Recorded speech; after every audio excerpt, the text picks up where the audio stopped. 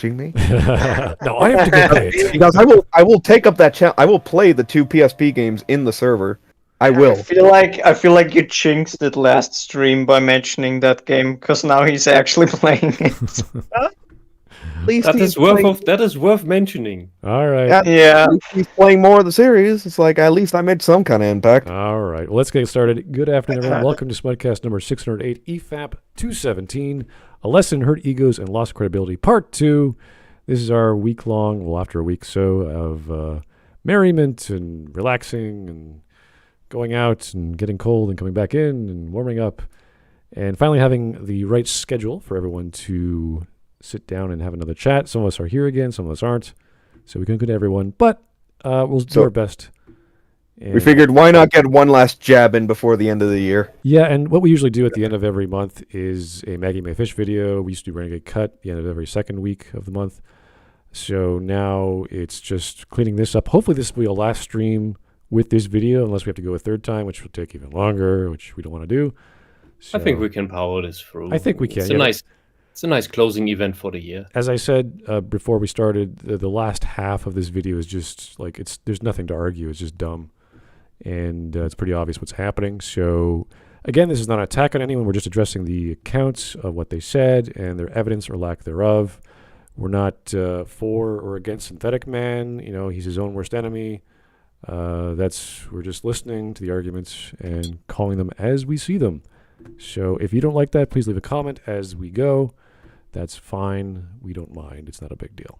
So yeah, the whole thing is just because the person you are criticizing makes flawed points doesn't give you the right to make flawed points, right, or be even worse. Right, and I tend to, or we all tend to, exaggerate and laugh and say silly things when we're kind of tired of hearing the same thing. So that's totally natural for these streams because these guys go even longer than us, and I would run out of things to say. I don't know how they do it so long, but they do. But that's most of it is padding at this point where they just read super chats.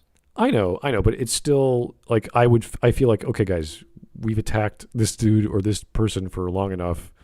Even I know some of you guys get tired. Hawk gets tired. That is what you mean. Yeah. We just like, okay, it's the same shit. We're saying the same thing. There's nothing more to add to the conversation. Let's just finish it here, or leave it for another day. So yeah, that's what the blacklist is for. Like with people on it that just like the guy who just keeps saying the N-word all the time. Oh, that's a lot. That's a few. Yeah. What's your argument? Meredith's show? I was about to say. Was it that guy? That's one of them. Yeah, that is one of them. So. I think he has the highest N-word count. Within a minute, yeah. I think. Well, actually, no. 10 seconds is probably I heard 4 within 10 seconds. It was amazing. He talks so quickly. So. Yeah, just extrapolate that to a what does he do? 20-minute videos. Yeah, but he's okay because he's black and bi and socialist and all these other isms. Yeah, he also looks socialist. He looks very, very underfed. Well, maybe he's on a diet. Who knows? Anyway, we're at 8 minutes in, and we have a 24-minute video to go through. It's the one that I compiled together. Let's get going. The Soviet diet. And now the conclusion. But man, that clip is fucking priceless. Just listen. Stop. Just stop talking. Just stop. Don't talk anymore. Knuckles is the only... Knuckles and Rouge are the only arguably black characters in Sonic. Designed by... What does that even mean? What does it even mean? Okay, I can answer that. That I would say is a joke. Is if it's a joke, because I think it's very likely a joke, on the SJWs who insist that Knuckles is black. Yeah, that's what's happening here, I think. That's exactly what I heard these arguments before, but the way he says them doesn't sound like he actually means them. Yeah, he's like, yeah, Synthetic Man's making a complete joke of the SJWs with that. And I'm just like, and these guys apparently take it just seriously enough to laugh at it. Well, believe it or not, there is an article that says, I don't know who Brandon Johnson is, but he wrote this last year, almost 2 years. Knuckles is black, and we knew it all along. So people have had this opinion before, whether they take it seriously or not. Nonsensical people who say that because he has his spikes, they're like dreadlocks, so he has to be black. Well, they they hired a black voice actor or this or that. And that means he They've has never, black, never. Now he has to be They always played black. rap music. I can tell you right now, for those two characters that Synthetic Man mentioned, they have never had black voice actors ever. Oh, really? Ever. Okay. It's just Wasn't the, it it's just in the the Sonic movie? well, just for that one movie. And everything else, no. Yeah, but they claim that Knuckles is black, like black coded or some bullshit that they invented. Because stereotyping is bad, but coding is good. Because coding is what they do, so it's okay. It's just a different word for the same thing. Even if that's the case, I see nothing wrong with people perceiving characters in some sort of cultural level, and you could do that with characters in books that the race or background is not specific. So like a fantasy world, a post-apocalyptic world. I did that for when I was reading The Chrysalids. I thought Petra was black, even though I know she was a sister to all these white kids, but it came across as such. So I don't really care if it's a joke or if he's just seeing it that way. And we're talking about cartoon characters in Sonic, so there's not much. Yeah, but that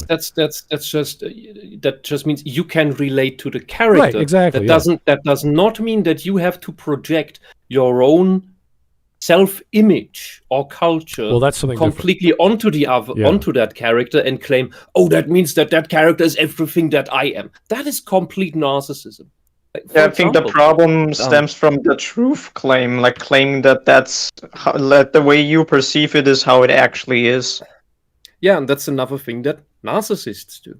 And just today, as a counter to that, I read a really surprising and wonderful comment under a documentary about the history of the Celts, of the Celtic people, of a Zulu, and from South Africa, and he wrote that first he finds it a tragedy that he didn't learn about the Celts in school, which is kind of understandable in South Africa, but that he sees so many similarities between how the African tribes work. Like it's a rather big, relatively homogeneous culture, but it's all tribes that are fighting each other, which is very similar to the ancient days up here in Europe, and that he could make this connection between the two and have therefore respect and feels a connection to that.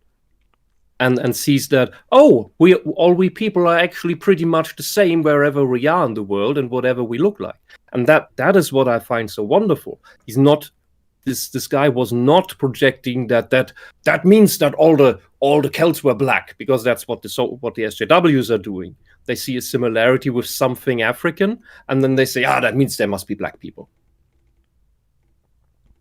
All right. Well, this is a very minor point. I don't see the great harm. I know some people do, but it's like whatever. Yeah, but what I see here is that Synthetic Man here picked up an actual SJW madness and phrased it as a joke. Right. That's what I see. I see it as a joke too, yeah. And EFAP takes it seriously, although they should know better, because at least some of them played anti-SJW in the past, so you would think that they know the points.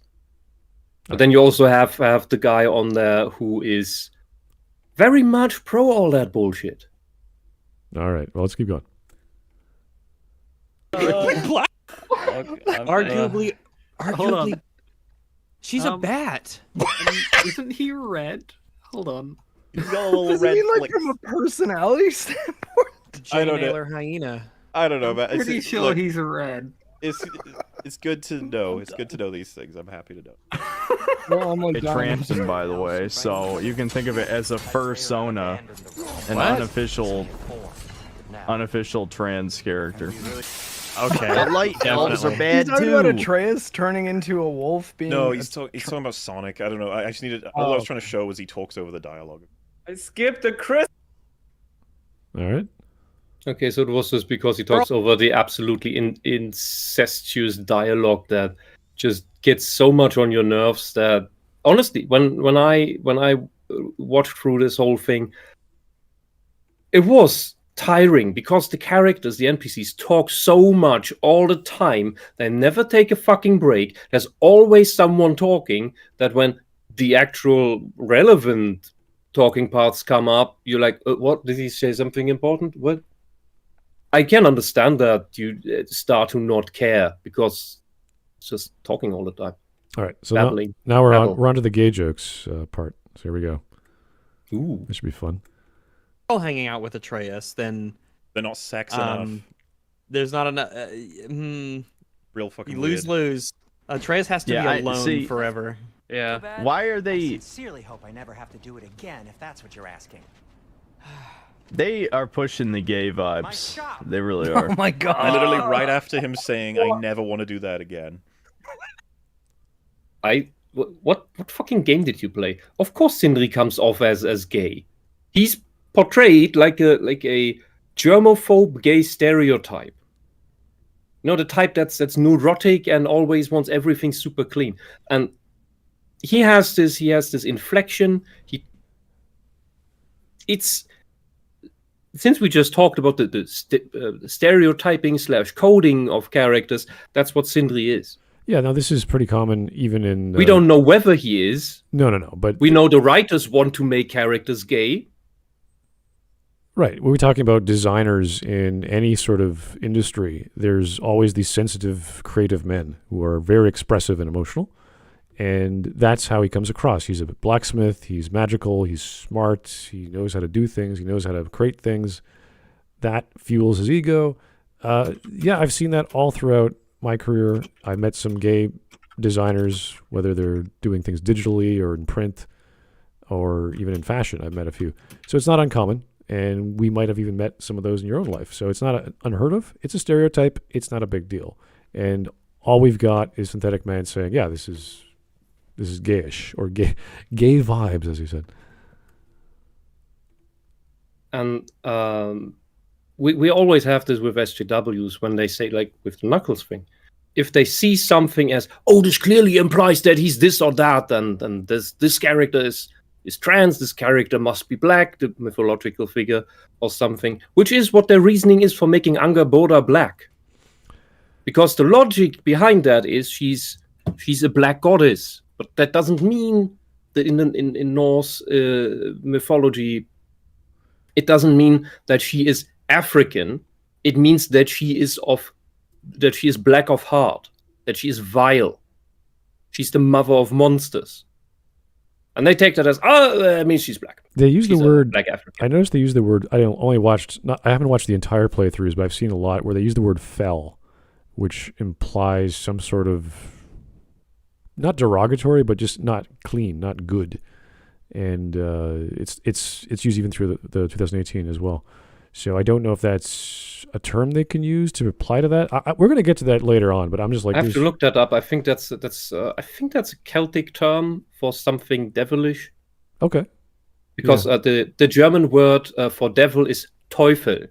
Fell would then be the second syllable of that. Right. I've heard that term. That term is also used in the World of Warcraft for demonic items, for demonic energy or something. Yeah. Corruption. But I have so far, when I was looking back in the day, I haven't found references of this. I can believe that it's there because the Blizzard back in the day, they were very much into all the Norse mythology stuff that they got inspired from, and Celtic stuff.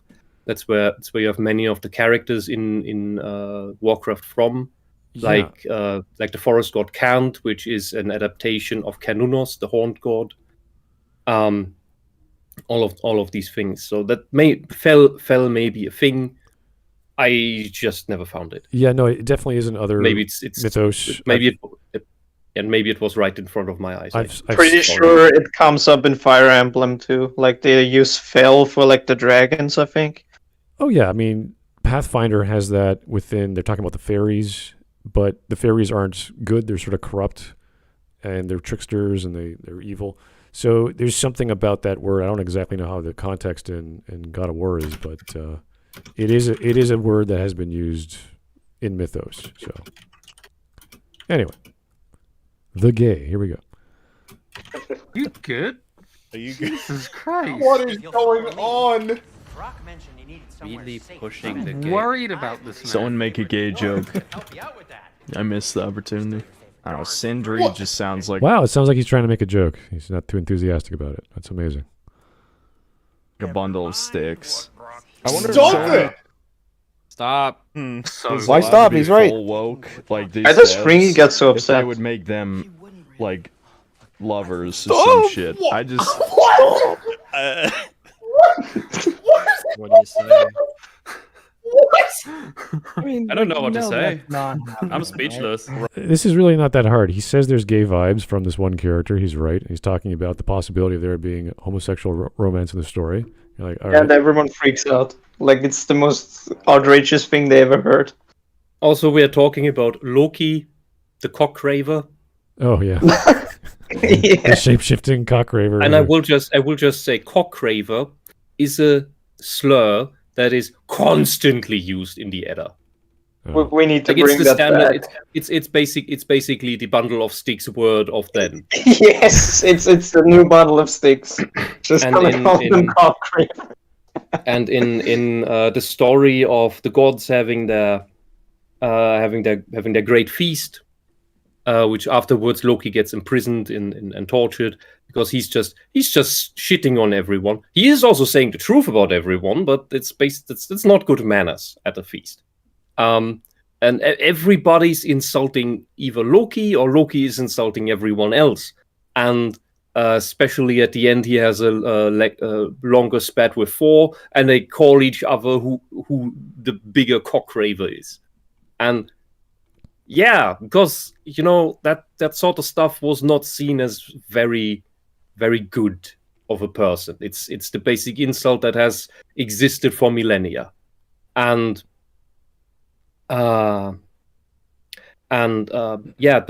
if you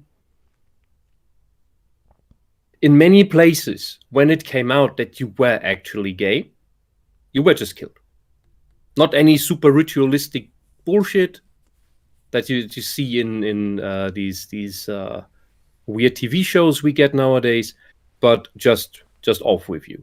Because even then, people saw it as degenerate, and probably also had the issue that not all gays are pedophiles. There are just pedophiles hiding among the gays.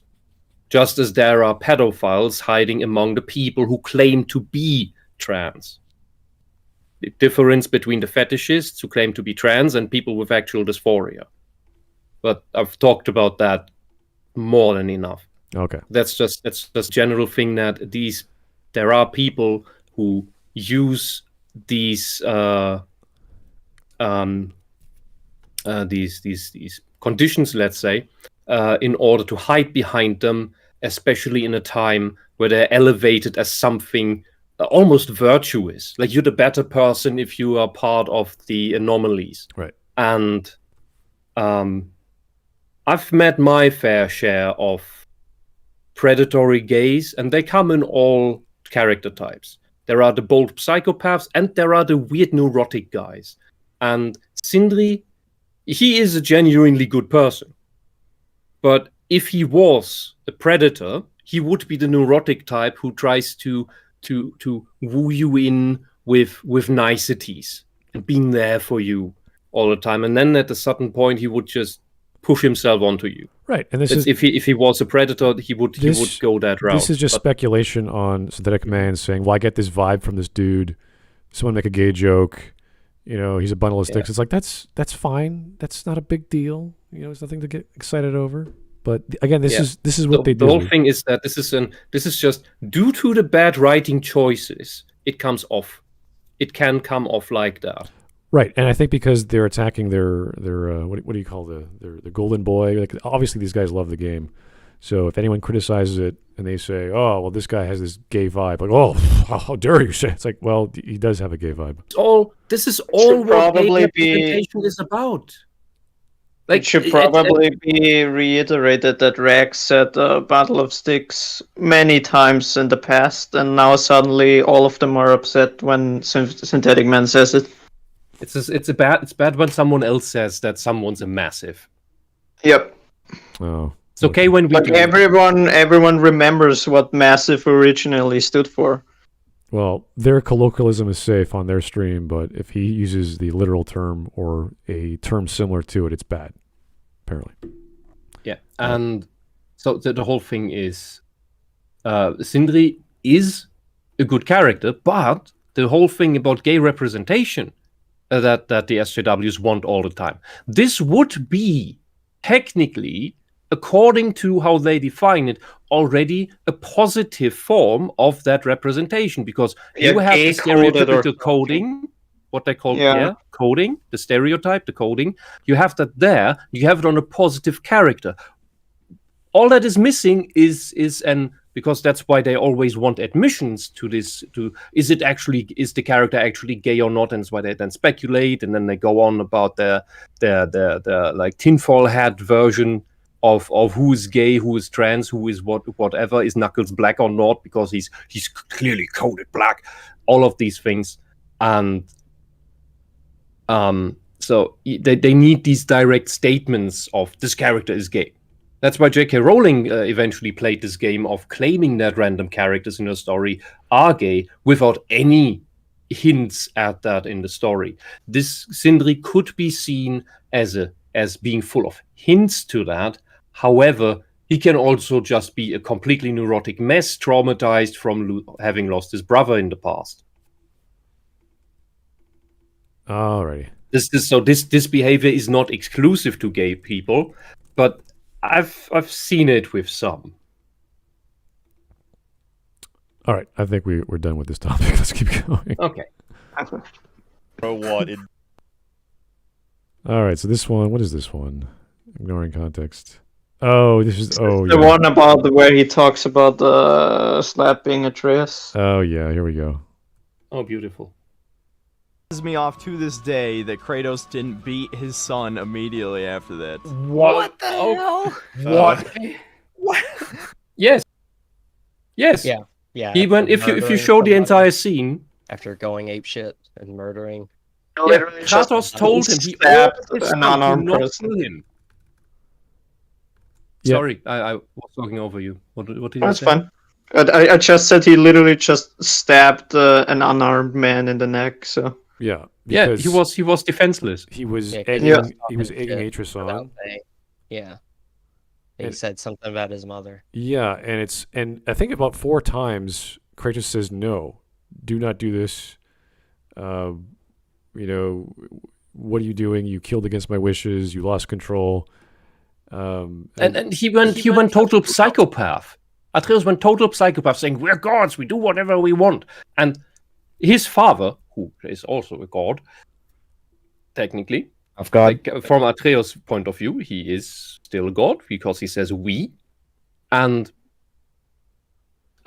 just disobeys his father and kills someone against explicit orders not to do it. Yes, that is the point where you slap the fucking child. And since this is a god child that doesn't even burn when sticking his hand into lava, slam him into a fucking mountain range for fuck's sake. I could play the clip. You can guys watch. It's not very long, and it's like if this was your kid and you're telling him, "Hey, don't kill this guy" multiple times, and he does it, and all he does is look at him like, "What? What are you doing?" Like, there's not many moments where you should do that, but like when your kid like kills an unarmed guy, that's probably when you should give them a wake up call because now they're going too far. Yeah, this is a wonderful frame where Kratos looked really sad with his big eyes there. Okay, let's watch this. And not just some guy either. Yeah, let's watch this part. Blame me. Me. For what you did to Magni. My own father called me a coward. Looks like he did more than that. Move it, or we'll pick up where he left off. I'll kill you. So this is first off, we see here after this what Atreus. So Modi only let his steam off. He did not yet accuse anyone. He did not insult anyone yet. He just stated what happened. Atreus moves forward, and he is the one inciting Modi. Yeah, he's escalating the situation. He's making him angrier. Yeah. Modi is not at fault here. Atreus is egging him on. No. He is beaten. Not worth killing. He should pay for what he said about Mother. I said no. But we're gods. We can do whatever we want. Look how evil he said this. Yes, that was so evil. He is a pure evil, sadistic psychopath right now. And there he goes. Bit late, Kratos. This is a much better knife than Mother's. He doesn't even feel no remorse. emotional reaction here. He's just an asshole. Against my wishes. He kicked him over the edge. Lost control. He continues to be a I've piece been of teaching shit you until What? Helheim. He continues to be a piece of shit until Helheim. Until Like, he's this- shown this- the video footage, basically. Of Until him. he is Yeah, until he's shown the glimpses of Kratos, his history with Zeus. Yeah, and himself. His own did- actions right here in replay, basically, before him. And he's like, what? That wasn't me, that... And then he continues to be a shit, honestly. He's a until that completely remorseless, cold-hearted psychopath here. This kid needs to be slammed into a mountain to wake up right now. Or, if this was a real situation, he would remain like that. He would think like he crossed the line, and he gets zero punishment for it, except for like these pathetic words of Kratos. And there's also like this complete lack of action from him. Like he just pulls him back a bit, like he just knocked something over instead of just killing a person. Yeah. On top of that, a god. Like he holds A his shoulders helpless like god. no, and he just kicks him over the edge, and he holds his shoulders like, oh no, don't do this. And it's like, what? Just a watch your tone, boy. Is this that Yeah, part? this is the entire thing of this is that, and so and they've missed the writing opportunity here. So first off, we have a joke in Germany about exactly this nonsense, because this is anti-authoritarian parenting. This is something that the left invented, where they say, "Oh, we don't punish our children because punishing children is so evil." Like most children, you don't need to do that. Most children, you can just tell them, "Okay, you don't get dessert." Or go to your room, but you don't get to take your Game Boy. And stuff like that is sufficient for most children. When children act like that, you send them to a therapist because they're likely gonna develop into psychopaths. He Because something is literally had wrong. like a mini supervillain speech just now, where it's like, oh, we can do whatever we want, and he said that's so evil. Yeah, and we have a joke. We have a joke in Germany about this. About a mother going to the market with her son, Malte Sören, or Sören Malte, because all of these kids have double names, and they're usually from left-wing and Green Party members and of voters. So go over the market, and then the mother calls out, "Sören Malte, stop kicking that old grandma in the shin. Sören Malte, now the grandma's lying on the floor. Stop kicking her in the kidney. Sören Malte, please stop kicking the grandma's head. Sören Malte, now the grandma is dead. We really need to talk about your manners." And that's the joke. That's literally what happened here. Yeah. Yeah, this is absolutely insane. And the missed writing opportunity here is if they use the actual Grýla from Icelandic myth, Grýla is a witch who snatches away unruly children. She's not a giant black woman who abuses animals to get high. So, by the way, nice writing choice, dear progressive writers, making the black woman a drug addict. Well, so one of the things I want to Grýla- bring up is that I think even Mark was like saying that this is definitely not something Kratos would ever do because he wants to protect his kids. He never wants to hurt them because he killed his family prior. But in this story, he is trying to prevent Atreus to be like him. He's trying to, because he knows exactly what it's like to kill gods and what happens to you. And here we have Atreus just killing a god, and he's like, what the hell? I just told you several times. There are consequences for your actions. So if anything, this is still a line where Kratos must be more. He must be more consequential. And he knows that Atreus knows he's a god. This is a line. And this is the very line that the son should not cross, which means that whatever his prior parenting was, did not prevent this. So he needs to change his parenting style. Right. So Atreus knows he's a god, and all Kratos has to do is say, "Listen, I am the god of war from Greece. Okay, I destroyed them all. My life has not been easy. I died several times. I killed like he can go through the entire history of what he went through. Yeah, this was the time to say it, and he doesn't. Yeah, at least where you. Yeah, you're right. This is where you sit down. First, you need to make him listen, and then you can sit him down and tell him the actual story, because now he's definitely ready for it. Right, and this is the deed. And this is after they fought. Was it Modi and the other guy? And Magni and Modi. Yeah, and they were pretty. Even drawn Modi into the scene. Like when Kratos tells his story, you could have had Modi there, and then he's like, "Ah, I see, I understand now." Yeah, this was the perfect opportunity to just sit him down and just come clean with everything. It's like, there are consequences to killing a god. How do you know? All people involved in the scene. All people involved in this scene could have talked it out. Yes. And especially, and if not that, this could have at the very least been an introspective scene for Kratos. If this were a better game, this would have been the perfect opportunity to put a mirror in front of Kratos, with the reflection on the mirror being when he was the God of War in the lead up to God of War 2. Yeah, so there are several missed writing opportunities here. One is, after Atreus does the deed, Kratos does punish him. He snaps, he does punish him, and justifiably so, which leads to Atreus being so pissed that he runs away. By which point, Atreus, being an unruly child, for having done the worst thing ever and not being repentant about it, not showing any remorse whatsoever, is the point where Grüler would then snatch him up, the actual Grüler, and not the Ragnarok Grüler, and then Kratos gets on a rescue mission for his son, which then proves to his son that despite being punished by his father, he still cares about him. And after that, after he's killed Grüler and saves his son, they sit down and he tells him the story. That's one thing that you can do.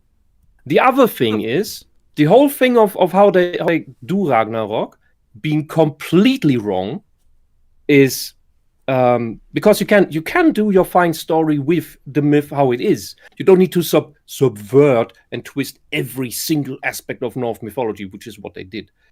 Magni and Modi are some of the gods who survive Ragnarok, and here they're just killed by Kratos before it even happens. What they could have done instead is make Kratos be the one who is tipping the scales that leads to the gods that survive Ragnarok actually survive it. Well, that's when he comes around and proves himself. Killing Magni and Modi had almost no bearing on the plot and the opinion of Thor in Ragnarok. He sort of gets pissy at Atreus, but other than that, he doesn't really care.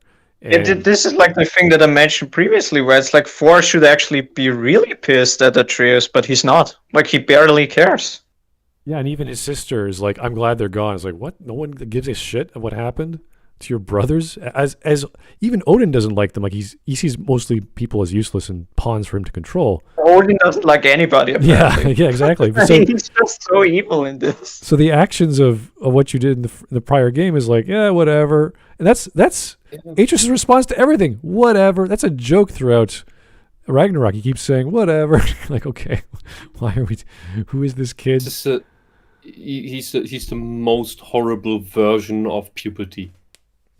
Well, if you have a son and he kills someone you've already defeated and fought, just because he says some bad you're words, telling him in this moment, don't kill him. Do not do this, and then he does it. One of the worst things you could do is kill someone.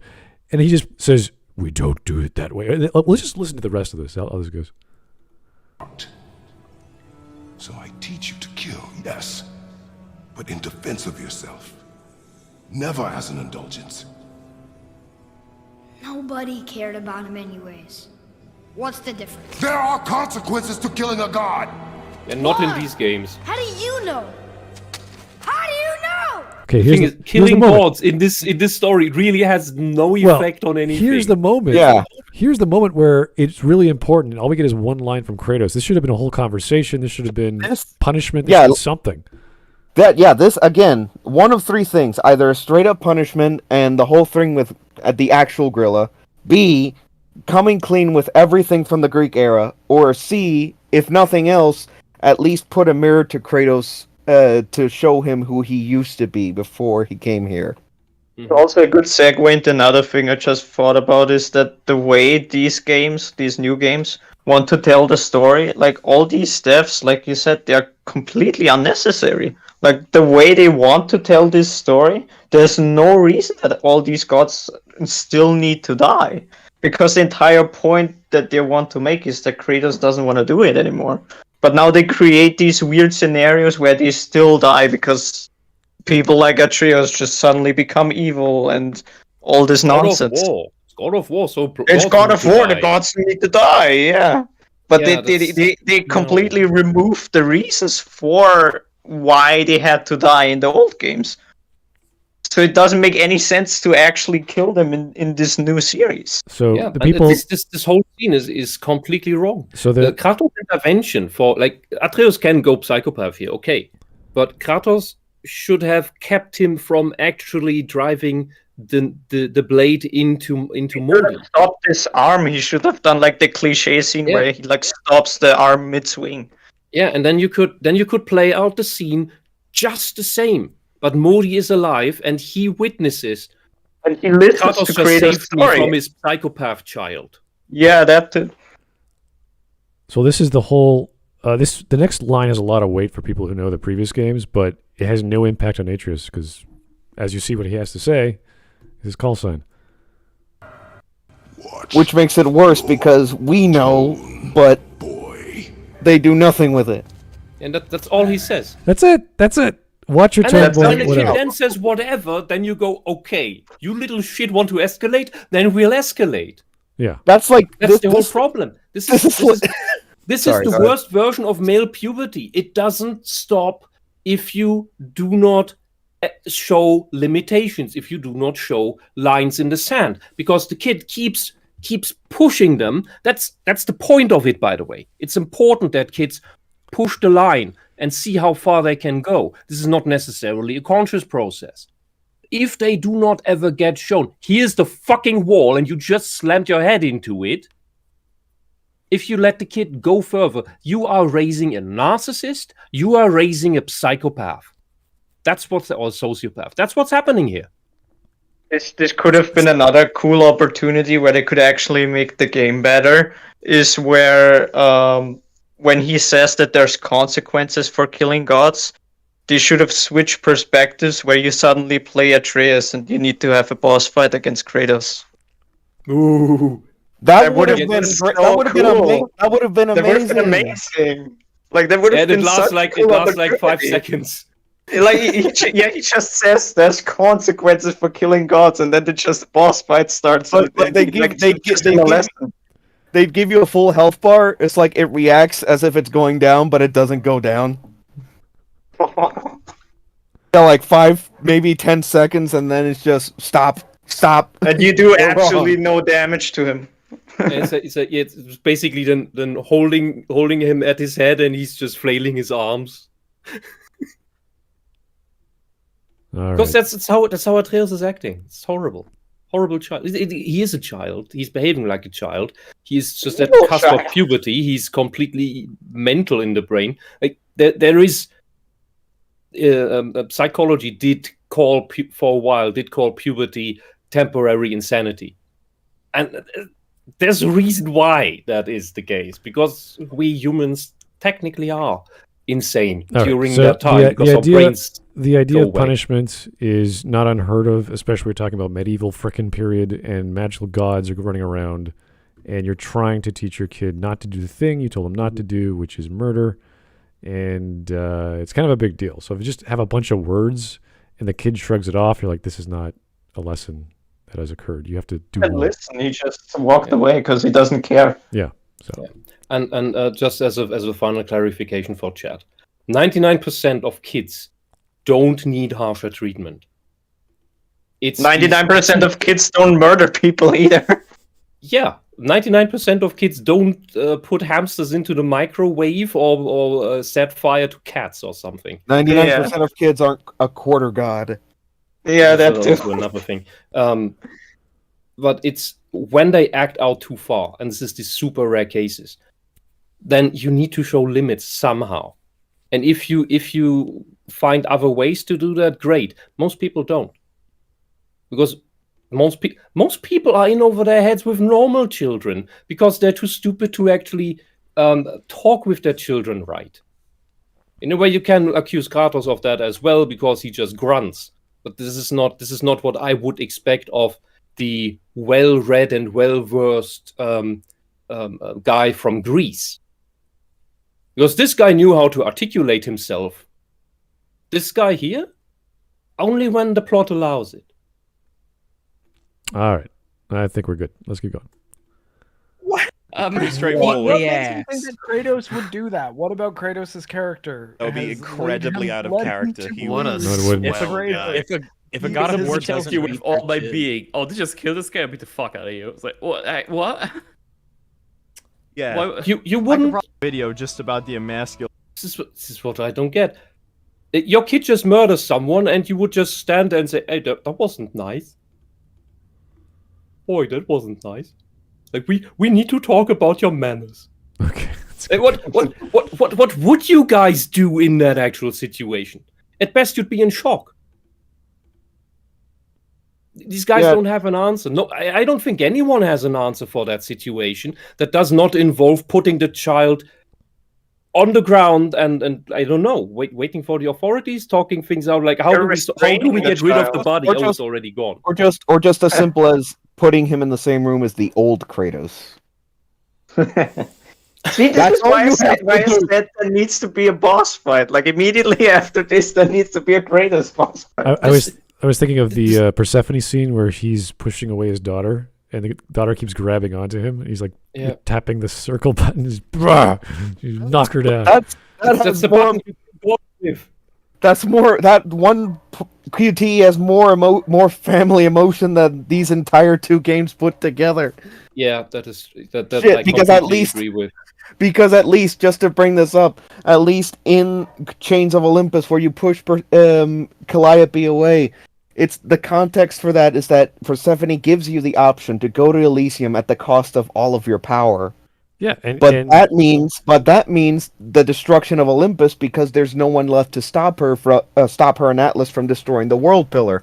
But Kratos makes the sacrifice of leaving Calliope behind in Elysium, regaining his powers and beating the crap out of Persephone and putting Atlas to hold up the world. Yeah, and in the first game you use the same the God Kill QTE button for healing your family in the vision fight at the end in the fight against Ares.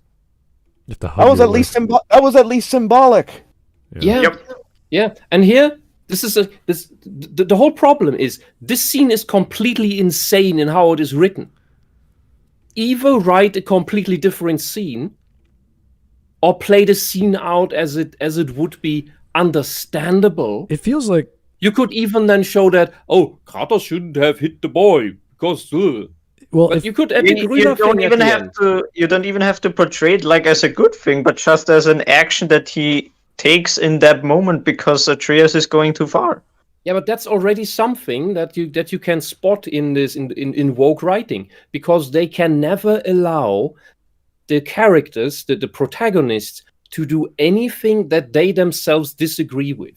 In part, even the villains aren't allowed to do things that the social justice idiots are disagreeing with. Like when they complain that a villain is a misogynist or something. Like because it's a villain. Well, it sounds like the writers or the creators are scared of talking about the old games for some strange reason, as if it's like an inside joke with the gamers of 15 years ago. It's like, just bring it up. Talk about the lore. We have all these games people love, and you could have easily talked about Kratos as a dad and trying to teach his kid to do the right thing.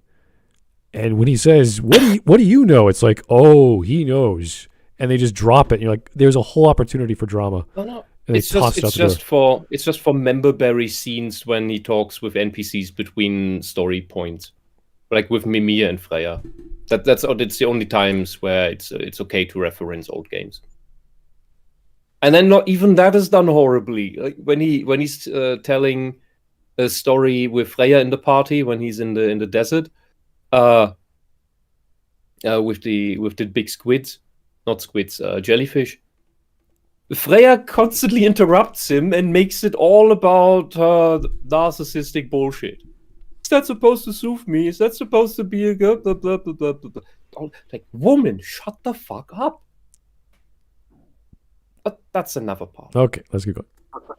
Relations in this game. You're emasculated if you don't beat your children. If you don't beat your kids, you're not a real That's man. not what he Your said. kid just killed someone, you psychopaths. Kratos' Nice. biggest. I love these sorts of people. All you have to do is You sorts of people are brushing away the fact that this child just killed someone, and his father told him don't kill him before that. And he didn't do You're anything. completely afterwards. ignoring murder. Murder. Do you understand that concept? That killing someone bad, especially when dad says you don't kill.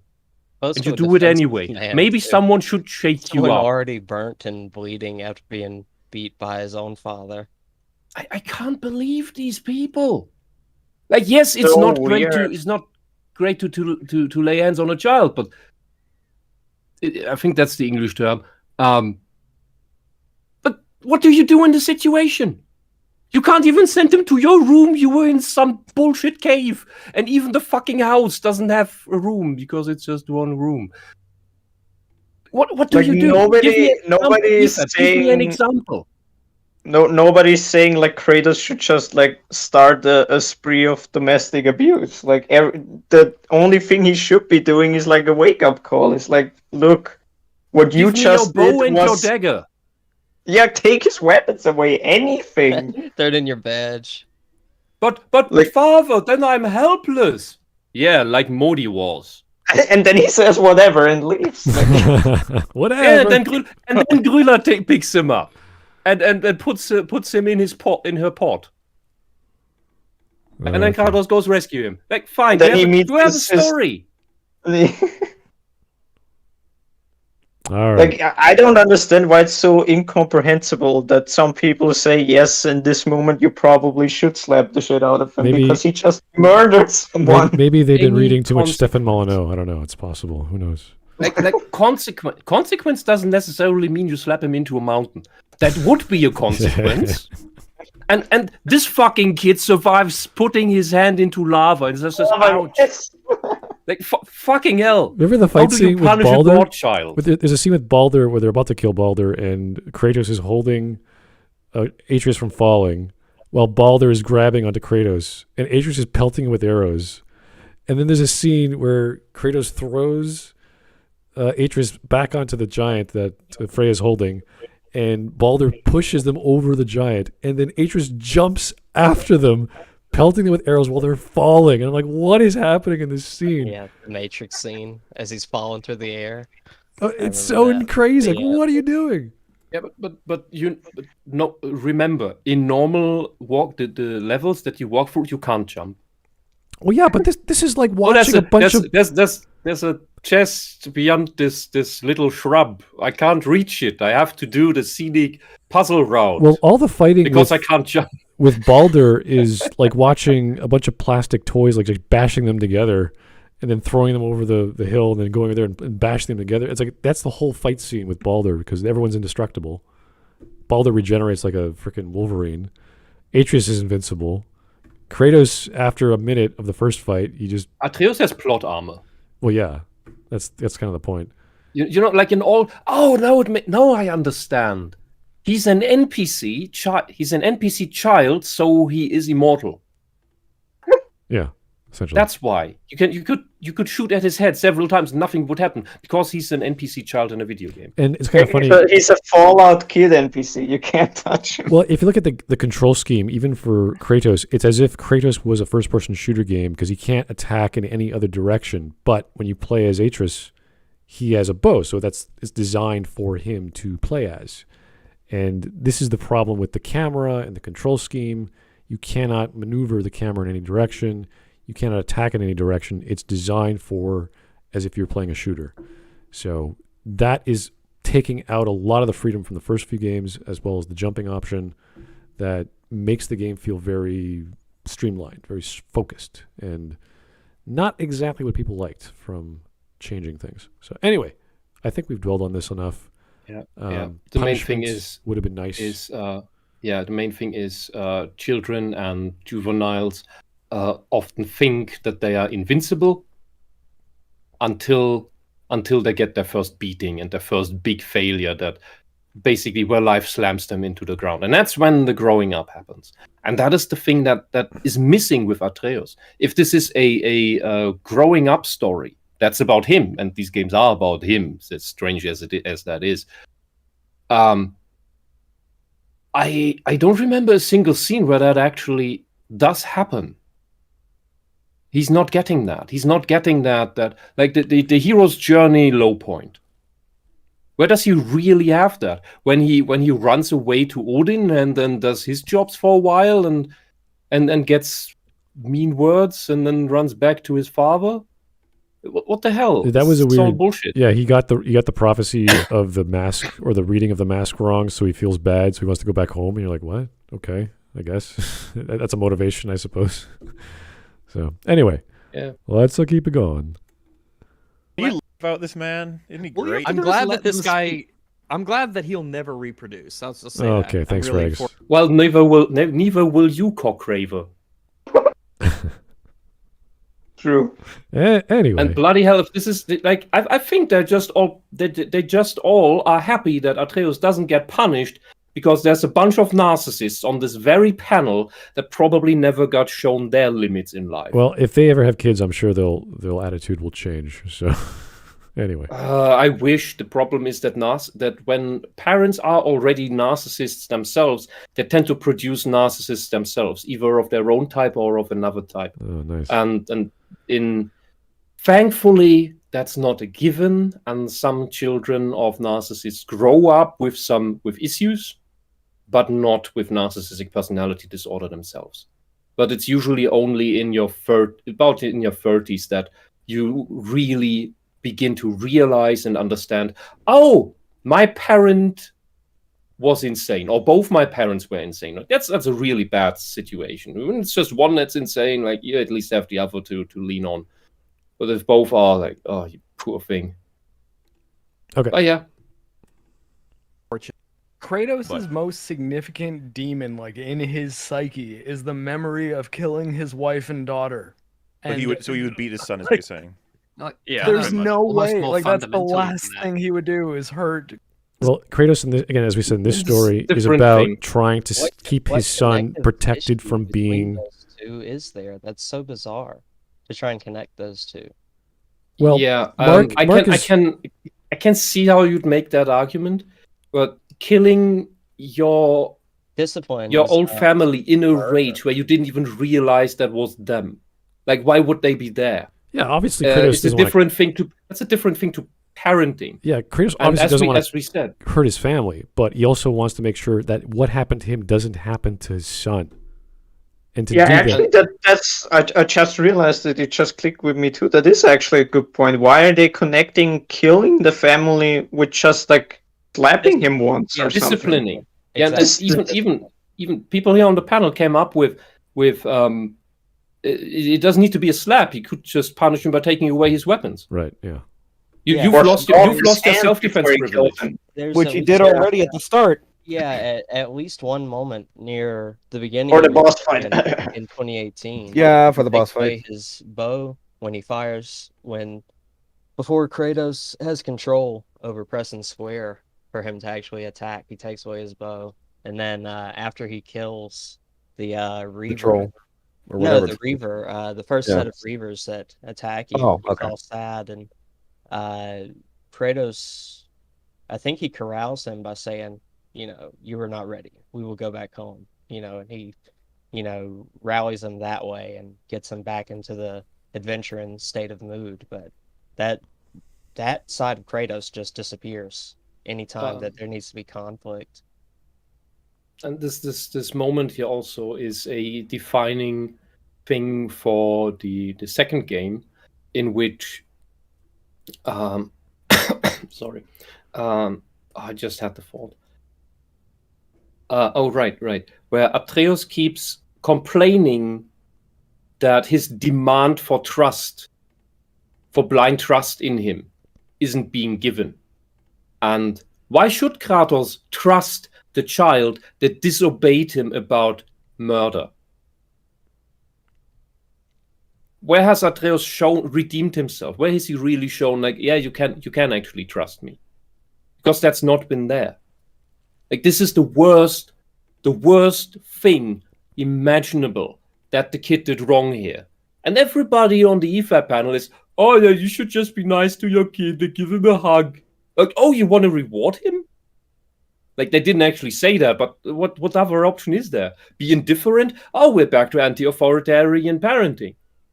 Meaning no parenting. Like, it's insane. It's just pure insanity. All right, let us continue. Oh, here we go. I, of all cult mythologies, would normally the whitest place on Earth have black characters. I'm sure you Yeah, know I've a mentioned whole that. lot about the movements of different peoples. ACO. Oh! Anyone want to pick up on that insanity? Because this is the point where Theo shows that he's an insane communist. Well, okay. It could just be he thinks that Synthetic Man doesn't know about the history of immigration in the Dark Ages, for example. That could be. Okay, yeah, he can allude to that, but Sure. that itself is a straw man, because Theo doesn't know about the movement Well, of that's the- black Africans that's to the next- Scandinavia. Because, like, what he does, and communists do this all the fucking time, they say, oh, because it's not being said that it didn't happen, that means it might happen, that means it did happen.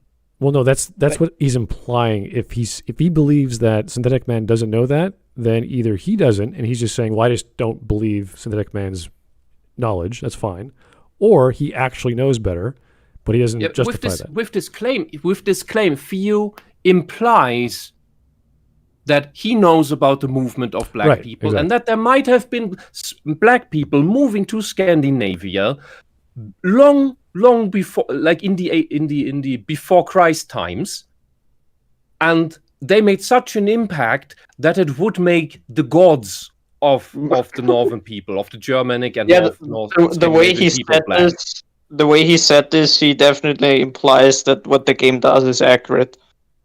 Yeah, and there is no evidence for any of that. Yeah.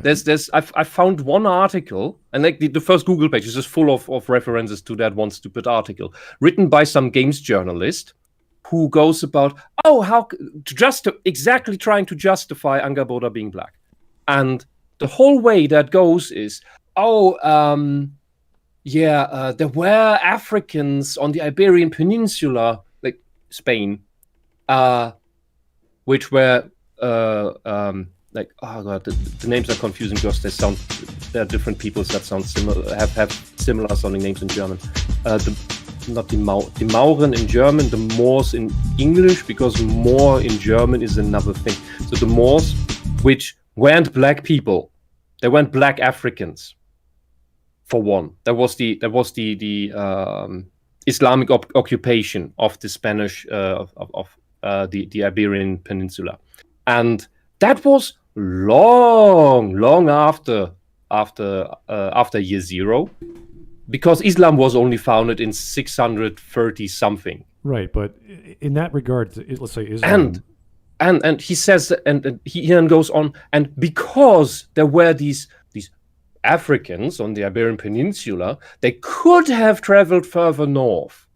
So it's several layers. I'm skipping over some parts, but it's several layers of conjunctive nonsense Like could, might, Right, potentially, and there's no fact whatsoever. But it's framed that the headlines are framed then how it is. So it goes from conjunctive to is true in regards because it to could be, because these- nobody says it could. It isn't. Yeah, in regards to these theories, like they could have used actual historical examples of the Moors or the Moorish. If you talked about Islam, like that would have been an acceptable Yeah, way but you of wouldn't have Black Africans then. Well, yeah, but you have to pull from something, right? Like they could have pulled. Also, from... you'd be referring to the people who coined the term slavery by enslaving the Slavic people, bringing them over to the Iberian Peninsula. Well, you would then the people who came, the alleged black people who came to Scandinavia, then would be actual slavers. Right, but they have to pull from something, is what I'm saying, and they could have used either the Moors or their own lore, which they invented in 2018 with the Dark Elves, which were gray-skinned or dark complexion, which they already had in the game. So it's like, okay, just make the you see actual descriptions in Norse mythology where you can do the rock-colored skin or the pitch black that some of the dwarves are. Well, that's what I mean. They could have used those elements if they wanted to go that route, and they just said, no, we'll just use black people. And you're like, wait a second, where did they come from? And that's not like people are going to use the argument. Well, it's all imaginative. It's all creative. It's like, well, again, what about my vampire ninja cyborg aliens that with big titty blonde elven chicks? Like it's fantasy. You could just do anything. Yeah. You could do the cyborg thing in Norse mythology, sure. Yeah. You don't even gotta go that just far. pulls out the lightsaber and uses the force. Yeah, exactly. Exists in this, and she's like Southern Alabama dwarf for no reason. God, don't remind me of Lunda. What is the migration pattern of modern that character being a random dwarf? Lunda is just absolutely horrible. And what was that? The brothers learned some smithing tricks from her actually. So we have another. Actually, it was the female character that everybody learned from, who's the most awesomest. And in regards to the giants live in the east. In the Edda, it's always referenced that Thor battles the giants in the east. He goes on journeys into the east where the giants live. So the black people, giants, they don't come from the Iberian Peninsula or Africa. So if the crazy philosopher here, he'd probably keep reminding us that this is based off Norse. If you're not using Norse, don't use it, right? Keep it within the mythos. You can interpret the mythos. You have to be very careful. That's fine. But if you're straying too far, it's a big wash of what have the core be authentic. But it's the thing that what they always warp with their subversions is the very core of things. And especially from EFAP, I would have hoped that they noticed this, because that's what they did with Disney Star Wars. The core of Star Wars was warped. All right. Star Trek, the core of Star Trek is warped. I think it's just an extension of their anti-source material stance, that they don't know anything about Norse mythology, so they don't care. Well, I think Theo's they quote mined Norse mythology for names to slap onto things. I think that Theo was just making a dig. He's not putting too much thought into it, and at worst, he is going full. Yeah, but it's the very jab that makes you look like a worse idiot than that guy. Because here, Synthetic Man is saying the smarter thing than Theo. Because Theo is... It's just complete insane, and it's only complete ideologues that perpetuate and make up this bullshit.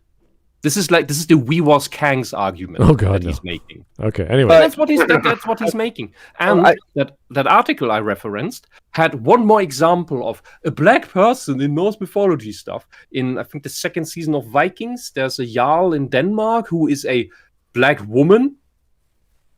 And the explanation for that is that her husband met her in Egypt, where she is of a royal bloodline. Really? Which is just so much bullshit at once. So she was Kang's. She is Kang's. and it's just complete bullshit. And at least the article admits that, that's all fiction. That's all completely fictional. But so is this. It's a twist of mythology. This other show, it plays around a bit with mythology, but it also is distorting history with things like that. It's not just taking leniency and telling stories with the bits and pieces that we know. No, it's just making up bullshit, and that's a very different thing. There's a way you can stretch, where you can move, where you can move around in, and then there's just complete and utter bullshit. All right, and all right, in that sense, Wisp, we're good. We're good. Last thing, because Japanese games get heavily inspired and massively distort things, like even many inspired by Norse mythology as well. But they go so overboard that, yeah, they don't make the claim that they're telling the actual story. This game, with the Greek games that come before,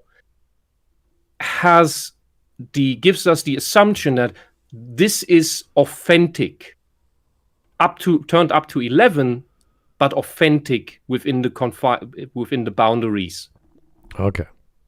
All right. Hello, Hawk. Let us keep going. Medieval times. Let's have. Maybe I don't know if Kratos ever says anything that strikes you as modern. Kratos, the Valkyries, those are the main ones. Yeah, the Valkyries. That's another. He's also, well, I mean, like, they're also very, very. Nothing that says that's modern. Like, I don't know about Kratos, but there are several people who say fuck all the time. You have ex-wife. It's not something that's really used. The financial imperialism. Odin talks about employees. Yeah, like people had slaves in the day. They had other names for them, but it certainly was not employees. Oh yeah, victimless crime. That's another one. Yeah, the game is full of these modern day terms that just don't fit. And the thing is, and they could have done more of that in the Greek games, but at least in the Greek games they didn't stoop down to the level of just petty insults. They were still articulate with them. Well, we do and they know. could have. The thing is, in Norse mythology, the gods were insulting each other all the time. They were calling each other slurs. But the way you do that in an adaptation is to use slurs that befit the time. Just like in Farscape, the sci-fi show, they made up slurs that they thought, oh, another part of the galaxy, people have their own terminology there in their lingua franca, or well, the nanobots that make you understand everyone. And this is how you would do this right. Like, they should go, honestly, the Norse gods should just call each other cockcravers all the time and call the women whores all the time, because they sleep around. All right. Well, the Anglicization of localization has to happen, and you do see people say Norse things, like the time when Birgir is about to jump off the boat. He's just talking completely in Norse, and all the spells that are cast. So there has to be a nice balance. That's not actual Norse. Well, whatever. They didn't get they put whatever. Okay. Because this is the thing. EFAP also makes the argument, they put so much work into this game, like that should be encouraged to be done more. So much writing. Yet they didn't have, with this giant budget, they didn't have the money in the mail the mail account for post stamps to hire an actual linguist for Norse shit, because the stuff they say when they speak Norse is just gibberish. Right, yeah, I know. And the runes that you see here, for example, that make up the names in these visions, that's also gibberish. They didn't even care enough to get that right. That's the problem. And that's how it shows they didn't actually give a shit.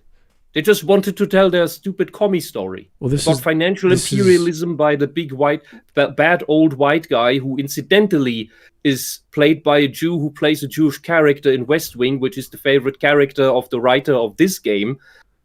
And that means that the Norse people are led and enslaved by a Jewish capitalist who enslaves people. And what did the writer want to tell us with that? Oy vey.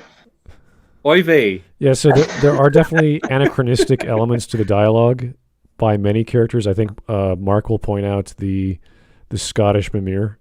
So It's not the worst thing in the world, but once you start having like Richard Schiff pop in, and he plays Richard Schiff, and you're like, oh god, that's not how you do it.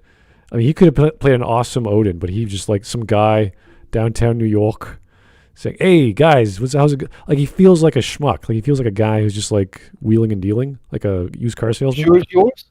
Sorry.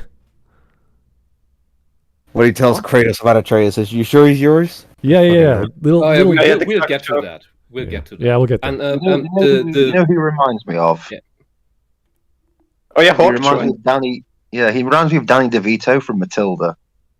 Oh, I know what you mean. Just because the chat is asking again, because they probably didn't see the last episode, who are baffled by me calling this a commie story, because I'm just taking shorter and shorter words.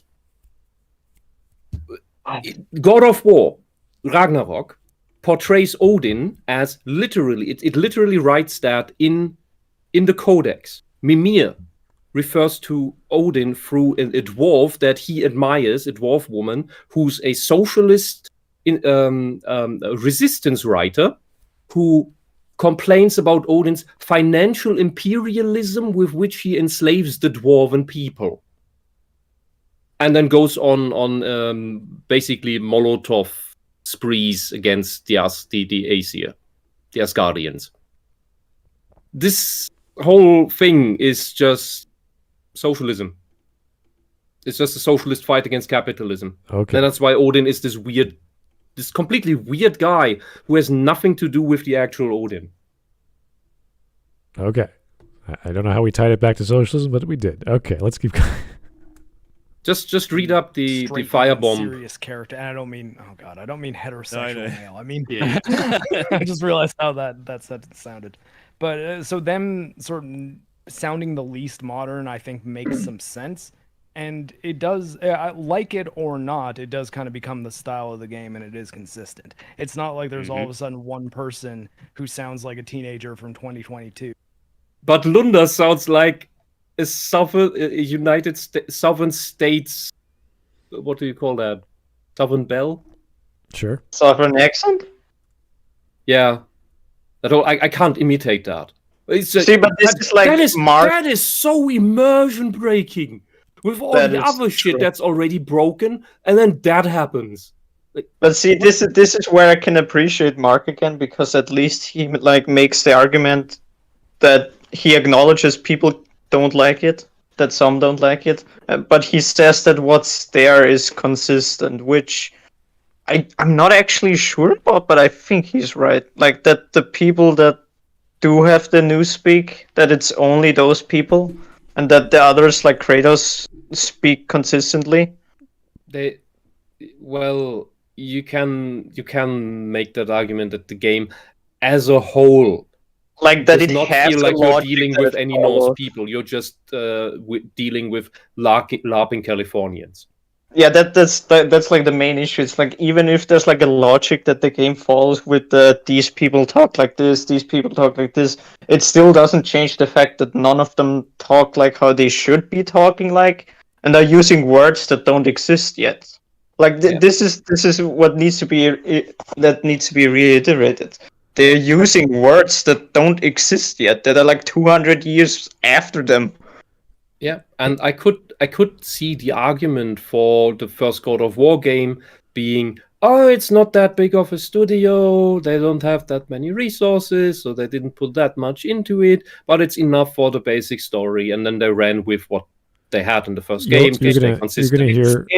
It's Sony's biggest studio. There's no excuse. Yeah, you're gonna hear. Okay. You're gonna hear some, not off the cuff, but ad libs by Richard, and he'll say stuff that doesn't make any sense, and it's pretty clear that he was just rushing through his lines or fixing them up to make them sound better, and they didn't catch that. And you'll hear it. We'll play a clip about, we get to that point. We show the conversation between him and Kratos, but it'll be like, oh, that's kind of obvious. That's kind of strange. So there are anachronistic dialogue and words that are being used, languages and accents that do not fit. And if these guys can't catch that, I think that's just the result of like older games in general. Like when we have the older game, newer game comparison, like you said, nowadays we have way more resources. We have like all the resources we need to iron out these things. Right. Because like when I think about the old games, what comes to mind is like when we talk about voice acting, is like the very beginning of the Spider-Man 3 game, like the Raimi one, where there's like the woman tied to a bomb, and if you fail the QTE, she just says, "Oh, I'm gonna die," and then the bomb blows up. She just says she's gonna die normally. There's like no voice acting. Yeah. No, the thing is, this isn't just a little project. This is the big, giant budget AAA thing. There's Sony money behind it, and they fuck up on these things. Like, there's no excuse. All right, let's keep going. Else sounds like they're, like in an actual Norse fantasy land. It's But I mean, it's I pretty. guess this is all getting past the fact that they're all speaking English and they pretty much all have American accents, right? Very true. And- They should be going gahinga hinga hinga hinga. Now that is racist. Rex, you were complaining about racism before. That is actually racist because you're a fucking idiot. And actually hiding it behind... He's actually hiding it behind a SpongeBob reference. Nice try. Yeah, he's once again very insightful commentary from Rex. Yeah, very smart, very intelligent, very objective critique. Yeah. Yeah, try that on Leif Erikson, I dare you. I want to hear him make that about something Chinese. I'm pretty sure he actually did in the past. Like, I'm pretty sure there was at least one EFAP episode where he made like a Chinese joke. I'm pretty sure. And before they got this infernal childish SJW like audience, because he would get called out for that now. Okay. Yep. Well, let's go.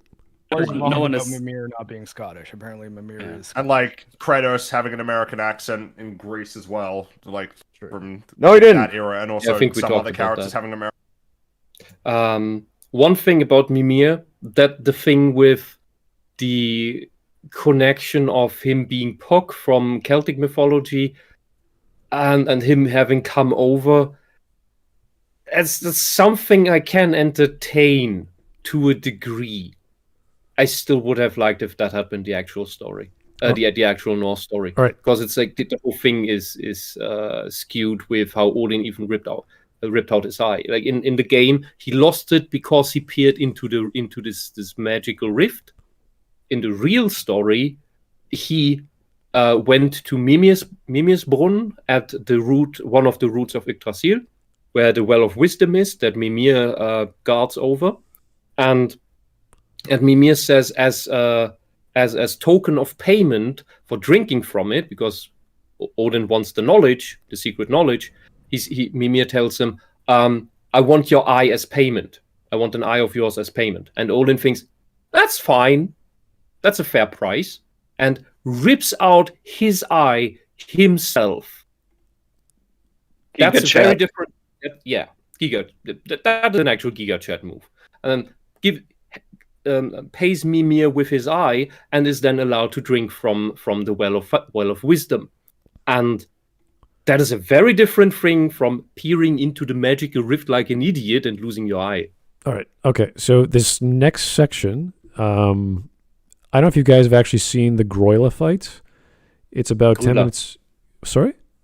Grüla. Okay. Thank you. It's about 10 minutes. It's actually quite funny. She's a big black woman, like a giant, and she's body slamming the ground. She's looking for her granddaughter, who's like, Thumbelina, whatever. Looks so ridiculous. It's just the giant black woman. Yeah, no, she's crazy, and she wants to kill Fenrir for his soul so she can see his life in this magic cauldron she has. It's this weird story, and they're hiding under the table and they escape. No, random animals. It's really strange, and they're going through the wall, and in the wall there's like these two candelabras that are lit with these giant candles, and it's like, how did anyone get into the wall to light these candles? And they're just walking through, and like, hey, why don't we just leave? It's like, no, we're gonna stop and defeat this grandmother of ours, and we destroy her cauldron that she makes her drugs with. Yeah, to stop her addicted to killing creatures so she can see their souls because she's scared of Ragnarok or something. the Icelandic witch that steals unruly children and eats them to scare children into behaving properly. We'll make her a black woman, but the eating children is a bit evil, so instead we just make her a drug addict. Yeah, no, we have big giant black. If you don't laugh at it, that's fine. Like, you don't find these things funny, but trying to take it seriously is almost impossible. And the boss scene itself, or the boss fight, is pretty boring and stupid and easy. So I don't know what entertainment value you get out of it. You can go, it's boring, or that's ridiculous. So I tend to laugh at dumb shit, but it's hard to watch. It's funny to watch because she body slams the ground. This old black woman just body slams the ground onto the stone hut she's in. It's hilarious. For me. So stupid. Drunken Mumble, you actually played through all of this. What did that fight feel like compared to others? I mean, this fight it actually made me think of some Super Nintendo game, like a Tom and Jerry knockoff. Or actually, no, there's a Bart Simpson's Bart's Nightmare, where I think you're in the world of Itchy and Scratchy. It made me think of that, where you're constantly running from, and it'd be better if it was like a Nemesis hallway chase kind of thing, where you were running from her. But instead, you're just in a really obvious arena, and you just go around, you wait for her to come pretty close to a candelabra, you hit the candelabra with Angerboda spells, she exposes the pot, you hit the pot 3 times, rinse, repeat. You just keep doing that. The floor gets lava. It's the plankton boss fight from SpongeBob Creature of the Krusty Krab. It's the plankton boss fight. The simplest stuff. It is some of the simplest, most easy target practice, basically, that you have. Pattern recognition. Yeah, it looked to me if Disney would be making a new Jack and the Beanstalk thing, but make it a game. Well, it kind of reminded me of you're right, Jack and the Beanstalk. But imagine if the giant was Ilaoi from League of Legends with her magic pot, and you're trying to hit her and blow up her god in the pot or whatever nonsense. Oh shit! You don't want that thing to get out. Yeah, I know. Cthulhu, yeah. But no, it reminded me of Shadow of the Colossus. Just a really dumb boss fight that you're just... Yeah, just that you don't actually do Shadow of the Colossus stuff. No, you just... Which would be the interesting and obvious thing to do with giants in God of War games, like we've seen before with the Titans. Yeah, but this is what I don't understand. The whole conflict is Agraboda wants to destroy this cauldron because she thinks it's causing her crazy grandmother to be nuts. And it's like, well, we don't really know that. She's just sort of old and angry about Ragnarok. Well, from the descriptions in the codex, she can't really feel things anymore, and so she's depressed. And Agraboda even says something about that. How that's the whole reason she's taken the animals' souls is she can't feel anything without that due to the betrayal of her son or something. Yeah, because her son did not and fight his she fate. gets the memories and experiences of the animals when she sniffs up their souls through the cauldron. And that basically means this woman is addicted. She needs to get high to get through the day. That's true, but the thing is, this could be completely avoided. They can go on their merry way. They didn't have to do this. This is completely... And it's what leads to Jorgamander's birth, and they stop it from happening going forward. Another question. I guess he can just steal people's souls anyways. He does it to Odin. That's the thing that he does. Knife, yeah, so, I mean, I guess he knows how to transfer souls to beads and beads to souls, so... Yeah, he just gets these powers randomly, magically, like some Rey Skywalker. Oh, it can just do this thing now. Oh, that's weird. Oh, cool, I can do this now because the plot gave me the power. Okay. Anyway, let's get on. This is a very quick point anyway, so let's keep going. Yeah. This is simultaneously both hilarious and extremely cringe. If you didn't cringe at this, you are woke beyond any recovery. Oh, shit. Well, I wouldn't say that word, but there's certainly there's an argument to be made for it. Yeah. So this is not what I would consider to be the woke part, but it's certainly a very, very dumb part. And Drula doesn't get killed.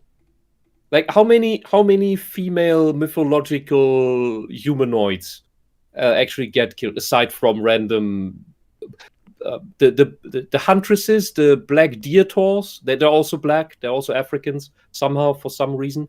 The random enemies, they get killed. But what actual story females get killed in the Norse games? Outside of monsters, none I can think of. Yeah, because the Greek games were very indiscriminate about that. That's true. And the Norse, the women are all good. And so all the actual evil women in Norse mythology, they're all good now. And the good guys are bad. What's her name again? The thing that eats Yggdrasil's roots? The Nidhogg. Yeah, Nidhogg. They made it female. Does that count? Because it died. It's a monster, though. Yeah. Well, they also made it good because it's they made it good. instead of and it's really sad when it dies. Yeah. It's still in the way. You need to get it out of. We just started the fight 2 seconds ago. You stupid bitch. And Freya doesn't care that the world is doomed. Yeah, it's all for her personal bullshit. Yeah. Oh, okay. Well, I am woke beyond recovery. That's a new one. I can put that on my off to the biography hospital now. with you. Ah. You need to get an IV drip of beta. Hey, Mr. Hospital, remover. can I have some anti-woke? Give me the red pill, cream? please. Oh yeah, chat says Gnar was beheaded. Okay, that's one. I can't find a Need way. to be based. There is for you. This is awful. Oh, my watch together is screwing up. Uh-oh. Oh no. Simultaneously both hilarious and... Well, This is awful, and you know it, and you just can't admit it because you don't want to be called racist. It's Oh no! ironic. Which is funny because that is the way that the SJWs do it. They make random characters black, and then you're not allowed to criticize it. Like in that Troya movie, they made Zeus black, or Zeus as you call him in English, I believe. And Achilles himself they made black. And you're not allowed to criticize that. Although cultural appropriation is bad and cultural imperialism is bad, unless they do it. So yeah, that is actually used as an argument. So Synthetic Man is just reiterating a practice that the social justice warriors actually follow. I'm surprised that these guys, allegedly in the last 5 years, never noticed that. Strange. But it seems that Watch Together just completely died for me. Like, it doesn't load anymore. You're kidding. No F5? We're at 1332. Restart the browser?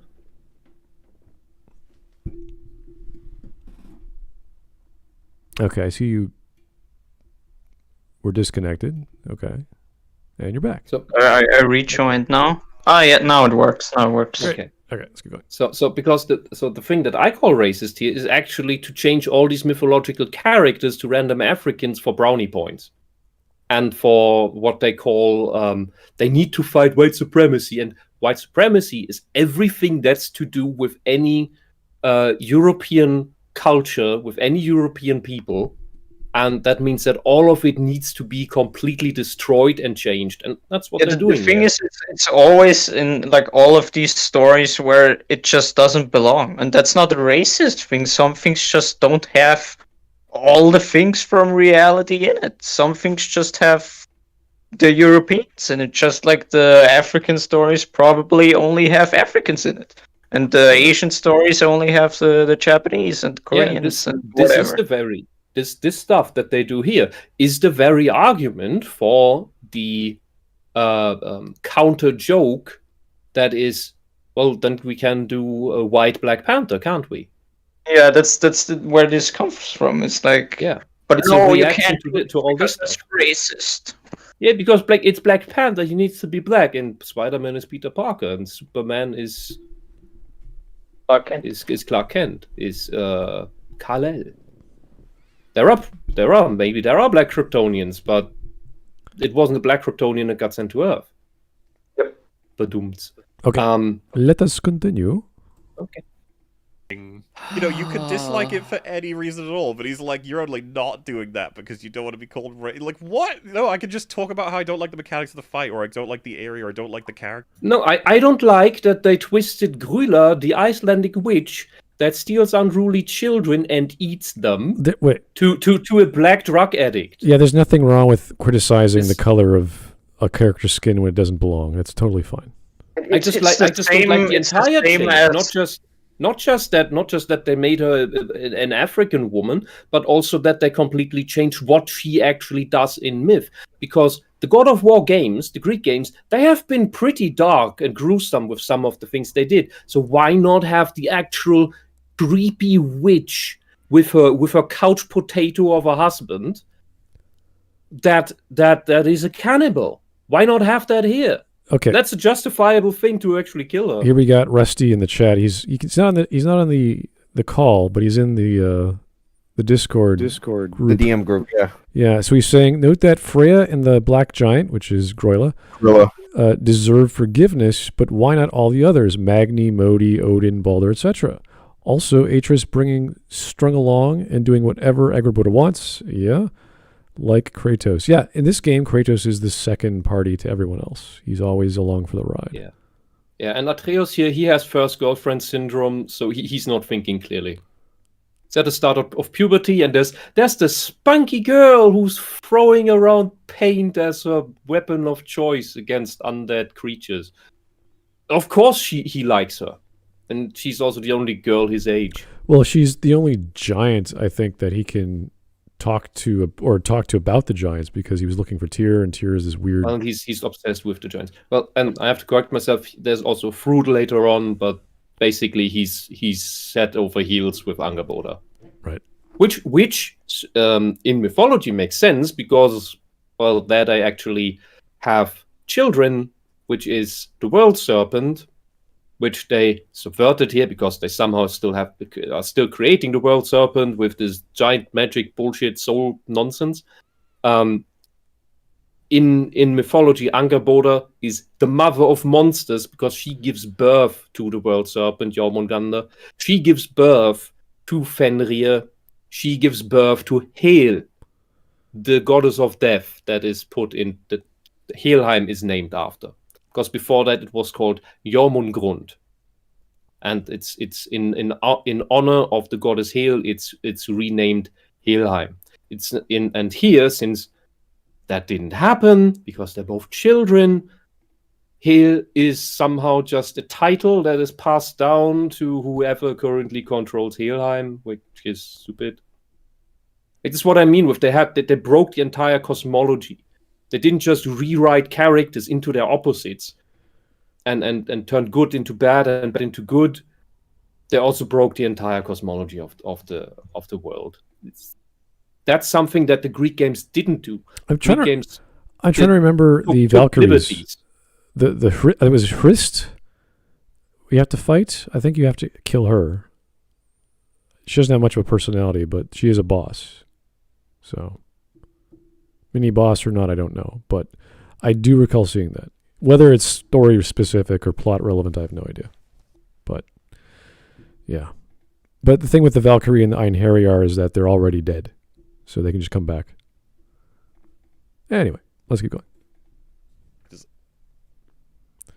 This is interesting. I think we could all have a different take on this. So this you guys don't want interesting writing. You want your Marvel cape shit generic. No. Oh, come on. But that's what this is. See the original story that was in the trilogy again. Yeah, but this isn't an original story. This is just hacked together, duct taped together stuff from other American productions. You have MCU things that are in here. You have Fat 4 is a rewrite.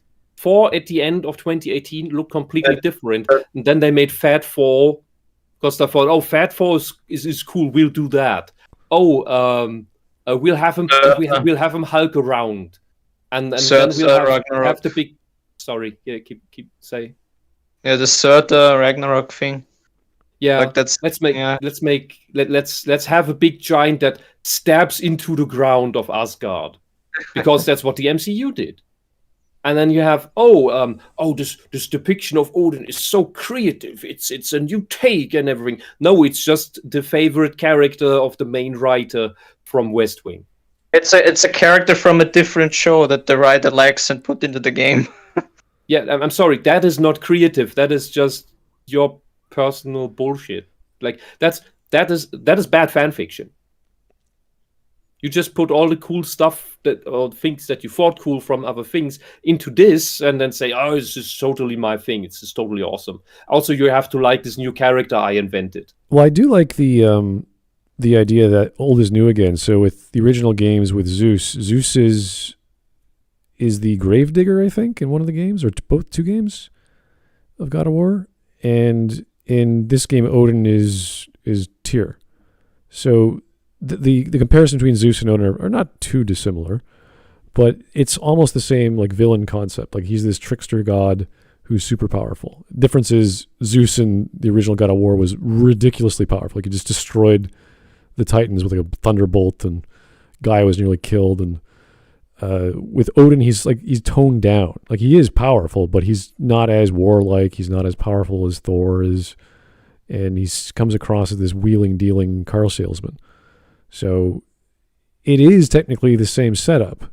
You're still dad of, instead of dad of son, it's son of dad, because now the focus is on Atreus and other side characters, and we just have Kratos in the background pushing along the story. So I think I just at this point I made puns that we can call it Ragnarok, but I think we can also just call it God of War Norse nonsense. Oh, really? It's just Norse nonsense. It's still the same concept, though. You go and find out there's a prophecy. The difference is the prophecy is subverted in this game, where there was a prophecy in the last game saying... Both prophecies it's an empty mystery box. Yeah. Like the first game's prophecy is subverted, and this one's too. Like the prophecies are just nonsense. If the next game also has a prophecy, you can probably assume it's not gonna come true. Yeah, all that's mystery boxes. Empty mystery boxes. The definition of fate comes down to psychology, and the three sisters are just really good at psychology and reading minds. So they're like, "Oh yeah, we know your pattern." They have an art degree. Like but that means that.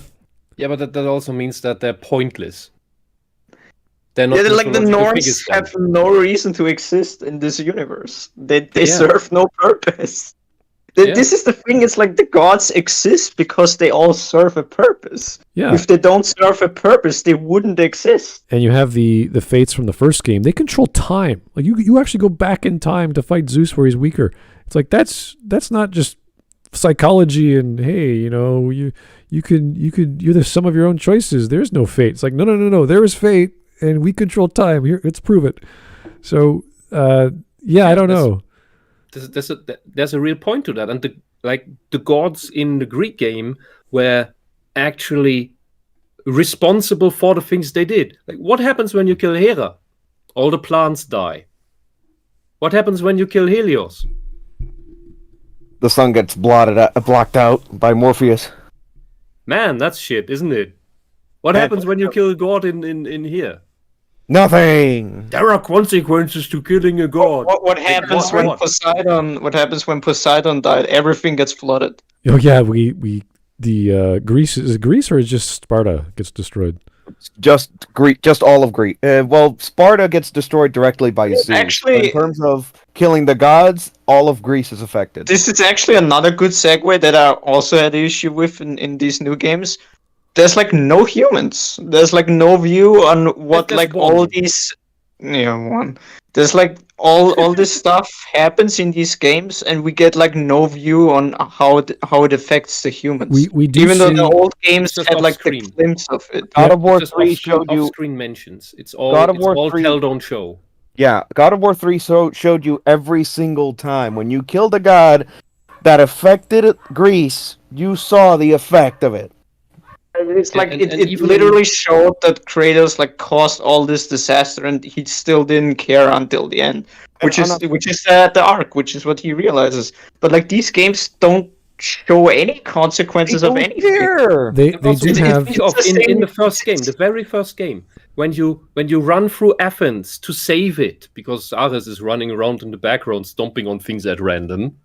There are random Athenians running across the plaza as you're battling minotaurs and other shit, and your blades of chaos, because they're AoE weapons, hit random people, and when they die, you get some energy back. And that is actually, you see the actual people who live there and accidentally kill them because you don't give a shit, because you have these monsters to fight. Which brings us to another thing. There's actual immersion in there. That place feels alive, actually, with real people being there that get hit in the crossfire. And here, you also use the Blades of Chaos, the big AoE weapons, and your NPC friends. They just nothing don't get happens. Well, I do recall in Ragnarok when you're fighting, there's that siege weapon attacking Ragnarok, and you attack it and it kills as guardians or mid-guardians, but they're just innocent people, and that is like they just die, and that changes the whole conflict. As soon as that happens, boom, Thrud appears and Sif appears. It's just like, oh, now the conflict is we don't want to kill innocents, and that's why Thrud doesn't kill you. That's why Sif comes by and says, yes, Odin is evil. And it's like, it just happens for the sake of plot, as opposed to, oh, this is an ongoing thing. Like it's called a fucking war. Like with the dwarves, like when Odin goes to the dwarves and say, we want to get these siege weapons done, and there's a whole committee and whatever. Like there's a community, but they don't really, they don't address it. They don't talk about it. That's also not really shown. Like, the game with the super budget isn't showing the actual giant battle where all the realms come together. Like, one portal gets instantly destroyed as you come there, and the only people you really see is the Scooby Gang of other god people. It's not this giant epic battle that is advertised. That it's supposed to be, because like it's the fate of the gods. There's like so much things that are supposed to happen that are really cool as like a story element, like the thing we mentioned last stream with the like Odin chomping in Fenrir's mouth, like all of these cool scenes that you could have, and none of it happens because it's all subversion. Yeah, and it's a double, and it's a double death, where Odin kills Fenrir but is crushed by Fenrir's mouth at the same time. That's awesome. That's a scene that's been written thousands of years ago. He's like, yes, I'm gonna jump into the mouth, and it's Giga Chat as fuck. Yeah, and he can't, and he knows that's how he's gonna die. Yeah, he knows so there he'll needs die. to be a reason why he does it. He needs to be forced to do it anyway, because he tries to save someone else from Fenrir, and that's the only way to do it in that moment. And he realizes, yeah, shit, that other person's more important than me, so I have to do it. I don't know how else. And the way Thor dies is he doesn't knock because in the story they made it like Jormungandr gets hit by Mjolnir and thus gets so hard it gets knocked back through time, and that's how the snake knows Atreus in the first game, because he created him in the future. It's just fucking stupid, and it's I missed it the first time as it happened, because it's so far in the background, and it's just this tiny hammer just flying through the air and goes boom, and the snake is gone. There's not even a mention of it is somewhat mentioned, but it's not clear enough. Like, this is this super big important event, and that's not something that really happens. It's something they make up in the game. What really happens is that Thor is battling Jormungandr and eventually slays it, hits its head so hard that its poison sacs explode, and the gas that comes out of that poison Thor, and he dies of the poison. And he did that to save his son, I believe. That was it. Well, the idea of this game specifically is, we've said before, that Kratos is a secondary character, and the story focuses a lot more on set pieces for Freya and Atreus and Thor and his family and Odin and Freyr and a little bit. Just dragged along. Yeah, it's like there's all these little things to get to where the plot needs to go for other characters, and that's kind of a disconnect. People like that though. I noticed that a lot with Mass Effect 2 because everyone loves the characters and they have a favorite that do this or that, and they have a recruitment mission and they have a loyalty mission and they have little side parts. It's like, yes, we get it. And that's a completely different setup. That's like your party friends, and your party friends have their own issues and their own troubles, and you say, okay, I'm party friend. I'm gonna help you but on your personal quest. This is not that. This should be Kratos' story still. Oh yeah, that's the thing. But it feels the same thing because the main plot is we have to go deal with Freya's problem. Now we have to go deal with Thor's family. Now we have to go deal with where did Atreus go, and we have to go find out where the sisters are. Like all this, like is the same stuff over and over again. Nothing to do with Kratos. Kratos, just as Odin said at the beginning, you just want to live with your son in peace. It's like, yeah, pretty much. That's the whole. Kratos is not even making any decisions. That's my problem here. Because that's how it seems to me that he has no agency. Because if he had, he would just the logical thing that the Kratos we know would do if all he wants is peace and not this god-killing trouble again. He would get the fuck out of there. Yeah. Tell Odin, okay, I take your peace. We go somewhere else. I don't want to deal with any of this god shit anymore. Goodbye. And that issue leaves. And we have no game. That issue is also with Freya. And if you figure out what the curse was on Freya, it almost makes no sense. She can't travel between realms. She's stuck in Midgard. She can't hurt anyone magically or physically. Nonetheless, she's been attacking these guys for 3 years, trying to kill Kratos. And it's like doing Wile E. Coyote stuff. And it's like, wait a second. She has this curse, and then they realize, okay, they're not going to have peace. They finally fight the Valkyrie version, which was also stolen from Odin, but she gets it back somehow. And now she's like, okay, I want my powers back. I want to be able to travel again. I thought it was because she got turned into a bird and was stuck that way. But no, she just can't go anywhere. But she has no problem fighting and hurting people, which makes no sense because, she can kill Kratos at any time. So you have to go on this whole mission just for her, which is illogical. And it's just to have that little dramatic moment where she's like, now that I have the capability of killing you, which you already have, I'm not, because you're more useful to me alive against Odin, because she hates Odin more. And you're like, okay, you couldn't do that before? It's a strange thing. If I got the curse wrong, someone correct me, because I wasn't sure what the hell the thing did. I thought it was because she was forced to be a bird, because when she's fighting the Nidhogg and Kratos is like pushing against its jaw, and she's pecking away at the roots, and then boom, she pucks away at one of the roots, and then boom, she's now a human again, and she could start stabbing the shit out of the thing. And we're gonna find out later that comment about the Nidhogg, that she really wants it dead. She doesn't care if it gets killed. She's only she's only. She even tells the mortals to kill Kratos. Yeah, she. I want to mention this. Raider people. I want to mention this because I'm seeing it in chat. I'm assuming there's people that haven't seen like the previous stream, because there's people now saying that Kratos saying no to the deal means he has more agency than he had in the old games. Which is, we discussed why it makes completely no sense that he just immediately says no.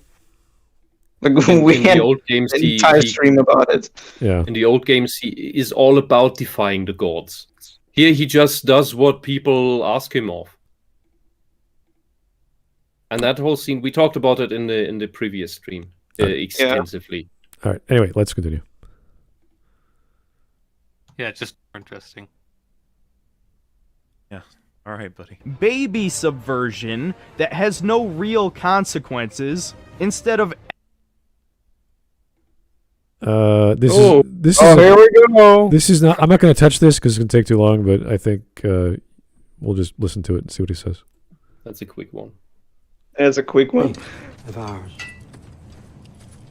is everything I expected. There's nothing to say. This is stupid on its own. Clever, kind. Look at the Clippers.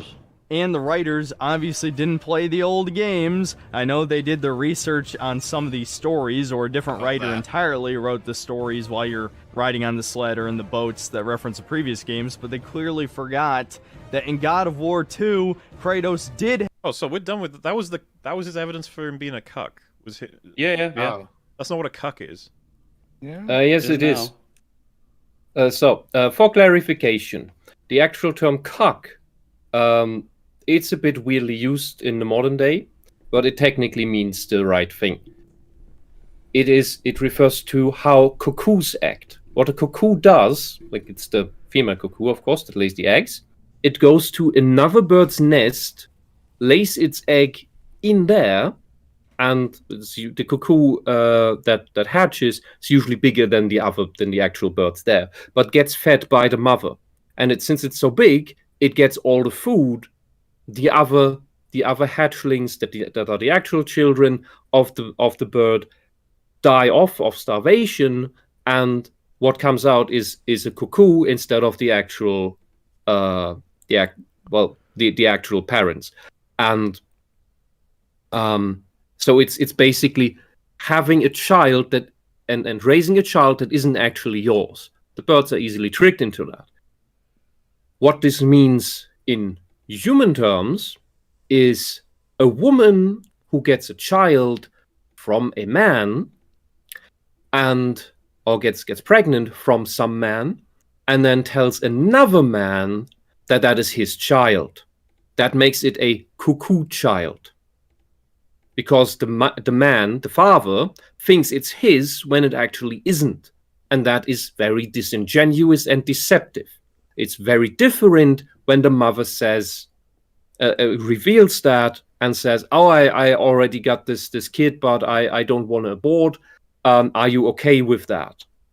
Like we can still have children together, but I don't want to abort this child because reasons." And the man who is tricked into that, that's what we call a cuck. What we also call a cuck nowadays is when there are men who blindly accept this, with men who are okay with their wife going to another man, getting pregnant by that other man, knowing it's by that other man, and being totally fine with it, and raising that child instead of that other man. That is what we also call a cuck.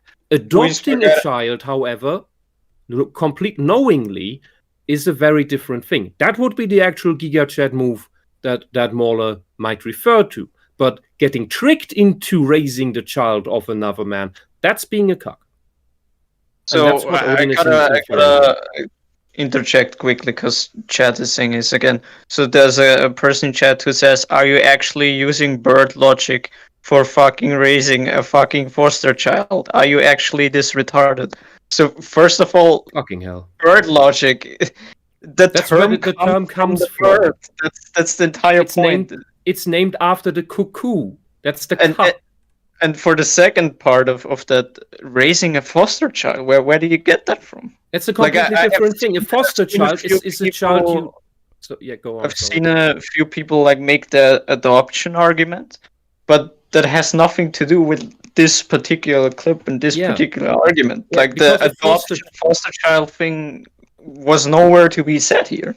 Nobody said this. Yeah, because they can't. Because then, if they admitted that, brought this in, then the argument would fall apart, and synthetic men would look more right again.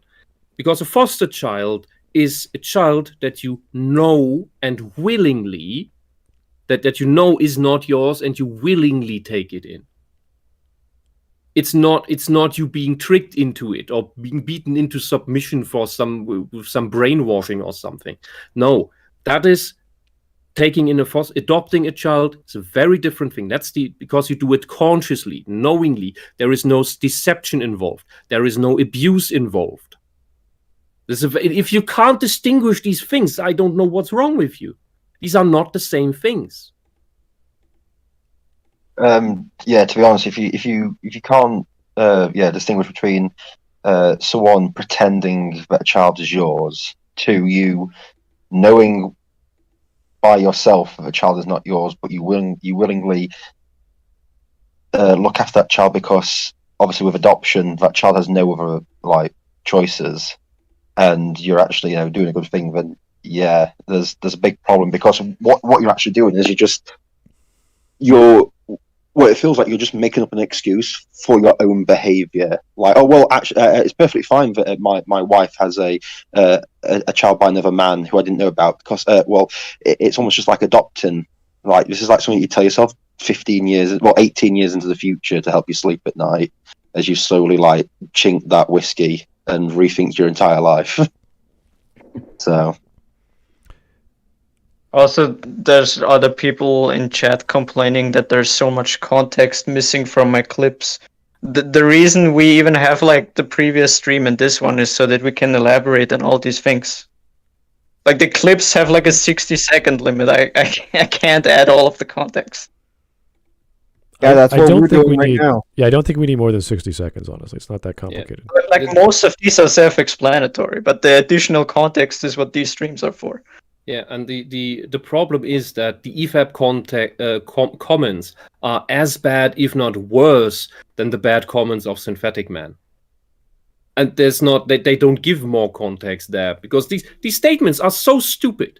Like Theo's argument for, oh, you don't know about the movement of black people in the ancient days. We have absolutely no evidence of any Africans ever going up there. Well, how would they? Hold on, Whisp. The most, obviously, because I looked it up, because obviously I was thinking, well, they must have got something from somewhere. And the best I can find on, like, even, like, extensive, like, let's just say normie stuff of looking up Google and everything like that, because that's about as much as you're going to get for most people looking up bloody, history of anything like that. And I was looking up, was it a Scandinavia History .com or something like that. I actually found the link. What's it called? ScandinaviaFacts.com. And looking through, obviously, the links of what they've got, as in to show, obviously, black people moving up to Scandinavia. And their main argument is in the first millennia, Spain had interactions with obviously Africa, with like Morocco. So it's not out the realms of possibility that a few black people travelled up to Scandinavia. Yeah, that's the thing I mentioned before. It's it's a completely conjunctive argument. Yeah, about Moroccans, not even Africans, Moroccans. Yeah, hold on. So I'm just trying to answer some questions so that people can say, we're not just being hyperbolic about stuff. So obviously, there's other stuff where, like, one person who's the major guy who wrote about it. Obviously, one of the best books that helps people separate Viking fact from fiction on the issue is A History of Vikings by historian Gwyn Jones. Now, obviously, he's saying a lot of, like, obviously, there was black people up there. So, a lot of it was, with Scandinavia, you obviously had people who had blonde hair and like blue eyes and stuff, but there were also people with dark hair and brown eyes, and they were always called darker. Now he's obviously taken it to mean their skin, when in reality it's just obviously their hair and eye color. I can tell you exactly that. For example, that goes down to the Germanics, like we have with the Prussians, where we also have some blonde people, but most of them are actually, like most Germans actually, are brown-haired and have brown eyes. Yeah, it's so obviously I'm just going through obviously because this is the link that I find, and it seems like the most one where it doesn't feel like it's like propaganda, but I don't like just explain what this guy's saying. And it's the argumentation is Oh, we didn't find. Like it's about Wisp, the thing with God. Like, can you disprove that? Can you prove that God doesn't exist? Yeah. Oh, you can't. So he does, and it's the same thing. You can't you haven't disproven that there were black people in the north. So there could have been. So there have been. Wisp, what I'm saying is the thing is, obviously there's that part of the argument, but I'm also talking about his other part of the argument, as in his major like thing is, and obviously I think this is obviously one of his like what he thinks is his ace in the hole is a guy called Harold Fairhair was the first king of all Norway.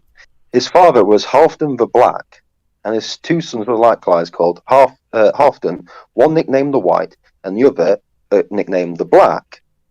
They talk about, obviously, this guy takes it as it's his complexion, as his skin colour, and everything like that. I think we talked about that last stream with Philosopher, because the terms white and black in these cultures does not mean it doesn't mean skin color. It means you are either pretty or ugly of looks and of character.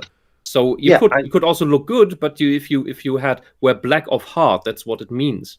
If you were ugly in your soul, you're black. Yeah. Anyway, well, so we'll get to that point.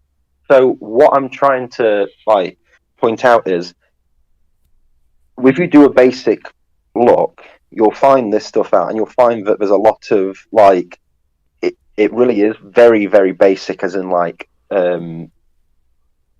hypothetical situations of maybe through trade in the first millennia between Spain and the Mediterranean African nations, some of them might have possibly travelled all the way up Europe, and that's the major part of their argument and stuff. And also, it's a bit like, well, there was this guy was called the Black, and even though it explains all what it's because of his personality, I personally, as this historian, believe he is black, and that's just what is going on. It's Weewas Kang's make-believe conjecture. That's the best they can come up with. But I'm just explaining. That's where, obviously, from what we've looked at, and obviously, I'm more than happy if people want to believe they've gone, black people. But that's perfectly fine if you want to believe it. I mean, you're going to be disappointed when it's not as great. It is even weaker than the argument Cleopatra was black because Egypt is in Africa. See, but the thing is, even if you steelman the hell out of the argument that there was there were so many black people in Scandinavia, blah blah. Even if we assume that this is true in the context of Norse mythology and this game, the number of black people would have to be so huge that they have a complete cultural shift where they start to perceive their gods as black. The number would be insanely high for that to happen. It would be 90% of Scandinavia is suddenly black. It's just not reality.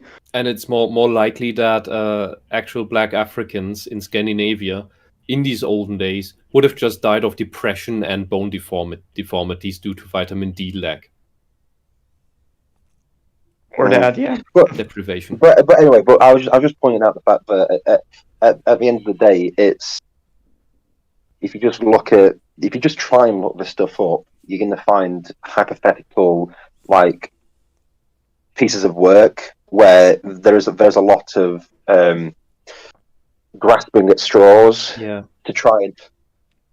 It's so much. It's on the same level of conjecture as the pyramids are landing spots for alien ships, and there's a Stargate. All right. In places, and anyway. It's the same matter. Yeah. Anyway, the point that Mueller was making is it's okay to be a father to another woman's child from another family. That's it. That's all he was saying. If a woman is honest and tells you about it, if she doesn't, she's an asshole, and you're being tricked. The thing with this, even without that. The thing with this scene and why it's the cock joke is because the way Odin frames it is that Kratos himself doesn't know. He frames it that he isn't the father, and then says it in a way where it's like, oh, you don't know that he's not your child, which in that case would make him a cock. Yeah, so he's implying, are you sure he's yours because he's nothing like you? Yep. It's the insinuation that your woman whored around and tricked you into raising that kid. Exactly. Which there's honestly, like, I can believe the way that we see Faye. Like, I can believe it. There's obviously like the visual thing where he's like with the clippers near his crotch. Yeah. If you can just slip back here. That's Odin is walking around just to take the prongs, and he holds them as he taunts Kratos. He's holding them right from the perspective of the camera, right over his balls. So he has them metaphorically by the balls. This is a deliberate taunt, and Mauler didn't see that? I'm sorry, then you cannot interpret visuals. Then the writers actually did know more about cinematography than you do. That is sad, because this is the TLJ of God of War. So okay, let's keep going. Jump a bit forward. So perhaps there was another father, lol. Cuckoldry is not when you raise another man's son. It's when you do it unknowingly. As a Chad fucking move. That makes it. See, he doesn't make the differentiation between doing it unknowingly and doing it in full knowledge that it's another man's child. Yeah, like the way people are defending this is that, like we had in chat, is like people talking about like a foster child or like adoption, but that's not the context of this scene. Like it's not, oh, Kratos, you chose to raise this child that's not yours. That's not how this is framed.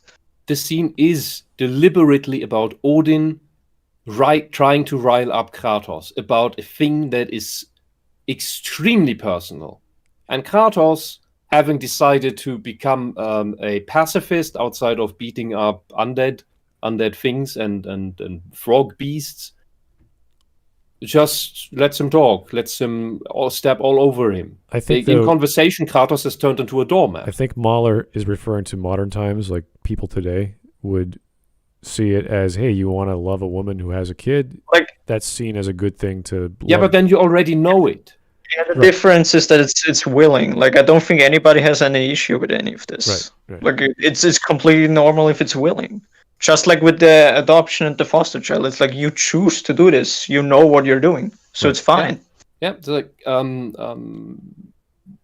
there's a very, very, very. Oh God, it's a perfect example. Story of a friend of mine.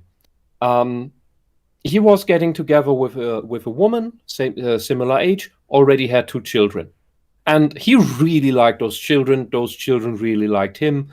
It was a really good-looking relationship. He gave up an astonishing job just to move into her town, and then he found her with another man. Like, after he had given up that amazing job opportunity, moved to her town and moved to her place, and he broke off because, well, she wasn't faithful. He would have taken care of those children, and he was, and we talked, and honestly, he was more heartbroken about having to give up those 2 kids than that whore. Well, that's the problem that young guys, if you guys get into that scenario, finding a woman who has a kid, is you're not just potentially breaking up with her, you're breaking up with that kid and other kids or that family. So it's not just one relationship. You ultimately will have the worst case scenario of it's going to be a series of people that you'll never see again. In worst case, I don't know, the woman dies or something like that, then who's going to look after these kids? Are you going to do that? That's a whole giant responsibility, all on the idea that you found the person you really love. And this could be a good thing, this could be a bad thing, you don't know. So there's a lot of hurdles young men, or men in general, maybe if you're older and you're more established, you're not as scared. But still, it's a very dangerous series of responsibilities you're going to get into, all for the sake of, well, I really like this girl. And as you hopefully learn more about her and her family and her kids, what kind of shoes you're putting yourself into. that is a lot of things to think about. And I don't think most men would actively pursue, like, say, a woman on a dating site or something like that, where she has in her profile, has kids, has 2 kids, has 3 kids. They might shun away from that, especially nowadays, the way things are, either economically or socially. So it's a hard sell. Not saying life is easy, but it can't just be, I really, really like this guy. Oh, look, the thing with that is that while there are the just stories that are just tragedies, a lot of women that already have children yet are single, that's a red flag, because it shows this woman got children from other men. Those other men aren't around anymore. If I get engaged with that woman, even if I divorce later on, because she actually turns out to be actual shit, will still be held accountable for those children to pay. And they were not even mine to begin with. Yeah, that's a very big problem. It's a series and then of questions. maybe you break up because she got knocked up by yet another man instead of you. Okay, well, it's a series. That's the big problem. It's a very particular series of questions that you have to ask yourself if you're a young guy and you want to do this to your future. It could be great. It could be horrible. You never know. And I don't think we are the most well-versed. But going on the variables, it's not in your favor. That it's a big responsibility that you're signing up for. The whole thing, the whole question of whether it's cuckery or a Chad move is completely between, is the woman honest about whose child it is beforehand? That's what it's about. Like someone posted someone in chat posted like a quote where Mola said he would love his adopted child just like his biological one. Like that's fine and all, but we didn't talk about this. This has nothing. Yeah, this. guys, It's not about adoption. We're not splitting hairs there. I've talked to people because I know rich gentlemen who have married into other rich families that they had their own kids and they had their kids, and even then, like I've been to funerals that they say, well, yeah, I have a big family now. I don't have the same feelings I have with them as I do with my blood related family. And I don't know why. Like they're not like shy about it. That's a natural thing. Yeah, it's that is natural. That is a natural thing, and that's also that is a very relevant thing, even because people subconsciously feel this, like whether a child is their own or not, because we humans smell this through the smell of people, because through that we smell, are you is your because we transmit information about our immune systems through that, and thereby can tell how genetically similar someone is. And often I can't so I can't say this with absolute numbers, but there is a tendency that child neglect or abuse tends to happen to the non-blood related children instead of the blood-related ones, even when the father doesn't actually know. And the the statistic for cuckoo children in Western Europe is something insane, like close to 20%. So every 5th child. That's an insane number. In Eastern Europe, it's 30%. It's an unbelievable number. Someone in chat brought up another thing that I also just remembered. So remember how Mahler joked about like how it was an EFAP joke to make fun of orphans? What? Oh yeah. Yeah, the orphan thing. There was like the entire meme saga with everything about orphans is bad and funny. It was just like now it's like now someone else said orphans are someone, bad. Yeah. A third of a person or something like that. You need it's only a third of a person. Yeah, I remember that. Jeez. But it's like in chat now someone said it's like we should play that clip where they make fun of orphans and then completely take it seriously, because it's like, yeah, this is what's happening. This is what's happening to Synthetic Man, which is why we made these clips on the stream. Making jokes serious and try to, like you can't come back from this. It's such a bad move. Synthetic Man may have said some asshole-ish things, but sometimes he's saying jokes. Sometimes Like as soon as you completely deny someone else the ability to joke, it's all gonna come back to you too when you joked about something bad. Like you gotta realize that. Well, if you Benefit guys of the doubt. want to find that out later, we'll do that. But let's just keep on going, okay? Yeah. Yes. Okay. Steel and the Mask of Zorro. All right, so this is one of two big statements. Let's just hear the clip, and then we'll go to the actual evidence, okay? Oh, wait, Hawk, did you, Mask of Zorro? He wanted the rag. He wanted the rags one, yeah. Yeah, the next Yeah, one. but the Mask of Zorro thing, wasn't that the actual villain skin? Oh, yeah, I think Rex even says that it's the villain, which is funny because I don't understand what his argument is. Like the villain is cocking someone, okay? Like what's the argument? No, he's not right. Right. In regards to obviously the Mask of Zorro, which obviously Rags is obviously referring to, Don Raphael steals De La Vega's daughter after having him as Zorro and locking him away in the prison to die, and obviously having his De La Vega's wife dying. So it's not really cooking. It's more he just stole. It's an insult to De La Vega, as in I've destroyed everything you are, and even your future. Your descendant will be mine, and she'll just know me as her father. So it's like not just destroying him in the moment; it's also destroying him forever. So it's not really it's not really like an example of being a cuckold, nor is it actually a good example of like adopting or fostering. So it's a very weird thing to bring up. Also, at the end, once she realizes that once obviously Catherine Zeta-Jones's character, Elena is her name, finds out that obviously De La Vega's her father, and also Raphael isn't her real father, and actually threatens to kill her. She works with both, obviously the old Zorro and the new Zorro, and it ends up killing Don Raphael. So it's not really a Chad move because it ends up getting him killed in the long run. So yeah, I don't know why they brought it up as like an example of anything really, because it's not. Well, it's like one of those. It's like one of those moments where like Rex just throws in something that he thinks is a gotcha, and then it's just completely nonsense. Yeah, the problem is unfortunately for Rags, other people have watched Mask of Zorro, so he was probably hoping that no one remembers a movie from 1998. He was hoping it would be like Ragnarok, where he can say something and people just believe it. Yeah, because it's a bit like.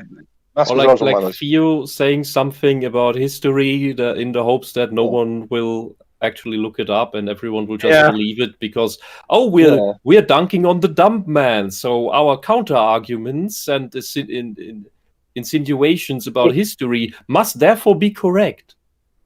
It's almost as if to do it you don't watch the first scene of Mask of Zorro. You watch it. You watch it from the first scene you watch is Don Raphael landing on California, the Californian beach, and he does the speech about how he's going to free California and everything like that. So that's pretty much what it feels like when he brings that up. So I don't know why. Truthfully, I don't understand why that was mentioned as an example of like a Chad move of cuckolding when in reality, like De La Vega married the woman Don Raphael loved and had a child with her. That's like a Chad move. You marry your arch nemesis' love interest and like impregnate her. That's like and then 20 years later come back and kill him. So yeah. Anyway, we'll move on. So. All right, so this is the clip. I just want to play its entirety, and we'll pause it. We'll go to another clip. This is the one that Gingerman wanted to cover, right? Yeah. Like this one? Okay, here we go. This and Rags. Yep. while you're riding on the sled or in the boats that reference the previous games, but they clearly forgot that in God of War 2, Kratos did have worshippers. Spartans worshipped him while he was a god. Yeah, that's not the Kratos that he is at this point. He's not like he's never been worshipped for the man he is now, only for the war god that destroyed everybody. It's not exactly something he considers to be a positive. The thing is, their worship was basically conditional on him providing them victories non-stop, and that's the point of a war god. That's the whole point. Like that's not the man he is now. That's not the question. That's completely not the question irrelevant. about Has anyone worshipped you now in the north? No. The question is, what do you know of being worshipped in your lifetimes? Yeah, That's I what think he is talking about. this is Past. sadly missing from I think the video. Like I think my clip was longer or something, but I'm not sure where the line from Odin where he says the lifetimes thing. Like I think that actually got cut from the clip, but I think in the original clip it was included. I think. Well, yeah, I think it was in there. I have the original. Like this is we already see a little bit of the clip in the previous clip, but We can just like watch the original scene. It's fine. Yeah, but it's like because that scene, like that one word, lifetimes, like makes everything that they talk about now, that EFAP talks about now, completely irrelevant because it just proves Synthetic Man's point. Yeah, the whole That thing about yeah, and this whole claim of Odin's not talking about that sort of worship, but something completely different that I had canon now to make my complaint, my counter argument work. I'm sorry, it's conjecture. That's not what kind of worship is he supposed to talk about? It's a god. He has his domain. He gets worshipped for that, and he gets love and adoration for providing what's part of his domain. Like whether we that's see this based Odin. on, like And whether this- that's based on like the Spartans worshipping him to win in war, like that doesn't have anything to do with the argument. Like it doesn't matter. Yeah, if and that was honestly- the reason why they did it. The point is, have you been worshipped? Yes. Yes. So Synthetic Man is right. Yes, and who you see, we saw Kratos, and he was actually doing his job most of the time. Odin, who would worship this guy? All the realms hate him, hate this Odin. Yeah, he's the They most don't evil worship him. person ever, apparently, in this. Yeah, everybody hates him. Everybody wants him dead. You think like the few Asgardians, they love and adore him. He's basically just their war god in this story, because he subjects all the other realms to his rule A and war has god. his which personal actually is army. a better one. Mm-hmm. Like all of this is just to taunt Kratos. The things don't need to make sense. They don't need to be right. They are just there to question and make Kratos question himself and potentially gaslight him.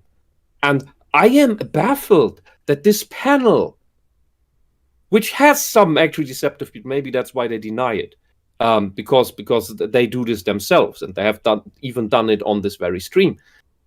They're gaslighting. This is gaslighting. All right, so let's hear the rest of this clip. that lead destroyed. Like it's not what Odin's referring to, and Kratos knows that, and it's annoying. But it is. Yes, it is. To be fair, you wouldn't see a counter argument to this from Kratos. He's not going to entertain. Why not?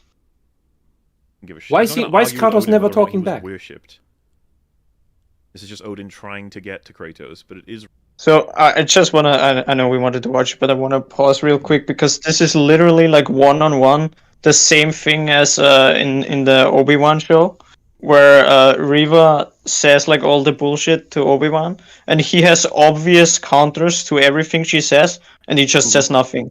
He gives it's, no retort. It's the same thing here. It must be some like new trend from these writers where like the main character obviously has a retort to everything that's being said, but they're not allowed to talk. Okay, so It's let's the humiliation of the character stop. they want Stop. to slander. Okay, I want to hear the whole clip because this is where Mahler screws up. Okay, so rewind it a Okay. little bit more. So, guys, let's just listen to it, and we'll talk about it afterwards. All right, here we go. Plenty of time. Like it's not what Odin's referring to, and Kratos knows that, and it's annoying him. But to be fair, you wouldn't see a counter argument to this from Kratos. He's not going to entertain that. Give a shit. He's not going to argue with Odin whether or not he was worshipped. This is just Odin trying to get to Kratos, but it is relevant how Kratos, as the man he is now, has had nobody worship him. Nobody prays to him. Nobody appreciates the man for who he is, which is... Okay, so what happened there was Mahler thought that Odin was referring to Kratos as he is in that conversation, okay? Let's actually go to that conversation and see what they're actually saying to each other, okay? So, yes. Here we go. Let's watch the clip. Give me a few seconds just to load it up properly. Here we go. A whole lot to live. Behave yourself. New spear. Never much cared for Brock. Can't deny the dwarf's talent. You came to speak. Speak. You don't really want more, do you, Kratos? All that blood on your hands, on your son's hands. I want peace as much as you do. Perhaps we can find it together. He's lying. I know.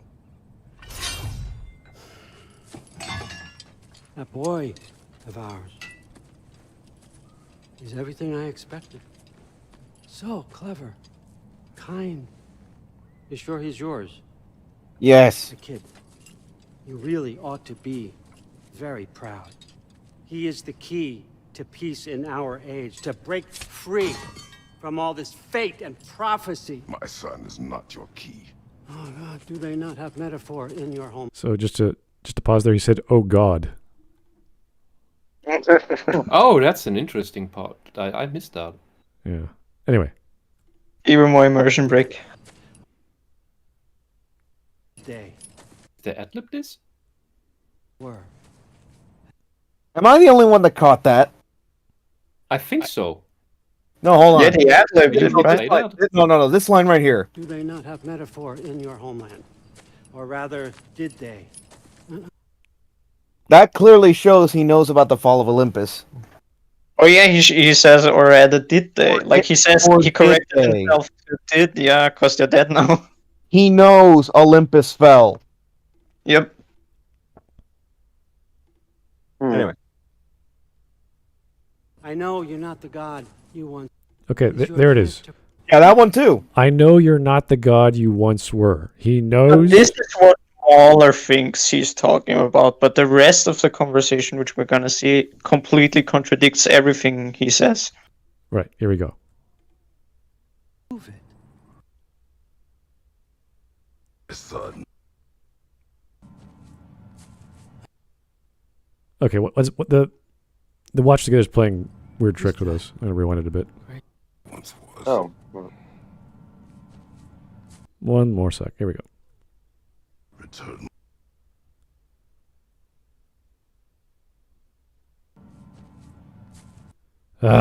Is that?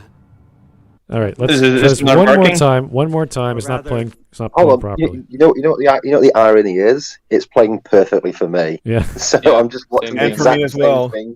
Yeah, like it didn't work. It didn't work for me that one time. Now it doesn't work for Smud. Smud is watch together messing with you now.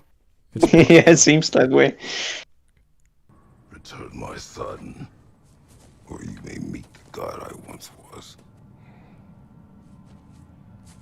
And what kind of god is that? Kratos? Okay, so this is the whole point. They're using the past tense, and he's saying Odin knows everything. Yeah, Odin says, I know you're not the god you once were, and now's your chance to prove it. Kratos then says, return my son, or you may meet the god I once was. They're both talking about the last 3 games. He is not talking about today. He's not talking about people worshiping as whatever in the world of the Norse.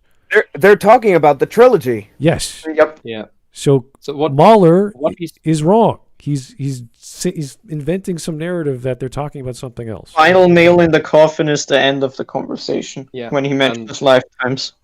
And what Odin's been doing all this time is he's trying to get under Kratos' skin. He's trying to rile him up. While all that Kratos wants is that his boy is not gonna be used by someone else for their weird schemes. Like he was. Yeah. And what was the other one? Oh, right. The first insult, like the whole cuckoldry insult with where he points the prongs at Kratos' balls for the camera. And then he immediately pedals back with, I kid. Because he wants to rile him up, but he also doesn't want to provoke him too much. He wants to get him right at the edge. Like, you can say, okay, that's how someone who's manipulative like that would act. That is written okay by itself. But it's not what I would want to see in depicting Odin. Plus, in regards to the argument from Synthetic Man, he did show scenes from, I think, God of War 2 showing the people of whatever, I don't know. I think it was Sparta worshipping Kratos at the end. We don't even need that. That's fine. That's evidence. It does work. But at the end of God of War 1, he's sitting on the throne of the God of War, and he is the God of War. And obviously times between the two games are different. You can imagine that people were worshiping Olympus and the prayers were going to one of the gods, and one of them happened to be him. That's enough. You're a god. You're on your throne. That's all you need. You don't need like a literal scene of someone praying to you, but we have that as well. And we have people in flashbacks. We have that guy from Sparta, who's the unknown Spartan, who worshipped. It said the entire city worshipped you, hoping you would come, but you never did, while Zeus stomps on it. So we have evidence that, yes, Kratos was worshipped. Yes, it was back in the past. And yes, these two guys are talking about the past. They're not talking about the present. So I don't know why Mahler brought that up. Yeah, let's finish the clip, then we can nail this in the coffin. Right.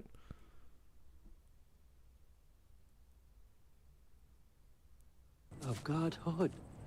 Anyone ever Lifetimes. Yes. Ever prayed? Yes, the answer is yes. Can you even imagine that kind of love? Yes. No.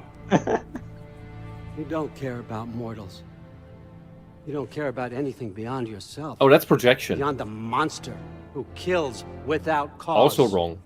It's classic You narcissism. can never even hope to understand. Again, same. This is like you can actually say that for this version of Odin, this completely butchered version of Odin, who's a manipulative narcissist, that's actually well written, because everything Odin accused Kratos of, he is guilty of himself. Yep. Yeah.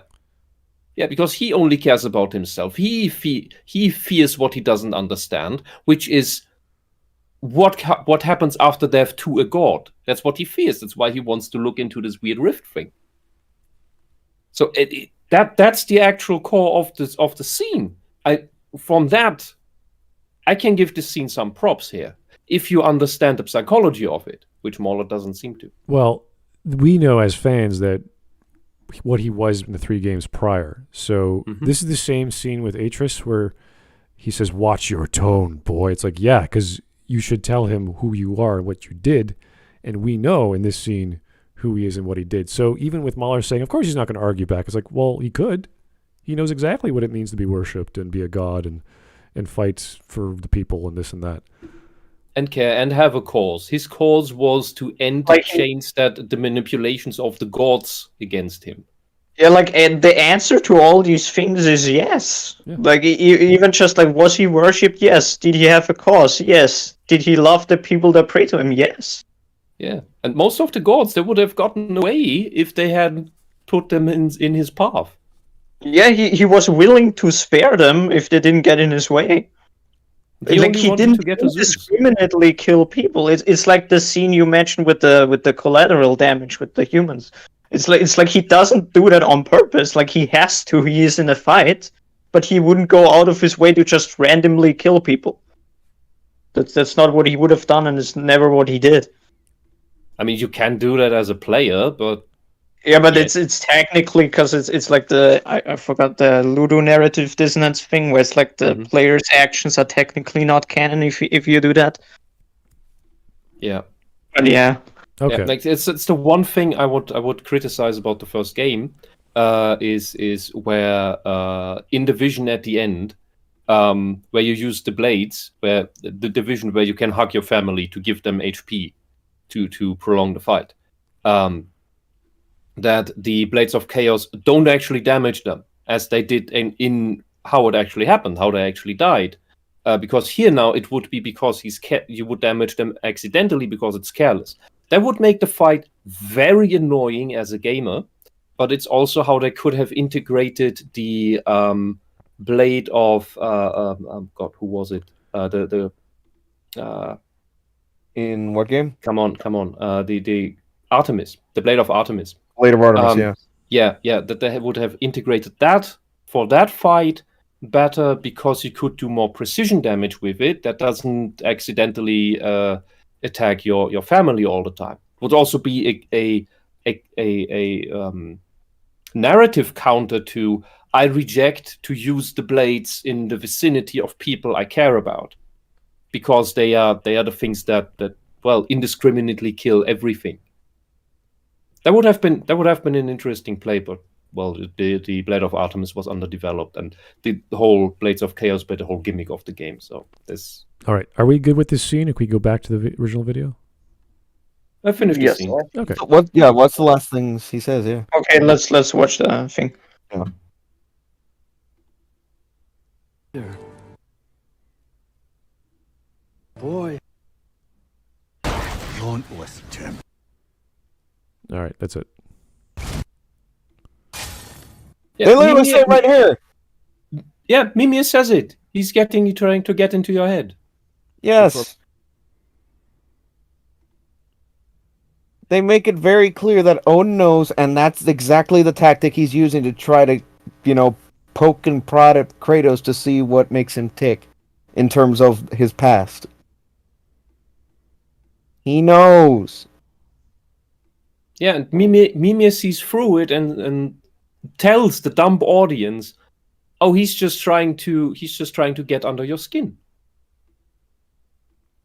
It's why none of the things that Odin said were true. To believe that all of the things that Odin said there were true, that's insane and dumb, if you ask me.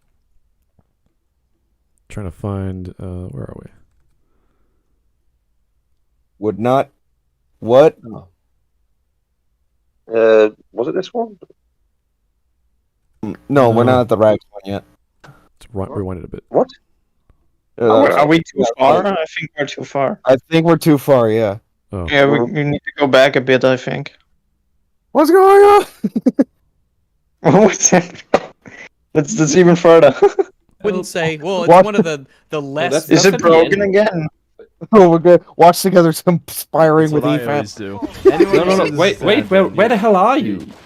Smart, are you okay? Hold on. Let me check the stream to see where we left off before we watch that. Yeah. Smart, you jumped to 20 minutes. That's at the end. Oh, sorry. Oh, hold on. I've got it on my phone. Let me check the timestamp. I think we were at 17 something. 17? Hold on, I'm checking. All right, 16. Let's try 16. There we are. I got it. Yeah, right there. Give a shit. He's not going to argue with Odin whether or not he was worshipped. Why not? This is just Odin trying to get. Oh, now watch together screwing up for me again. Kratos is the man who is now. Refresh, damn it. Nobody Yeah, I'm refreshing. Nobody prays to him. Nobody appreciates the man for who he is, which is. All right, so this is the He's one. He's not talking about who he is now. He knows about Olympus. He knows everything. He's talking about, if memory serves, he's talking about specifically God of War 2 and 3. Where And this if is he's all the aware, case. if Mauler's aware that Odin is just trying to get under Kratos' skin, why defend Odin's arguments? Why defend his points? They don't need to be true to get under his skin. The whole point of gaslighting and projection is to accuse people of what you're guilty of yourself. That doesn't mean that they are guilty of what you are guilty of. Here we go. Here's the Anyone that knows about the Greek era can call Odin out immediately on his bullshit. Like I am right now. Okay, here we go. This is the one that, well, most of us are here for. Definitely Hawk. So Oh boy! Yeah. Oh boy.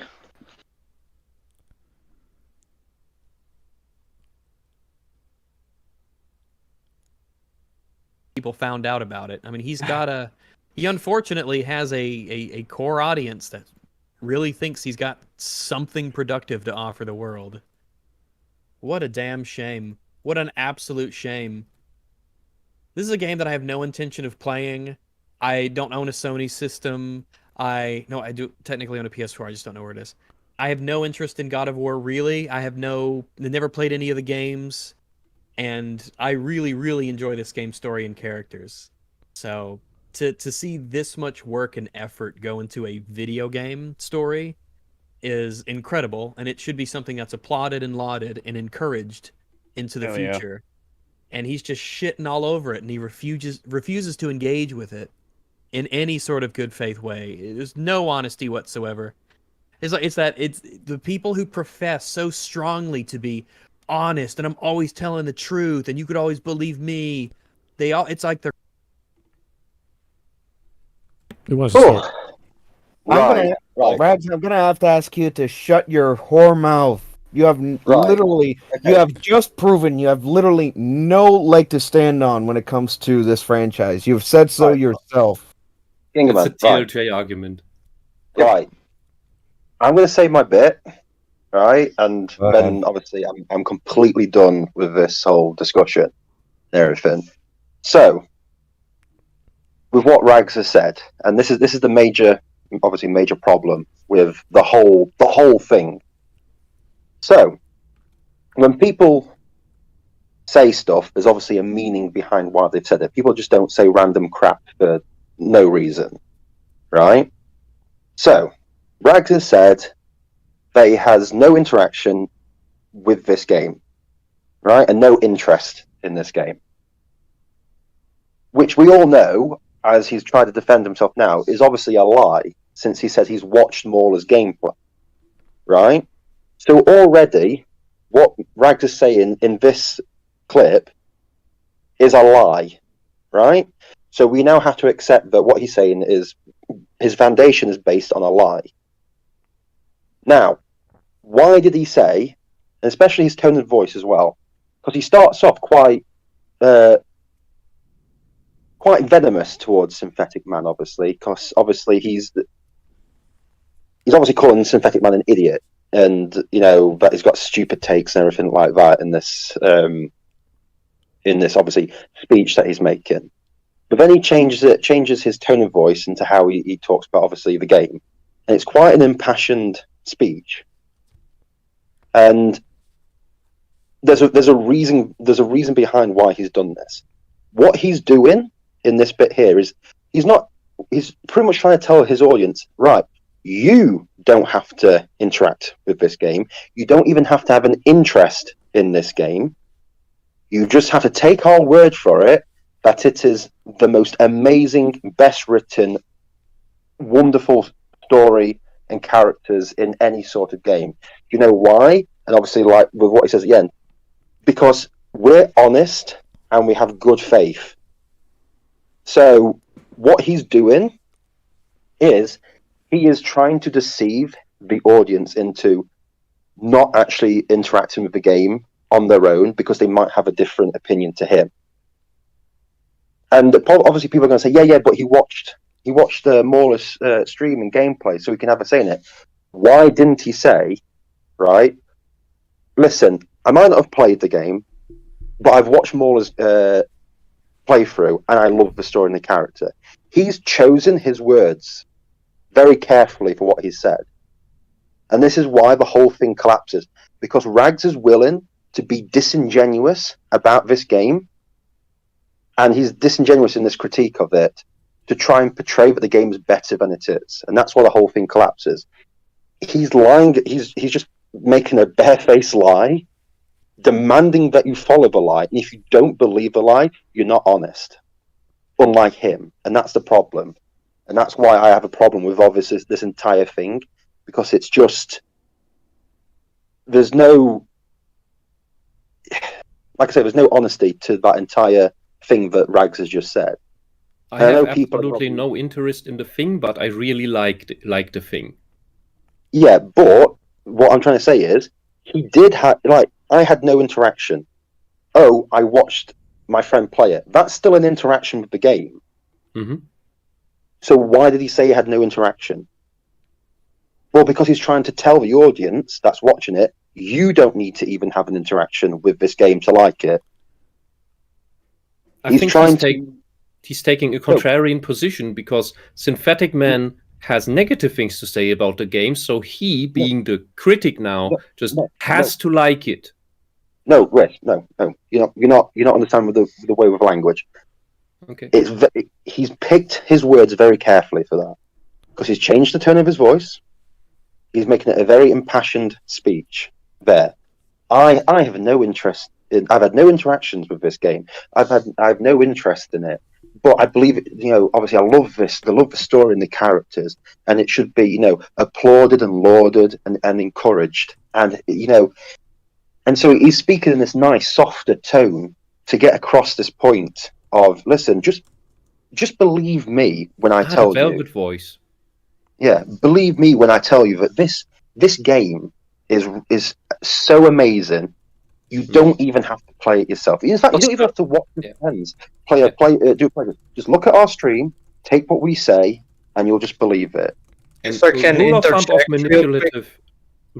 thumb of manipulative behavior: never trust someone talking with the velvet voice. That's always manipulation. If I can interject real quick, I want to also point out that he put an emphasis on the word video game, as in if to say like this is the only good game story, that like games don't usually have good stories. That this is how he's framing this, because he said it in the way that he said they put so much effort into a video game story. Like that's how he said that. As if to say that that's not a thing that usually happens. Well, I guess you have to like TLJ now because there's so much writing, so many different set pieces. There's this $2 million animatronic cow thing for the green milk. He didn't say production value. He said video game story. The amount of effort put into. He emphasized the word video game as if to imply that like putting effort into a game story is like not common. It doesn't happen often. Is what he's trying to say when he says it this way. Yeah, if he that said tells me that he doesn't play many video games. If he said production value, if he said budget, you'd be like, the game should have bigger budget and all this stuff. It's like, well, it does have a big budget, of course, but he's talked specifically about the story, and that you don't need a big budget or you need a lot of time for a story. You need one good writer who knows what he's doing. You don't need a team of writers. You don't need an army.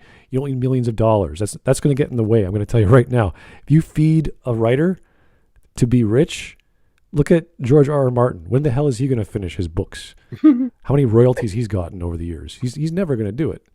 So you do not need artists to give them time and money. You just need one good writer. And that's what you have to do. You have to have a writer who knows the lore. If they're doing an adaptation, they know the adaptation of the lore, so they know how to do that. They have to know dialogue. They have to know pacing. You have to know characters, characterization. Look at all the characters in God of War Ragnarok. Who's the focus of the narrative? Atreus? Freya? I don't know. No. It's all over the place. There's all these little set pieces, all these vignettes. And it's almost schizophrenic with what's happening with the story. And then we learn it's an American sitcom. Well, yeah, we learned that without the laugh track. Fate is irrelevant. It's whatever you make it. Even though there was a prophecy the previous game, they just threw that away. Now it's whatever you want. Now there's a new prophecy, but I guess that doesn't matter either way because who knows what happens next game. There's no focus on Kratos outside of him being the boat that everyone goes with and he travels with. I don't know how that's a story, a video game story to be lauded and applauded. I don't know what he's getting at outside of there's lots of voice acting, there's lots of walkie-talkie scenes. Oh, yeah. And we've talked so often about good, well-written games in the past. Wait, can I just interact? I'm just reading, obviously, the chat and everything like that. Yeah. And it's just, honestly, it is just so blatantly obvious that everyone knows the point that I made with stuff. It's like, if you think that watching a game isn't interacting with the game, then you don't know how English works and should probably leave the internet. Right? So, here's the thing. Rags could easily have said, I watched Mauler play the game, or I watched the cutscenes of the game when he did his speech. No, he chose the word no interaction and no interest in it. Right? It's basically a repeat of the Avatar: The Last Airbender thing that he pulled, but just that he had a negative opinion of the show without having any interaction with it. A brainless opinion. Well, this is that he then at the end of the arguments then left with. Yeah, I actually have no interest. It's like he watched it like a movie and everything like this. It's like, right, okay, he watched it like a movie. That's good, fine. You're still interacting with the movie. Oh no, it's the cartoon series. No, hold on. I'm just looking at going through obviously the you know what people are saying. How he interacted with God of War Ragnarok, you mean? You basically watched the movie, yeah. Yeah, it's all right. So he watched the movie, right? That's fine. Then why did he say he had no interactions with it? But it's like the specific thing is that he could have easily just started it with saying, "So I didn't play the game, but I watched all the scenes. I saw all the dialogue." He leaves that part out when he goes on his little like flowery speech about how the game is so great.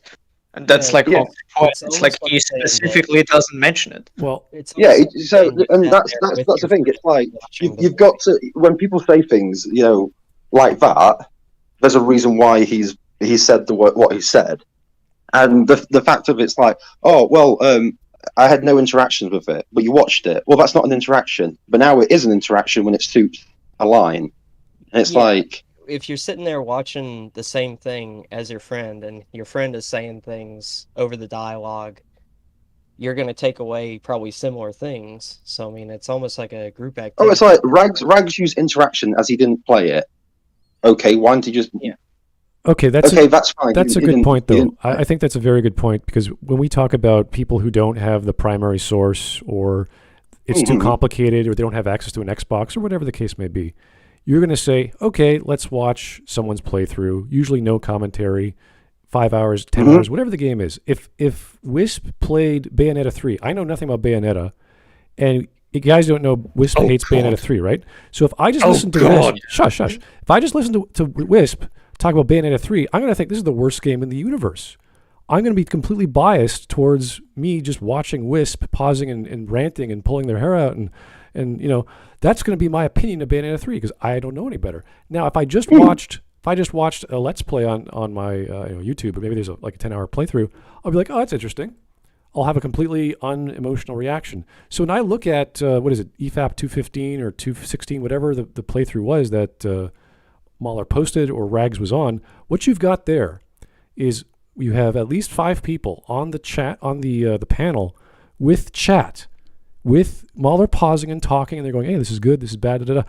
You're going to be extremely biased towards that primary source. That is not how you properly watch a game or, observe something. I'd say the point being that how divorced from someone else, that being his friend's opinions, was he versus just going on and saying... To go back to Hawk's point about like the word choice and like how he chose to say this, like this in turn now like completely invalidates something that he said in the previous clip. Because like if you recall when Synthetic Man started talking about God of War 2, like Rex was the first person who heard God of War 2, and Rex just says this, no, like he has like an immediate reaction to before the argument is even said, but he just said he's a contrarian. Well, that's but he just said he hasn't played the old games. Well, that's so how can he immediately like deny the argument of an old game when he doesn't know anything? Well, that's the next thing. The thing is, hold on. The thing is, it comes to this straw man of, we are now going around in circles of what the word interaction now means, right? And it's always he only watched some gameplay, and then it's like, all right, he had no interaction then. Oh, actually no, he did interact with it, so he can talk about it. It's like, hang on, the thing also a lot. It came up like just from when Smut posted the clip compilation, as well as now in the chat a lot. Our complaint was never that Rags did not play the game. Yeah, our complaint was that Rags claimed to have had no interest in it and no interaction, which implies that didn't even watch anything of it. Like the full thing that he says is he hasn't played it, he has no interest in it, he hasn't played any of the games, including the old ones, but he loves it. Right. That's the point. And you can steel man this argument very easily. Let's say he's played all the God of Wars, he knows all Norse mythology.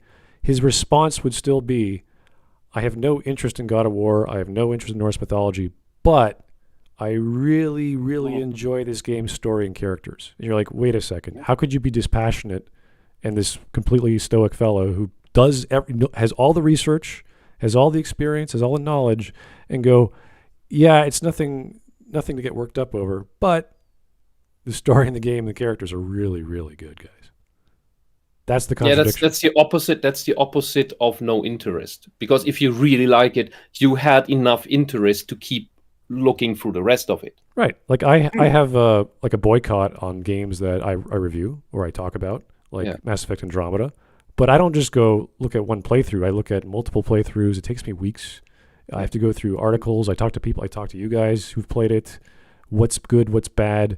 I try to get the objective facts, and I go, okay, let's go through step by step of the plot. I do a plot analysis. This is after all the bugs. This is after all the gameplays and all the crazy stuff that happened with the marketing. And the story, the problem here is never the gameplay. We never talked about the gameplay. There are people who just focus on that, and they give it fair reviews. They're also not that amazing. But the gameplay is not in question here. It's all about the writing. You don't need to know. You don't need to have played the game in order to have an opinion about the writing of this whole thing. Yeah, the thing is, it's not right. My whole point is this. He could easily have said what he said and put on at the start, I may not have played this game, but I've watched Mauler's playthrough. Right? And the long play of this is about 20 hours long, roughly. But you don't watch a 20-hour long play of something you don't have an interest in for some reason. Hold on. Right. What I'm trying to say is this. The statement that he's made is, well, the thing is, you've got to look at it this way, right? He's made a statement for a specific reason. And the thing is, he could have said, like I keep repeating all the time, oh, I may not have played it, but I've watched Mauler play it. Perfectly fine. And then he could say, listen, I love the story and love the characters. Yeah, that's fine. That's perfectly all right. But the way he's now put that across is you don't have to interact with this game. You don't have to have any interest in the game. And the story is that's amazing, and this should be applauded and lauded and put forward. And it's like, and we're doing this in good faith. You can't say about good faith and an honest opinion after you've been disingenuous about your actual interactions with it. If you love something so much, if you give it so much praise, and it sparks absolutely no interest in you, that's not how the human mind works. I'm sorry, it's a contradiction. Also, if he doesn't know the old games, I mean, the new ones heavily try to rely on what he did in the old games, because that's what the entire thing they want to do with the character. So how can he love the story when he's missing this huge chunk that these games are trying to appeal to? Missing everything. Yeah, and Dr. Chrisman in chat tells me that tell that to LiteratureDevil and him playing Life is Strange. That's a cringe play. That's like hate watching, but playing a video game for the laughs of looking how bad this is. Also, unlike Rags, at least LitDev played it. Yeah, and also people are hung up on the argument about why is it so bad that you didn't play the game? Again, not playing the game is not the point. That's irrelevant here. No, it's not. Here's the thing: you're not looking at the actual argument. It's what always happens, especially when you try and criticize EFAP. They hate straw man arguments, but they bring up these roundabout arguments. But you just get entrapped in a circle of but this and this, and then you start having to describe words as in take the interaction thing. I'm literally looking through all these like comments and on the live chat, and it's just literally like, oh no, he didn't have an interaction with it, and then the next comment is, oh well, he interacted with it as in like watching, and you're like, well, so your argument is you're just changing words to suit the argument, and this is the problem. It's like everyone knows what the problem is with what Rag says. They're not willing to accept the problem because Rags is part of EFAP and they love EFAP, and they can't criticize the thing they like. And that's the same that's the same thing that EFAP seems to have a problem with: incapability of criticizing things they like. I have criticisms about things I like. The thing is, you can love or hate God of War Ragnarok for all I care, because it's just another Sony game to me. So what? It's just the fact that my point is, you can't be saying, if you want to be a reviewer or do criticism on YouTube or in general, and say the lines, I have no interactions and no interest in this thing, but I love it because it's a quote that you can easily like repeal and everything and like defend against. It's almost like the level of TLJ defenders back in 2017, of which we spent so long trying to get rid of, and that's the thing that I'm trying to get at with what he says. The quote he said. That's what I mean. The choice is.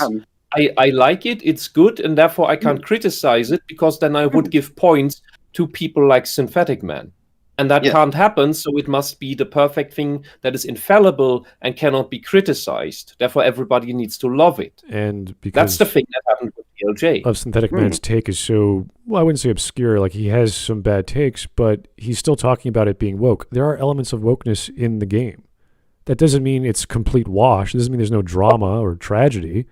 But those things like the patriarchy and capitalism, it's like, what is going on here? Yeah, but like, okay, I'm just my point is this, and this is why I've only really come on for this point with everything, because the arguments about God of War, it's like, okay, I get it. Mauler, Rags, and EFAP really like it. Synthetic Man doesn't like it. It's like, and the EFAP lot don't like the fact that Synthetic Man doesn't like it. That's really what this is all about. And okay, they argue black and white. Yeah, people are making dumb arguments about the game. Okay, it's YouTube. That's fine. The problem is EFAP wants to hold itself at this high standards of stuff, but when there's a quote like this, and the major problem is what people aren't understanding is other people are going to take what Rags says here, and they're going to use it against EFAP in future stuff, right? So, like, it's one of those things where I don't think people are quite grasping the consequence of what he says. It means I can just say I have no interest in the thing, I have no interaction with the thing, but I have very strong opinions, positive or negative, about the thing, and I am correct because I say so. People don't understand that this very thing that he said can now be used for literally everything they're going to cover in the future. Even for things that are, so say if the next God of War game is utter, like, I mean, complete woke shit garbage, as in to the point where it's like, you can't even like. Yeah, the next game, let's assume they hate it. You could make the same Rags argument and spin it as to, oh, it's so good, I love it. I'll let the series die here. I beg you. Yeah, but it's a hypothetical. It's just like even if it's a hypothetical, it still hurts me. It can't be used positive or negative. It can be used for literally anything for the future. Yeah, and so this is why I try to make the point of it's going to really hurt and destroy EFAP's what's the word? Credibility. Yeah, and it's like, I know, look, people are saying, oh, look, Smud had no interest in TLO, but you hated what you saw and all this sort of stuff. It's like, right, okay, that's fine, but you're now doing the exact same thing that I'm saying people will do against EFAP, and you're not. And the thing is, you're not realizing it, and it's just like. Also, Smud never said like he never said he had no interaction with the game. Yeah, He just said he watched. But the thing is, it's like people are using these arguments, and I don't think they're quite comprehending where I'm coming from. It's like I'm trying to say, like, listen, EFAP have now got to look at that comment and go, "Oh crap, that can backfire against us," right? As it should. But they're not. It's very simple. The TLJ, because we bring up this being the like defending TLJ. It's like saying I had no interest in TLJ and I had no interaction with TLJ, but I really like Holdo and Rostico. Mm. And there's so much effort put into all of this, and so much money, and that should be applauded, and more of this should be made. No. Also, I saw in passing someone in chat said we should bring Rex and Molar on. They're not gonna join the stream. Like, even if we invited them, they're not gonna come on. Like, are you serious? You think they're gonna come on here? They don't think we're worth their time. Like, you really think they're gonna have a discussion about this where we accuse them of their hypocrisy? I'd rather they get yeeted off the face of the earth than come onto the Smudcast, honestly. Well, like even hypothetically, the whole if thing, we assume, panel of like, if 5 we- against 1, that doesn't work. Yeah, And yeah. that doesn't First work off anyway. is, and second off, like, even if we assume, right, like, even if you say that they can come on, they're not going to come on. So it's not gonna happen. That's They too much could. flashback, and I think I believe they know Oh, wait, that yeah, their arguments are bad. Yeah, here's the thing, right? It's like, do you really think these arguments are equivalent to defense arguments of TLJ? The one what we just covered, yes. It's like, yeah, that one is definitely a TLJ argument. It's like Whisp said, if you take the Rex thing and apply it to TLJ, all you have to say is like, oh, I've never watched any of the Star Wars movies. I don't care about Star Wars. I didn't watch TLJ, but I really like the story and the characters. And Ryan Johnson should be applauded for the effort and the work and care he put into this. I've just noticed now that obviously with what Gingerman said, everyone's just like, oh, like Jack of Blades is like, oh, so if he now deserves to die. It's like, yeah, all right then, whatever. It's. I think it's time to move on. I think we've exhausted. Yeah. You can go to bed. It's all right. Thank you for your time, Hawk. It's Yeah, I'm just like they screwed up with that one thing.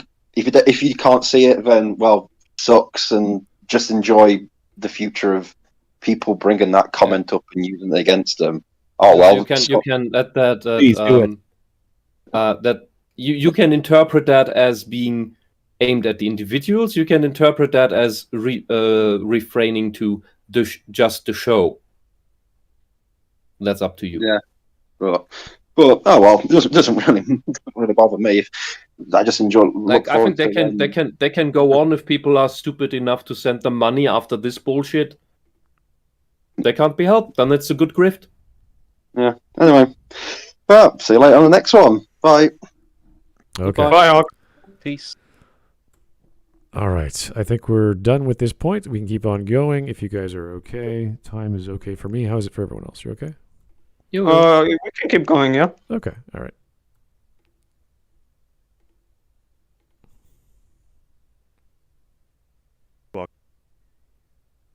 Excuse me, I haven't made my point yet. Oh dear. What?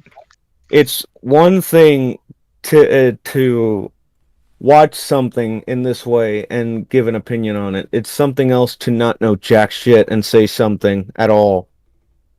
The reason why I have issues with Rags' take here is because years back I was in this position when I didn't know jack shit and the best I could do was keep my mouth shut. You want to know why if you've been paying attention to this channel recently, you may have noticed the change in format to the Smudcast, to the Smud Talks.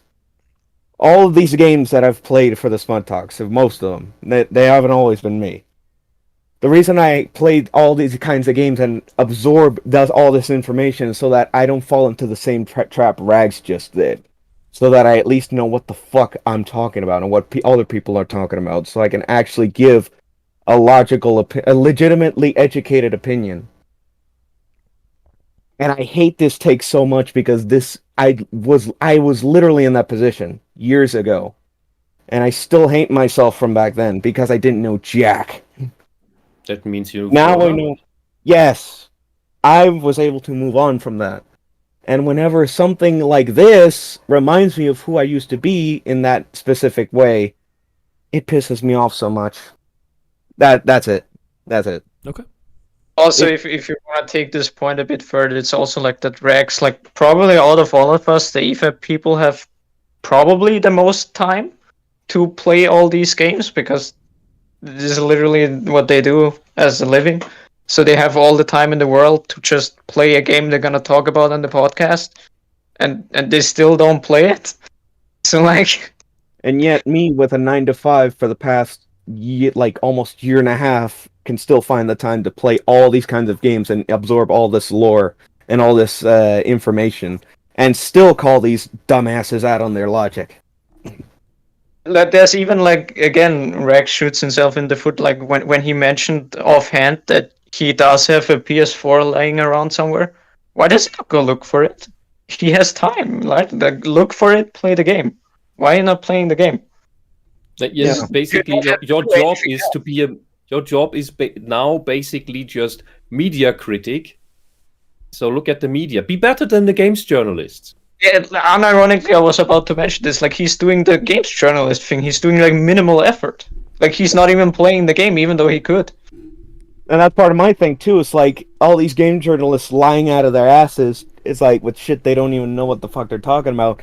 But I made the conscious decision to go directly to the source, to all these games, to all these shows, whatever, anything.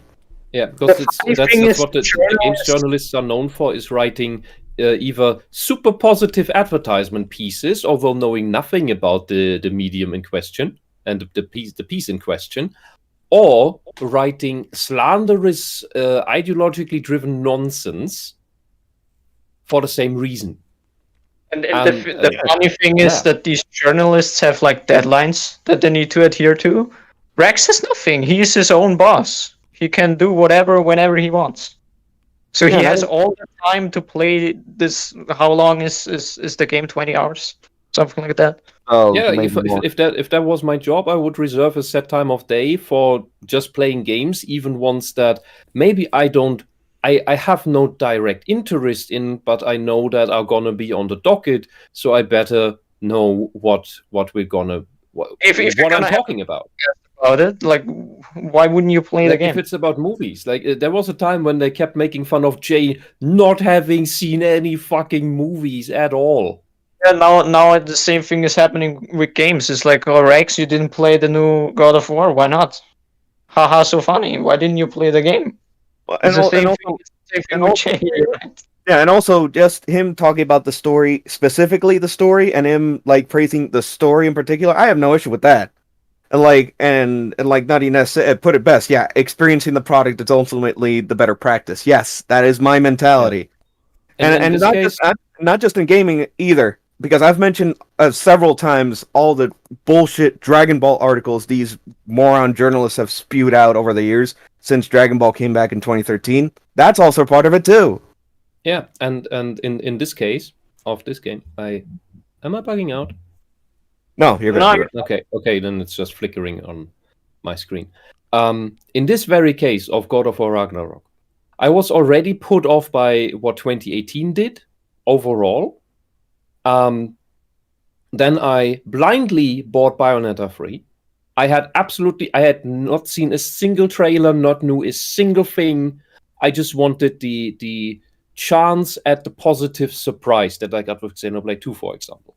And the game was just a fucking insult on every level.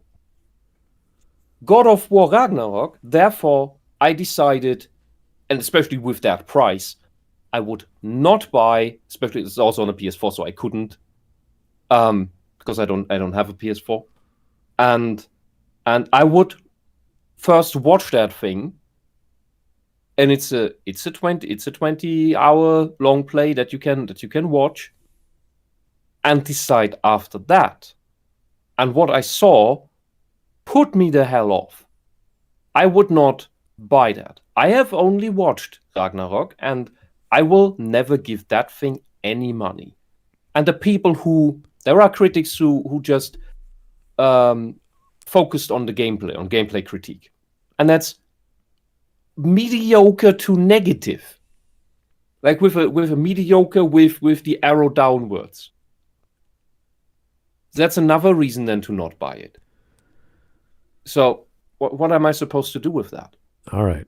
Yeah. Okay. And one so it's little completely fine to not have played this if you've watched it, but that's not what Rex said. Yeah. And one little quick example of what I mentioned earlier before we move on.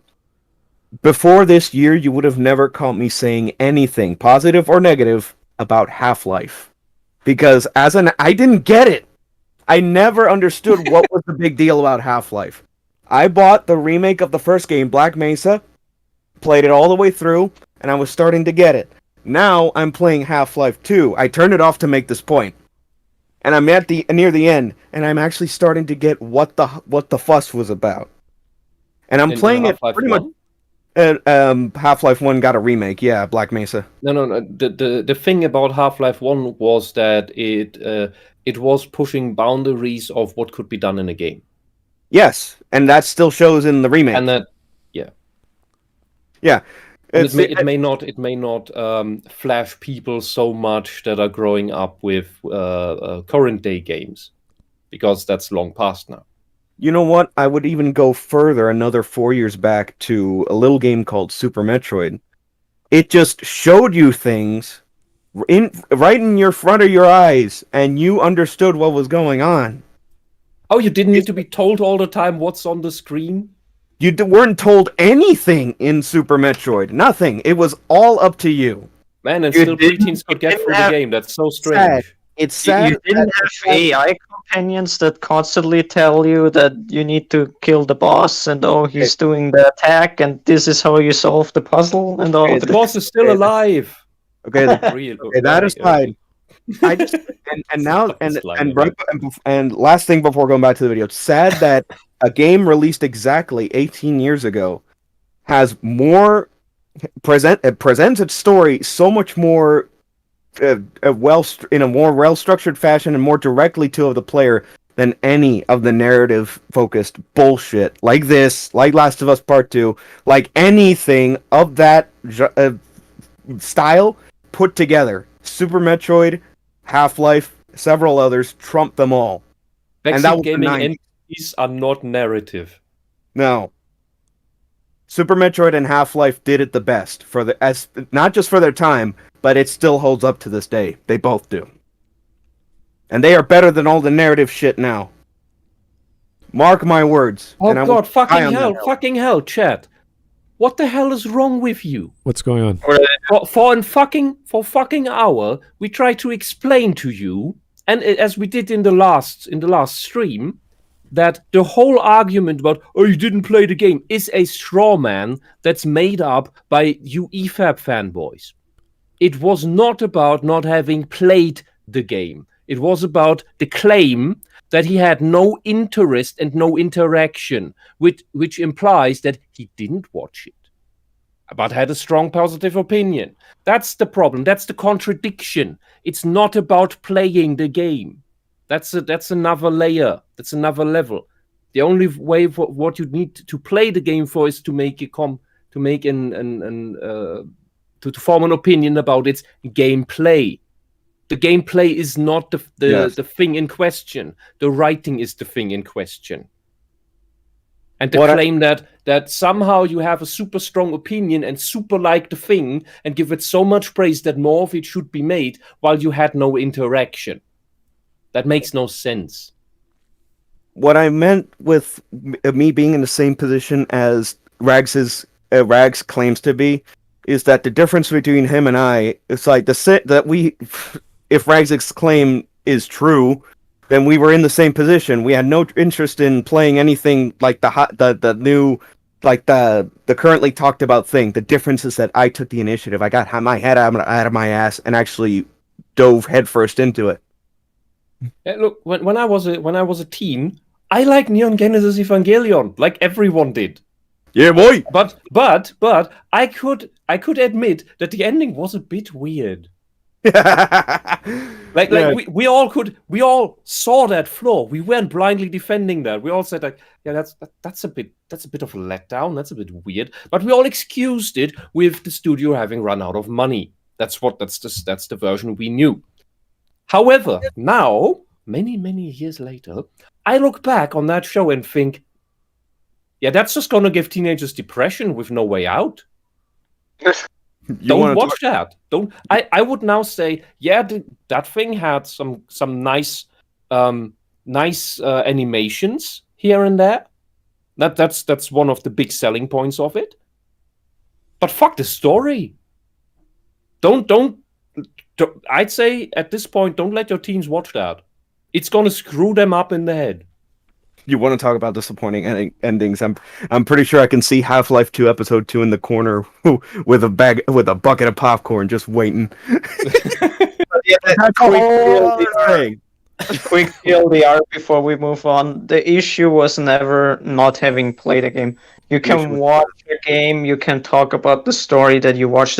That's all fine. The thing is that the argument that was made is that he has not played the game, he doesn't care about the series, he hasn't played the old games either, and he had no interaction, but he loves everything about the story. That was the argument, that was our issue. If he had just said, I never played the game, but I watched them, there would be no issue. We wouldn't be talking about this if that's what he said. He didn't say that, though, which is why we're here. Yeah, it's just a repeat of the Adler discussion where he also had a strong opinion, but he just wanted to antagonize chat, and he took sadistic glee in it, but he also had absolutely no clue about the thing. He just had that opinion because it was fun to have and be the contrarian. He's had a history of that. He did a similar thing in the vampire RPG that he was in, where he also had absolutely no interest in the law or how the world worked, but he had very strong opinions of how other characters that acted law accurate did, and had Arch played that straight, his and other characters would be dead over and over. But this is just it's a pattern. Okay, finally. And no, James Moore, he didn't word it incorrectly. We just had a Hawk earlier saying that it's pretty obvious that he picked his words very carefully. Yeah, and look, they don't give Synthetic Man any leeway whatsoever. Yep. No benefit of the doubt. Why should EFAP get any? Which is a bit. Anyways, we can let's just keep going, okay? Yes, please. All right. Well, confident, and then the other teacher just goes, "You should be." Video. I mean, I already came to that conclusion a while ago, but yeah, actually, I might actually have to agree with that about EFAP sucking after Dishonored Wolf left. If you play video, that was how many years ago? I don't even. No. Unless just put it this way, Wolf would not fucking like you. Yeah, he he's wouldn't like you right now either. You, my dude. No. Video games actually play video games. You would notice. This is why I suspect. Okay, so I don't know if that's true. If that's how we can deduce that. And they just claim that because he was on the panel, so he would be on their side, which is not true. Wolf was the one guy who gave pushback to the idiocies of other people on the panel. Also, the main reason why this was clipped is just the fact that, like, Mauler just brings up the fact that Wolf wouldn't like Synthetic Man, which has nothing to do with the point he made and is completely irrelevant. Yeah, he just said, "Oh, Wolf wouldn't like you." It's like it's just a no you. All he said was that the show got worse when he left, and he's like, "Oh, Wolf wouldn't like you." So yeah, that wasn't the point. Also, especially best friends with Wolf. That was not.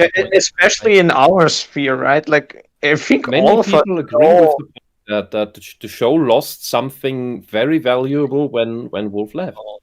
Yeah, but even just talking about the fact, like, something. Go ahead. Just the knee-jerk reaction, I would say, is definitely sorely missing with Wolf being gone, because he would hear something and he would immediately say something. It wouldn't always be correct, and they would have to back up, and it was a source of consternation, I'm sure, for a lot of people, myself included, having to constantly go back because Wolf did go off a little bit too early and he misheard something. And then they're like, okay, no, we're caught up. And they didn't say that actually, you know. The main thing with this clip was just the fact that Synthetic Man says that the show got worse when Wolf left, which, again, most of us agree with. But the main point is that then Mauler says that Wolf wouldn't like him, which, again, there is no correlation between this. Yeah, and I think in that's our irrelevant. sphere, I think a lot of us have examples where we like something, but the creator would probably hate us for our opinions or something, which is irrelevant. Like, we know this is a thing. So the fact that he says this, like, oh, how can you say the show got worse when Wolf left?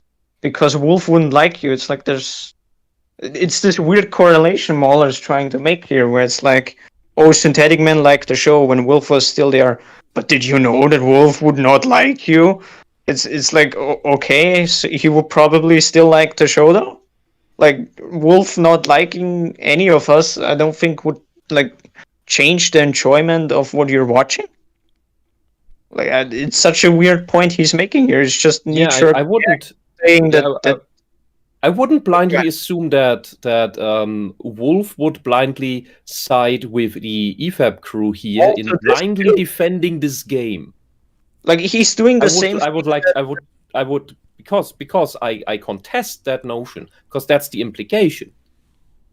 That's the implication by saying, well, he wouldn't like you, but would he agree or disagree with arguments? Wolf was the one who was more nuanced.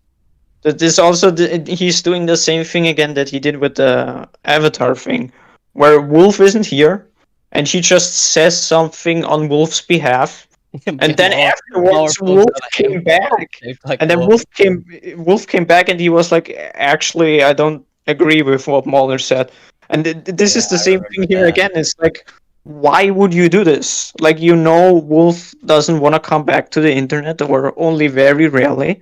And now you're saying something on his behalf again to, I don't know, because you feel insulted that the show got worse when he left or something. Like, his ego got hurt because of what Synthetic Man said, so he has to say, Wolf would hate you too. It's like why are you doing this to him? What if he doesn't agree with what you said? What if he would like Synthetic Man? What then? What then becomes of your point? Like, he's not here. We don't know.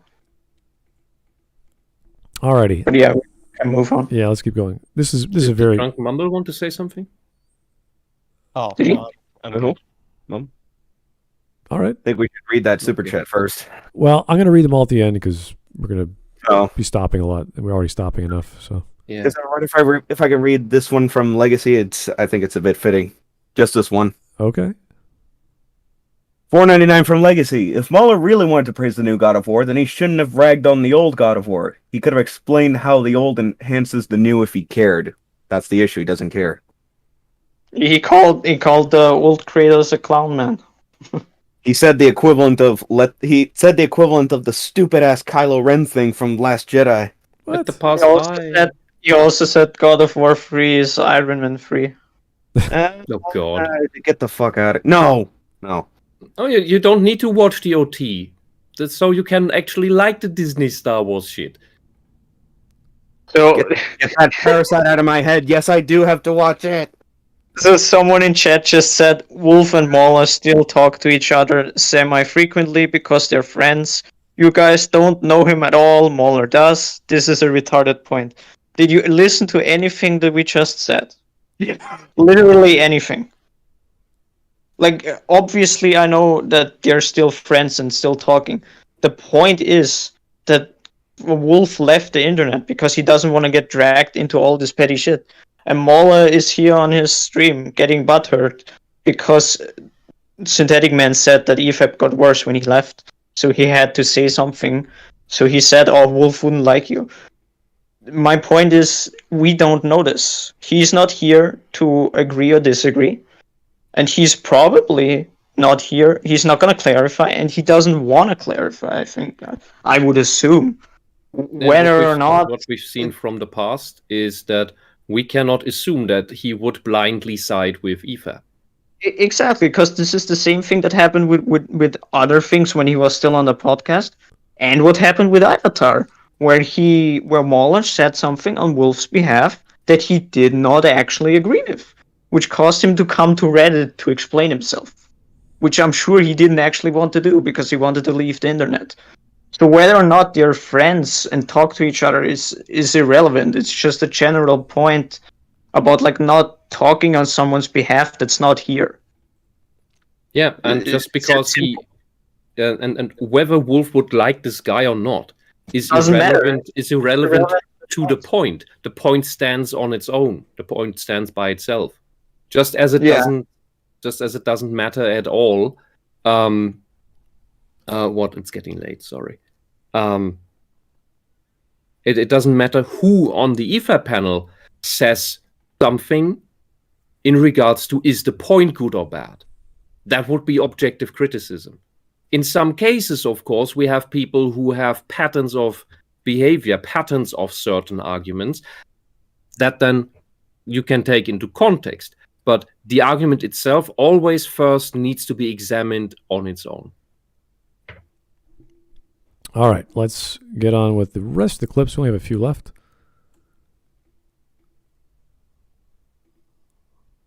He just shows up on podcasts and collects money. Big fucking Wait, surprise. sorry, what did you say? You know, that one of them is not connected to a $6 million from 2 years ago. Man, he makes no content anymore. I fucking knew it. He just shows up on podcasts and collects money. Yep, that's it. That's all it is. It's just a classic. It's so shit for any. Like, I think the most unforgivable thing to say about you is that you're lazy. Yeah. I think you can tell from Mahler's upload schedule that he's definitely an algorithm chaser. Oh, Absolutely. The algorithm loves 5-hour-long That's the videos opposite. every few fucking months. But that's the opposite complaint. So the argument had nothing to, or the statements had nothing to do with the arguments. I'm not sure what these guys responded like that and what they were trying to get at. But all he was doing is looking at Mahler's channel and saying he releases every 3-4 months. And then these guys start talking about algorithm chasers or whatever, or he's lazy. He didn't say he was lazy. This clip, by the way, is like the main reason why they even made the EFAP on him, by the way. Like, it's so obvious. It's because he said the thing about Mahler with that all he does is go on stream and collect money and doesn't upload anything. And that got under his skin, so he made this EFAP.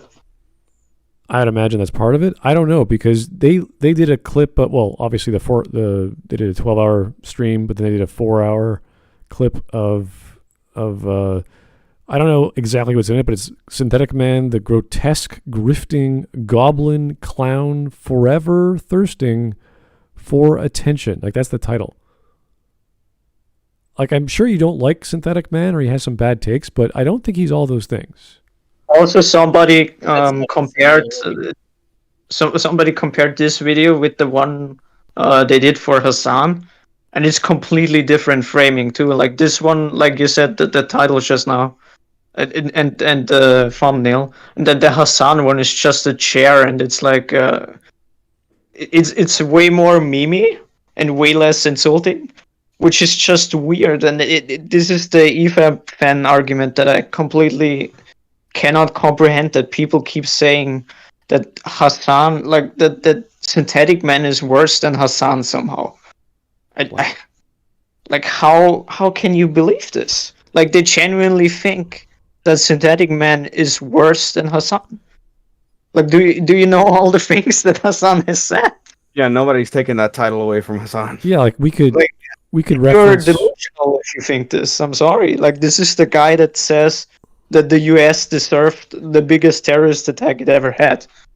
This is the person you're saying is worse than Synthetic Man making like Jew jokes or something. It's a version of the literally worse than Hitler argument. Yeah, like we could look at Maggie May Fish, and she has ridiculous takes, but we also know that she's acting half the time. So she's saying what she believes, but she's doing it in this goofy way.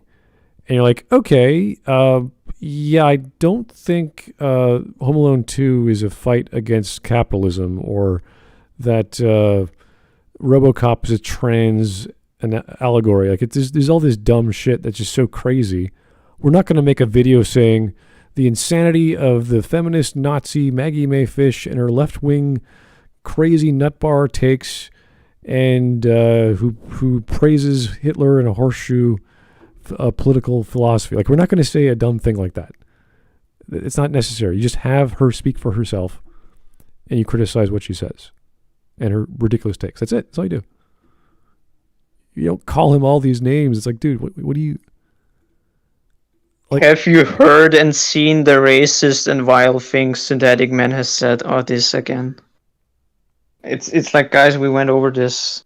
Like, if you want to take all the jokes as 100% serious, that's on you.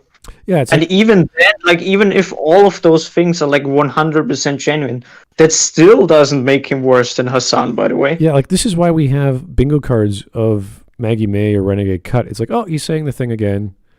We don't take him seriously. I don't think anyone actually takes these people seriously. They are clowns. Oh, you wish. Well, okay. There are people who do it. There are always people who do I'm that. sure there are some people who gullible take people. who take WealthSimple seriously. Okay, well, those exist. Whenever you hear the crazy stuff that comes out of these people's mouth, you're like, all right, that's. But it's just that you've never walked in these spheres. You've never met these people personally. You cannot imagine the insanity that goes on in brainwashed people, especially impressionable All right. Well, with Synthetic Man, this comment here put it the best by W.R. Winter. So Synthetic Man doesn't like God of War. Hassan thinks 9/11 was a good thing. These are the same thing. It's like, yeah, it's like you're telling me these are comparable people. Like, you can't be serious. The clips that you showed me, I think either Synthetic Man is half joking or just doesn't care. He's just sort of like, whatever. Even if he was like a complete unapologetic racist, like he hates Jews, he hates black people, he hates women, like all of these things, that is still not as bad as a person that says like the biggest terrorist attack was a good thing. Like, you guys need to realize this. Mm-hmm. Like, the biggest racist is not comparable to mass murder. Yeah, like, I'm sorry. What's the joke that EFAP does, calling people massives? What is that supposed to imply? Gay. Yeah, well, what does that stand for? Is it perhaps a bundle of sticks? Right. And I've heard that over the years. I never really thought about it. I was like, yeah, it's a colloquialism. Everyone knows their in-joke terminology. I was like, that's fine. And then you find out, oh, he was making fun of was H Bomber guy or whatever when he started, and they just Joseph Anderson. Anderson. Yeah. And it's like, It's oh, jokes when we do it. It's jokes when we do it, like the Ewoks. It's jokes when we do it. And I'm fine with the jokes. What I'm not fine is that to deprive other people of being able to make jokes, even if you don't approve with the jokes, because they're in bad taste from your point of view, and maybe they are objectively in bad taste. But if you do not give this leniency that it's a bad joke, why should we give that to you? Because that was then Theo's complaint that, oh, he's not allowed to make jokes. If he says it, it's taken serious literally. It's maybe because we think that you do actually mean it from other statements that you've made. That's it. And Drunken Mumble, I was talking over you. Sorry. Well, we were just talking about Hassan, and Hassan got in trouble. I want to say it was this year about. He used the slur cracker, and people got bent out of shape. And then, obviously, oh yeah, the thing on implication being that it's wrong one racial epithet. Surely, this racial epithet is the exact same. It's wrong no matter who says it. The context behind it, it's supposed to be wrong no matter what. If one racial slur is bad, then all racial slurs are supposed to be equally as bad, and yet. He was being held to different standards. He thought it was okay. He got banned temporarily, I think, but came right back. I want to say like Nabisco or somebody sent him like a cracker card or something to meme on it. And, like a joke out of it. Yeah, it just either all jokes are okay or no jokes are okay. You can't have double standards on these things, you know. One could say this exact same situation is what these streams were about. Like, you can't make the same jokes somebody else makes, and it's wrong when that person does it, but not wrong when you do it. If massive is supposed to reference to what we all know that it's referencing, and bundle of sticks is the same way, one is okay, but one is not, because your favorite internet guy says one, but the other one is completely racist, evil, reprehensible. They got to go down. Yeah, and when 3 or more people on the panel of EFAP talk for 3 hours about how to best stick their dicks into a Pokemon, I think calling them things is justified. It's objectively true. This is like the other things. Like once you start like picking apart all these things, like once you start going after people for things like this, people are gonna do this to you too, and they're always going to find something that makes you look bad. So don't even start being a hypocrite. It never ends well. Yeah, and before anyone tries to minimize that or relativize that, that's not an offhand joke that is made once. It's talking about it for 3 hours with glee and joy, and that makes it very odd. And that's when we can get out the Old Norse insults. Yeah. Also, it just leads back to the like. Again, personally, I couldn't give less of a shit that Rex did this. But the thing is, like, Rex says stuff like this, and then he's like, "Oh, Synthetic Man talking about the game with the 2 kids and the obvious romance that they want to set up, and talking about like historical age of consent. Oh, that's weird. That's so weird. Why is he saying this? This is so weird." It's like you know where I'm getting with this. It's like he says all these weird Pokemon stuff. And then Synthetic Man says something that's actually historical, and then it's like, "Oh, that's so weird. Why is he saying this? That's so weird."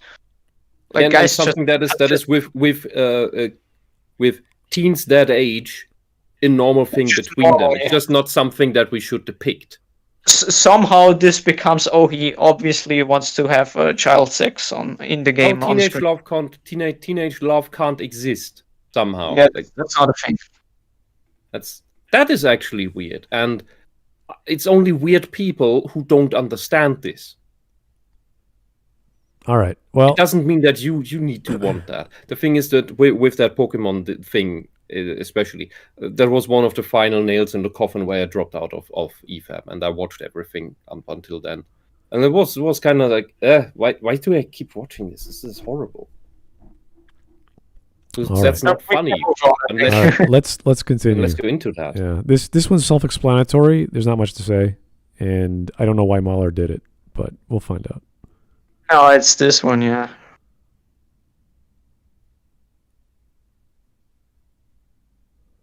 I literally didn't mention him by name in the video, but these pathetic fuckers dig and dig and dig like, oh my god, they insulted my favorite E-celeb, but I literally had the courtesy to not bring him up by name. Mauler. King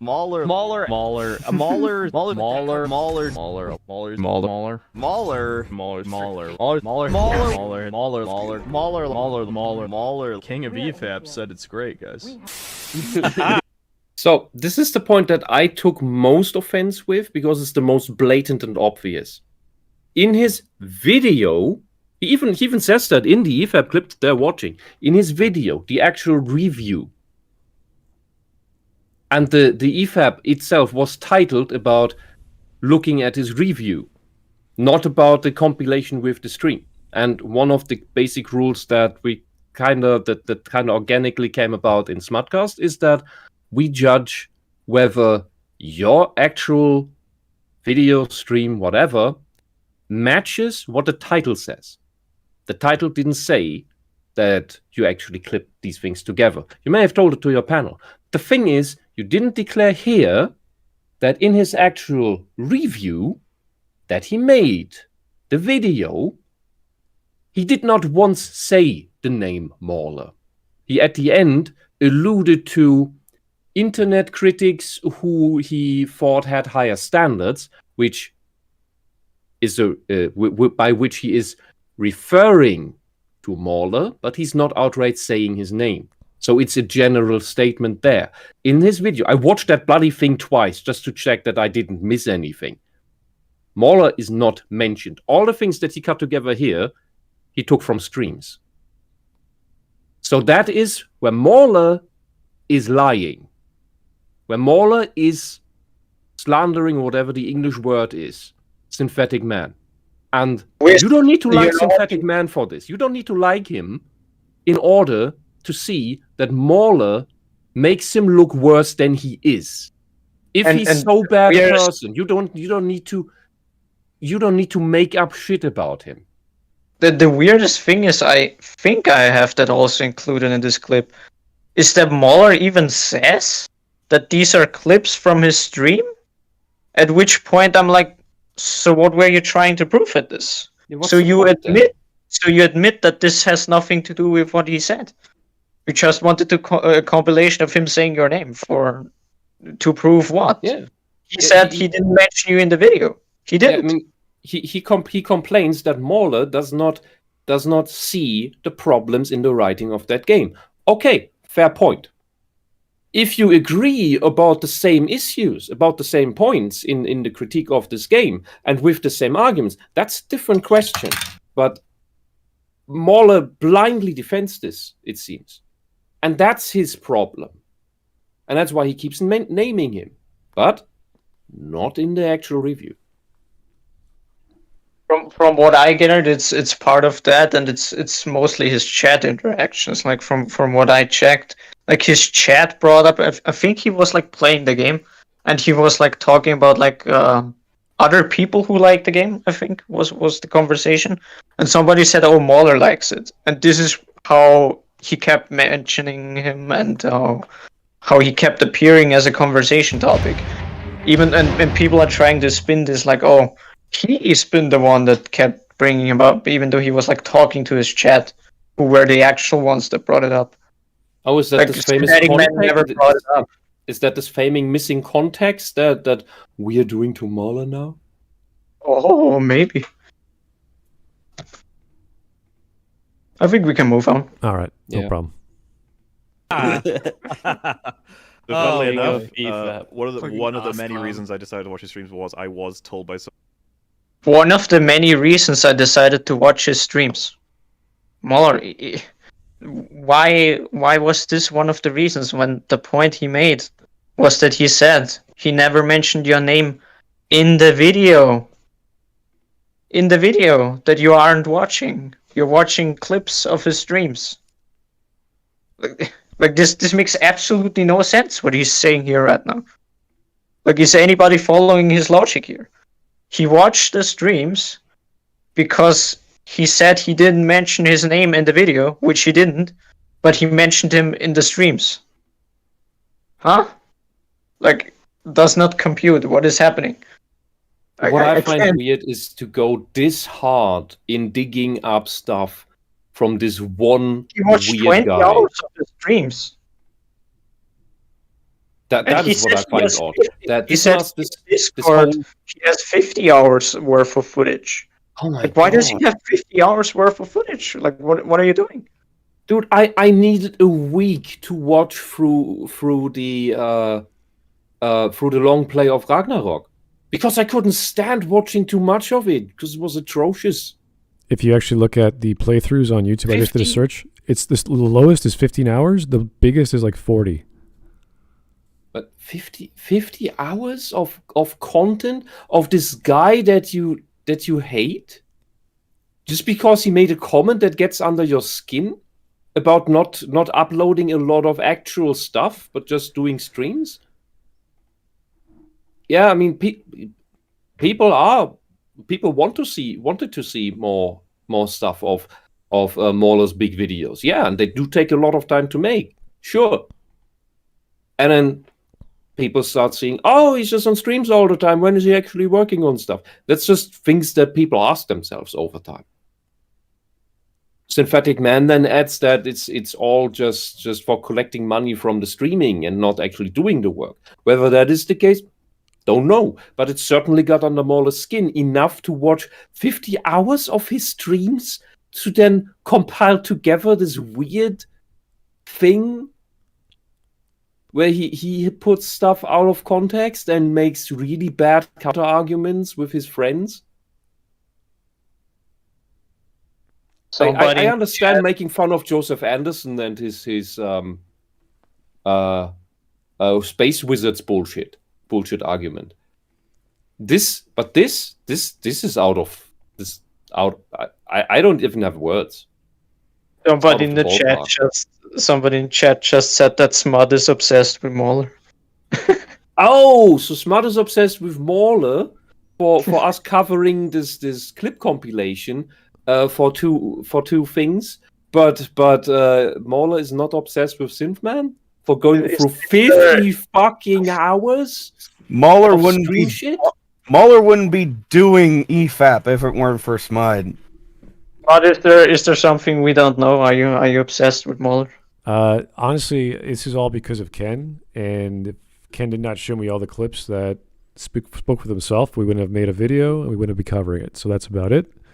I stopped watching EFAP years ago. I think I was on for was it the 150th or the 200th? I can't remember what celebration it was. And that was for the last 15 minutes. And that was, a year or two ago. I can't remember when it was. Must have been a year or two. And that's the last I ever really watched or was paid attention. So. Yeah, I thought you were obsessed with Maggie. I'm more obsessed with Maggie than I am with Mauler. Yeah, but we haven't watched Maggie in like a month or two, so. To be fair, we've never seen Maggie and Mauler in the same room together. Oh, there you go. They could be the same person with Maggie's artistic skills. You never know what she can come up with. Anyway, that spoke for itself. We didn't have to talk about it anymore. We could keep going. Someone's saying, he's thrown some shade at you on stream, and I was like, oh, okay. And I was expecting him to just say, like, really surprised you would like this game, but it's so shit. That sort of stuff. I never expected it was all of this. Plus, like, oh, I'd get banned from EFAP if I came on. Because, you see, Rags has a character flaw that I can, make fun of in the form of a... This one's weird. That's what I always do. Anyone who said this is 10 out of 10, you're dead to me. Actually dead to me. Isn't shilling for a brand? Objective and game criticism don't go together. They just don't. I just want to know how many morons would still trust the YouTubers who gave this 10 out of 10 and just be like, oh, well, it was just their opinion. It was totally their opinion. I can trust the YouTuber who gave this 10 out of 10. Rags saying that is very ironic, but in general, 10 out of 10.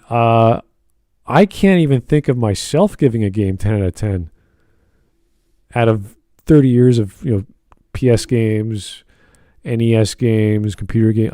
I could not do it. Yeah, even my absolute favorites. I would struggle to give Final Fantasy Tactics. I think is not a perfect game, but everything is there that's excellent. It would be in the maybe 90s, around there. But anywhere near, whenever you see Famicom give it a 10, 100 out of 100, I'm like, what the? They gave I think Metroid Prime that, or a Zelda game. They give a lot of Zelda games perfect 100s. It's like, wow. Hey, Metroid Prime deserves it at least. That's one of the that deserves it. Metroid Prime has a lot of great, but there's certainly some little blemishes you can't ignore. But we'll get into that. What I'm saying is, to give a game like Ragnarok 10 out of 10 is silly. To give a game like 2018 10 out of 10 is silly. To give God of War the first game 10 out of 10 is silly. It doesn't. Oh yeah. It's odd to say. Imagine Last of Us 2 got 10 out of 10. You're like, wait a second, come on. And I know they got high scores, but we know better. We know better. The closest I would give that I'm digging through in my head might be Lufia on the Super Nintendo. See, but that's very specific. That's you need to like turn-based combat for that. Yeah, but that's the turn-based combat is not super awesome. It's not. It doesn't have anything really special to it. Right. You're talking about a very specific age of gaming with a very specific style of game that no one it's so niche that people would be like, what is Lufia? They wouldn't even know what you're talking about.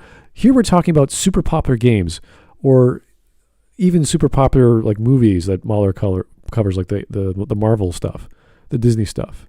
Everyone know it's super popular. They're going to talk about it. Can you imagine someone giving a Disney film 100 out of 100 or whatever? It's like Rotten Tomatoes bullshit. It doesn't make any sense. There's so much to criticize. I struggle to think of a game that's a truly 10 out of 10. I never really rate anything 10 out of 10.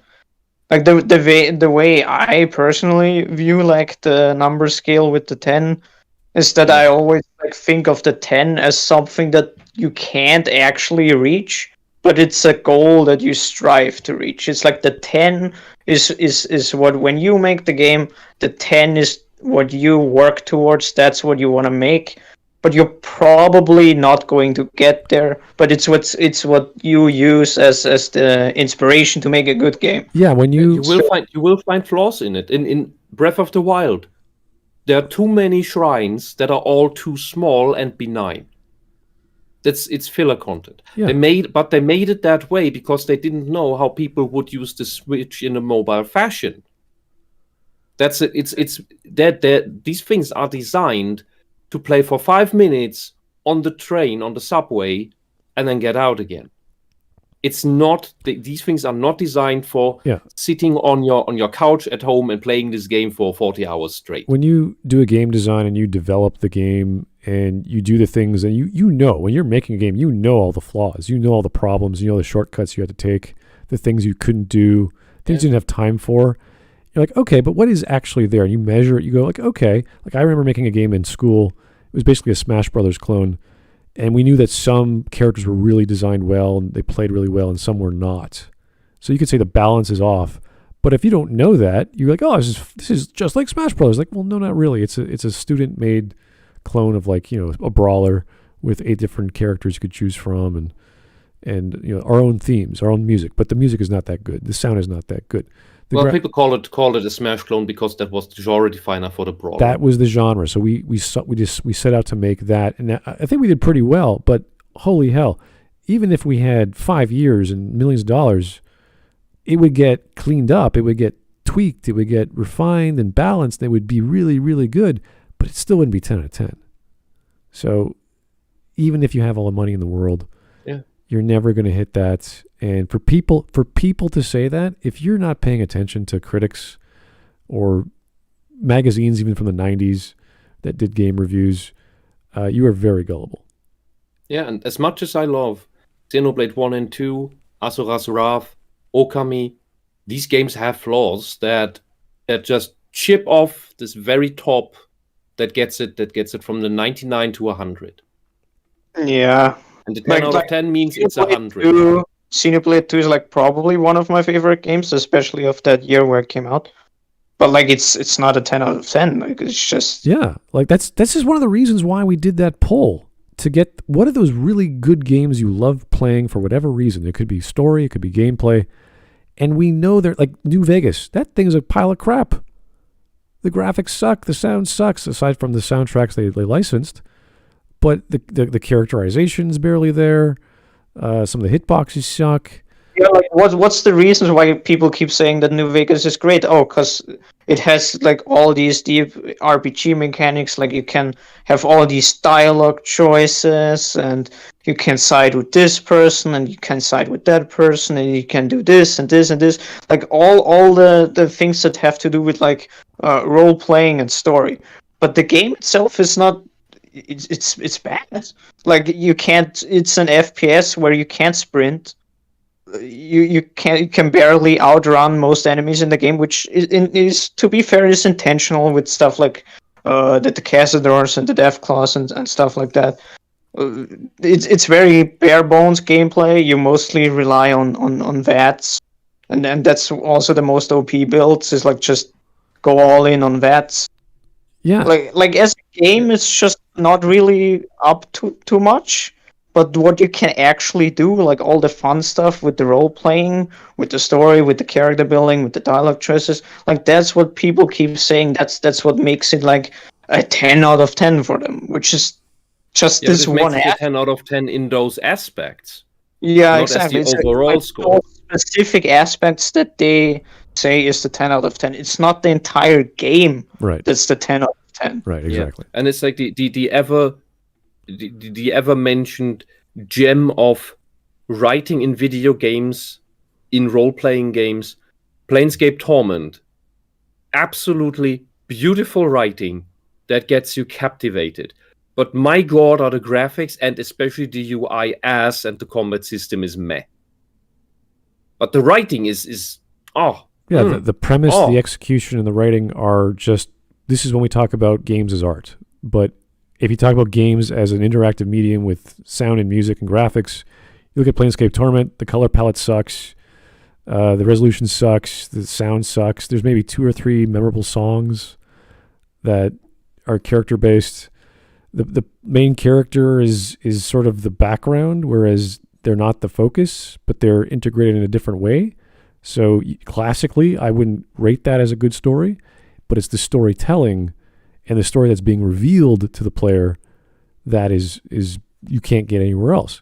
So this is why we talk about experiences in anything, gaming or what have you, that you must try. You must go out and have. If you are a PC gamer, you've never played Fallout 2, Planescape, Age of Empires, Half-Life, like all these classics, you owe it to yourself to understand why they are either genre-defining or why they will keep being around. Even though the gameplay sucks. Which was my point earlier. Yeah. If you give these actual scores about these things. Oh yeah. What are you comparing them to? Planescape would be like a 4. What's your experience with that? Can you imagine giving Planescape anything higher than a 5? Like the game is graphically ugly. Sound-wise is barely anything there. Voice acting is barely there. Yeah, all these other points drag the score massively down on Planescape. Right. But the writing is the point that you played for. Exactly. And that you will always defend it for. Exactly. And the same with Vampire the Masquerade, broken game, love the characters, love the eyeballs, like love the reflections, the talking Dr. Paul Ekman heads, the story, the classes, the gameplay options, which aren't that great, but they still give you customization. Just and enough. Then you have the bugged mess and the rushed ending because they ran out of money. Yeah, it's the same. Every Obsidian, every Troika, every game from those guys, they changed their companies, is awesome. But there's so many problems with them. They're not even close to like 7 out of 10. So yeah, it's those games that are absolute wonders of gaming history. That you will tell people you need to play this, but the game is actually totally broken, and you need to fan patch it for it to even work. Like KOTOR 2, yeah, Gothic 1.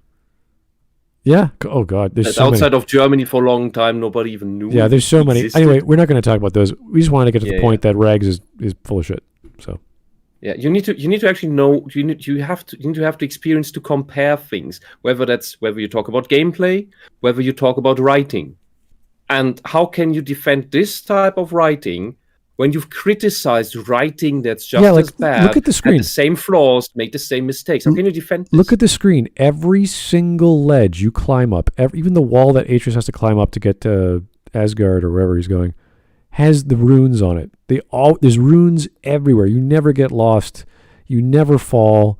There's no drop heights. You're never going to die climbing a wall. You know exactly where to go. Compare that to Assassin's Creed, where you have to guess, okay, can I jump up that wall? Can I run up that wall? No, I can't. Crap, where did I? Oh, there's another ledge I can go. Like there's parkour. Everyone can do parkour. Everyone can just jump onto a rune-based wall and you know where you're going. It's streamlined for the every guy, the every gamer who goes, oh, look at the graphics, look at the sound, look at the voice acting, look at the lip sync. I'd say it's made for the non-gamers. Yeah, we had Joe Rogan talk about how great this game was. I was like, oh my God, really?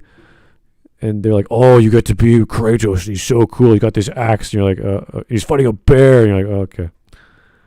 Fucking idiot. Anyway, 10 out of 10. It's not that difficult to imagine why someone would call this a 10 out of 10. Yeah. Sellouts. Totally not sellouts. I think You have to keep in mind, I thought Raid Shadow Legends was one of the less bad ones. Oh, That's why I took that one, on top of them paying a lot. Oh, the Orwell shirt. It cries. So we're going to continue, but I want to, I don't see why this is a problem. Let's just keep going. See what he's selling out on. This is a nice brand. I like this watch. I wouldn't say, well, it's one of the less bad ones. But they paid me a lot. So. Why? They paid me a lot. Why not? Maybe people aren't grasping, right? He knows it's bad. So? He knows what he's doing. We just made the same statement about Planescape Torment. Great story, horrible game. What's wrong with that? If I could not sell, like, advocate for the game, like an affiliate marketer or something like that. Like promote the game. Can I promote the game to you and make some money? Guys, you gotta play Planescape Torment. It sucks. It's a really bad game, but I will guarantee this is a game you should play. Like he's talking about Raid Shadow Legends. I don't know if you guys know hero battle games on mobile. There's dozens, if not hundreds of them. I play a bunch. I played Raid Shadow Legends. It's a pretty good game in its genre. In fact, How do you have time for anything? How do I have time? These things are just things that steal your life. Yeah, it's in between. Like you're going in between work to home, and they go nowhere. They're just hero battle games, but they're colorful. They got all kinds of classes, all kinds of heroes, and that's why you play them. They suck up time within, I don't know, the metro you're going from to or from your office or what have you. And Raid Shadow Legends is huge. It's been around for a while, has huge marketing, and they have a promotional affiliate marketing program. So I don't see what's wrong with saying, hey, you know what? Of all the hero battle games, this is the biggest, and I recommend it. I don't see a problem with. If I could recommend games that I really like, I would. But there's no offering, and I can't wait for the perfect game, like the 10 out of 10 game which doesn't exist, to advocate to you guys because there's going to be no affiliate program for it. They're too small time, unless Nintendo comes out with like the super uber, I don't know, Super Mario RPG or something, which is good for the family and amazing graphics, amazing sound, amazing gameplay. Oh, it's this part. There's also the thing here that Mauler's show is so big. He has so many supporters and how he doesn't need. He has the wonderful position where he really doesn't need any of these extra sponsors. Like the one where I have actual trouble with is with the channel Kings and Generals, because that has massive amounts of supporters on Patreon, but also takes on sponsors like Raid Shadow Legends, not Raid Shadow Legends, but similar games. Right. Yeah. And doing both, that's the thing where I think that's weird. Like they put a lot of work and effort and research into their videos. Sure, cool. But why? I thought we had the Patreon thing that if you have enough of that you don't need these other sponsors. That's what I find weird. But this other smaller creators, when they get this Raid Shadow Legends thing, that's a giant boost into your income. Yeah, I don't see anything wrong with making money promoting a game that you think is not so great. And the issue is you see a sellout. Well, what is he selling out on? What? Someone actually tagged Smud in the chat and said, if you watch the stream, Synthetic Man said you shouldn't sell out, even though he's selling out to Raid. EFAP doesn't have a problem with sponsors. They're calling out hypocrisy. So this is not the same thing that he's talking about. Like, this is not selling out. Yeah. He's not selling out to Raid. He's taking the sponsorship. Yeah, in order to sell out, you have to have a standard, and you say, this is my standard, and then you go, oh, you're giving me money? Well, this is no longer my standard. That would be a sellout. He's not saying that. He's just saying this is not that great of a game. What's wrong with that?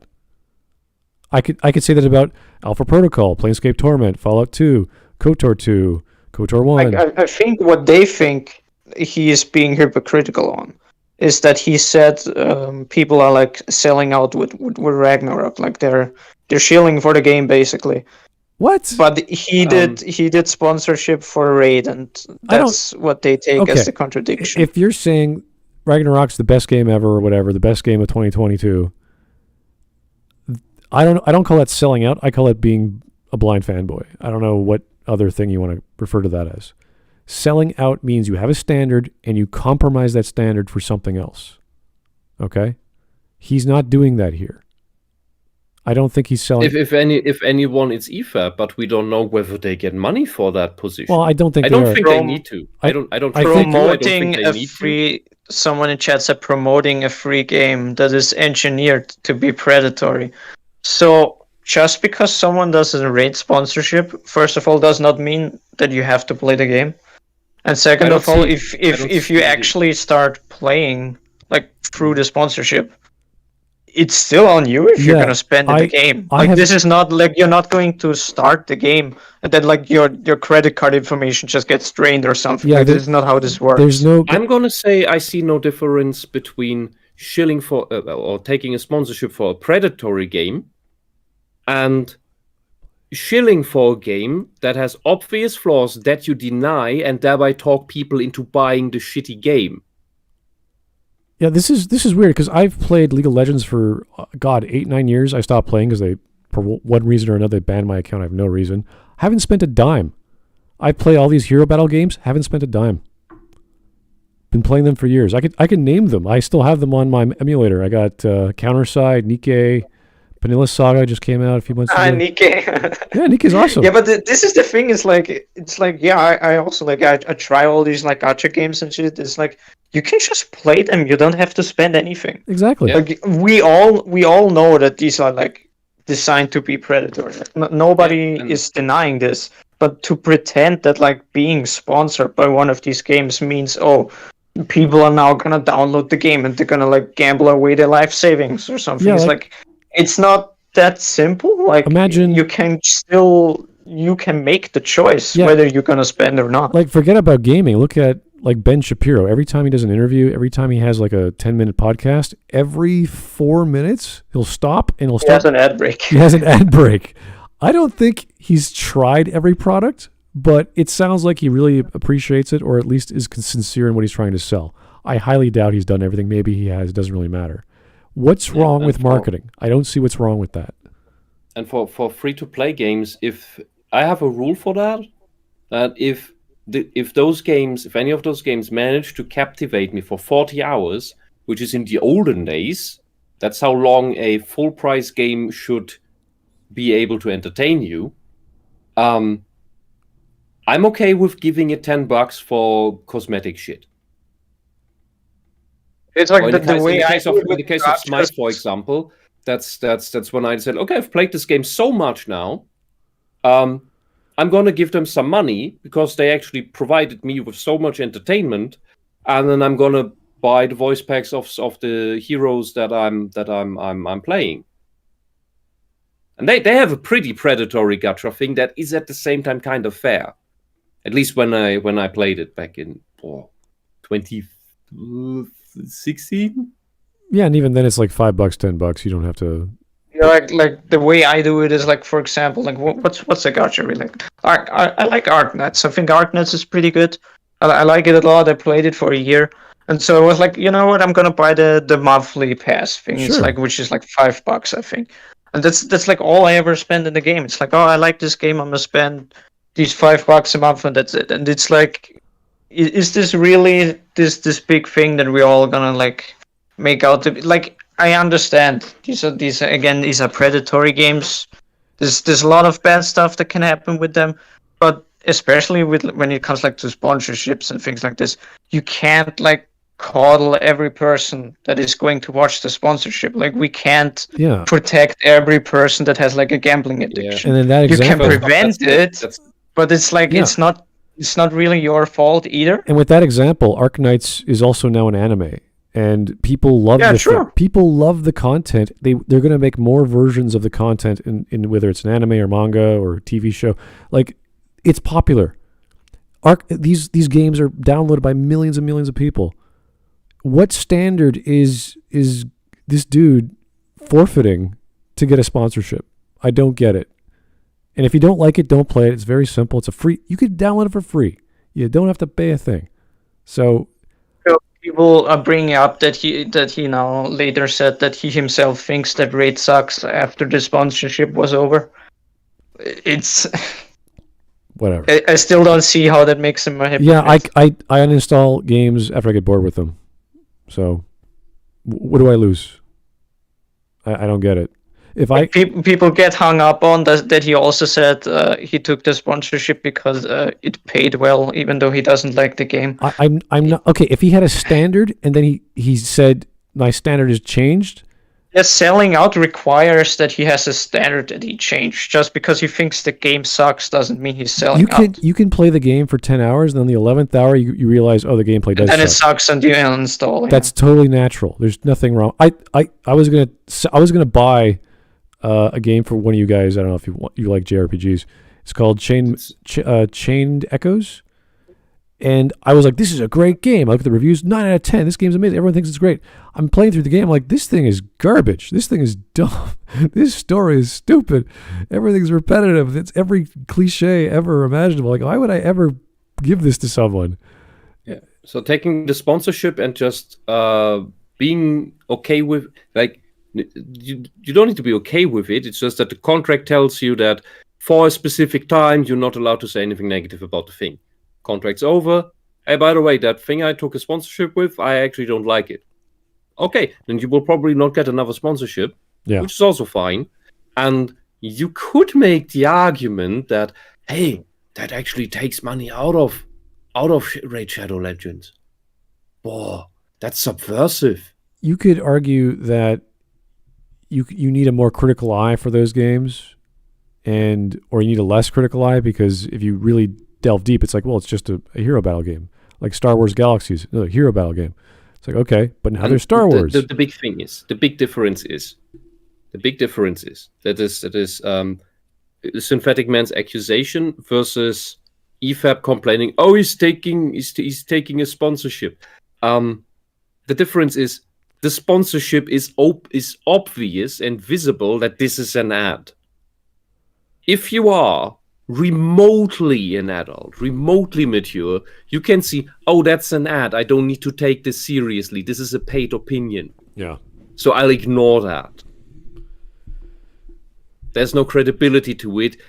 This part of the video is paid content. It's even irrelevant who says it. Yeah. Who makes the ad? Because it's the same ad everywhere. It's just that a different person speaks over it. It depends on how much attention and memory you have, because I can guarantee if I give you a new game you've never heard of before, it's shiny, you play it for a few hours, like, this is pretty cool, this is fun, and then you give it another few hours, you're like, okay, this is redundant, this is boring, I've seen this before, da da da da. Your opinions are going to change. I remember people were critiquing Under the Mayo because he was critical of Ragnarok, and people. Yeah, but he mainly focused on the gameplay. He focused on on the gameplay. On the gameplay aspect, he did a lot. He's pretty on point. Yeah, the way he took part. And they were calling him a hypocrite because he was excited about the game coming out 6 months ago, and then he watched a trailer and he wasn't excited anymore. Therefore, he's a hypocrite. I'm like, what the hell are you? No, that's you changing your mind of seeing the actual content of it. Like, I was excited about Bayonetta 3. Yeah. And then I played it and thought, what the fuck is this shit? Yeah, and who is this character? Because it's certainly not Bayonetta. And for us, the standard of God of War is God of War, the original 3 games, and jumping and aerial attacks, and I wouldn't say style meters or anything like from Devil May Cry, but the stuff that we expected with the puzzles and the bosses and how they're integrated with the level design and actual puzzles, actual logical puzzles that you need to be good at fighting and timing and jumping. Like that was God of War, and then you have all the mythos and the voice acting and the cutscenes and the quick time events. That was God of War. Now we have your truck or your tank. You can only aim in one direction. You can't jump. Run through tunnel. Everything's linear. And maybe people like that. I don't know. But people like it now because it's shiny, it has great graphics, and it has voice acting. That's it. Everything else is mediocre compared to what came before, sadly. Anyway. Yeah, no, I don't see him shilling unless he's like, my standards have changed. And why did your standards change? What was the problem? But I didn't get that from the video, so don't know. Yeah, but the focus on the gameplay. I could imagine, so I don't know because he hasn't made his opinion on that. But I would expect a similar critique of the gameplay of Norse Nonsense compared to the original God of War games from Matthew Matosis, because he goes minutely into gameplay, and he doesn't seem, from what I've seen, he doesn't seem to care much about story and all of that. Yeah. which allows, like, he seems indifferent about that. His when he talked about Bayonetta on what I've seen, he has absolutely no interest in the characters, in the story. So he doesn't even see that. But he talks about, so he can what's the word I'm looking for? Like undistracted, in an undistracted fashion, focus on only the gameplay. And there are aspects he likes about it, but a lot that he's also not happy about with the new thing. And things that he likes about the changes in the game, I completely disagree. And that's okay, because he thought it was a bad or annoying mechanic with, for example, the weapon mixing. To me, that's the core feature of Bayonetta. So I wouldn't want that taken out. But there you go. And Kratos gets the 3 weapons plus the shield in Ragnarok? Kratos changes from... Well, the amount of weapons is not that important. And you didn't have that many weapons in God of War games. The important thing is that it's a completely different... Yeah, you had some different weapons, yes. But you didn't have a mega arsenal like Bayonetta. God of War 3. How many did that have? 4. Well, okay, that's... look, when you compare that, when the comparison is the amount, the arsenal of Bayonetta, 4 is nothing. No, I just mean within just God of War, 3 had more. Okay. The thing is the fighting system, the fighting style, that's a completely different game.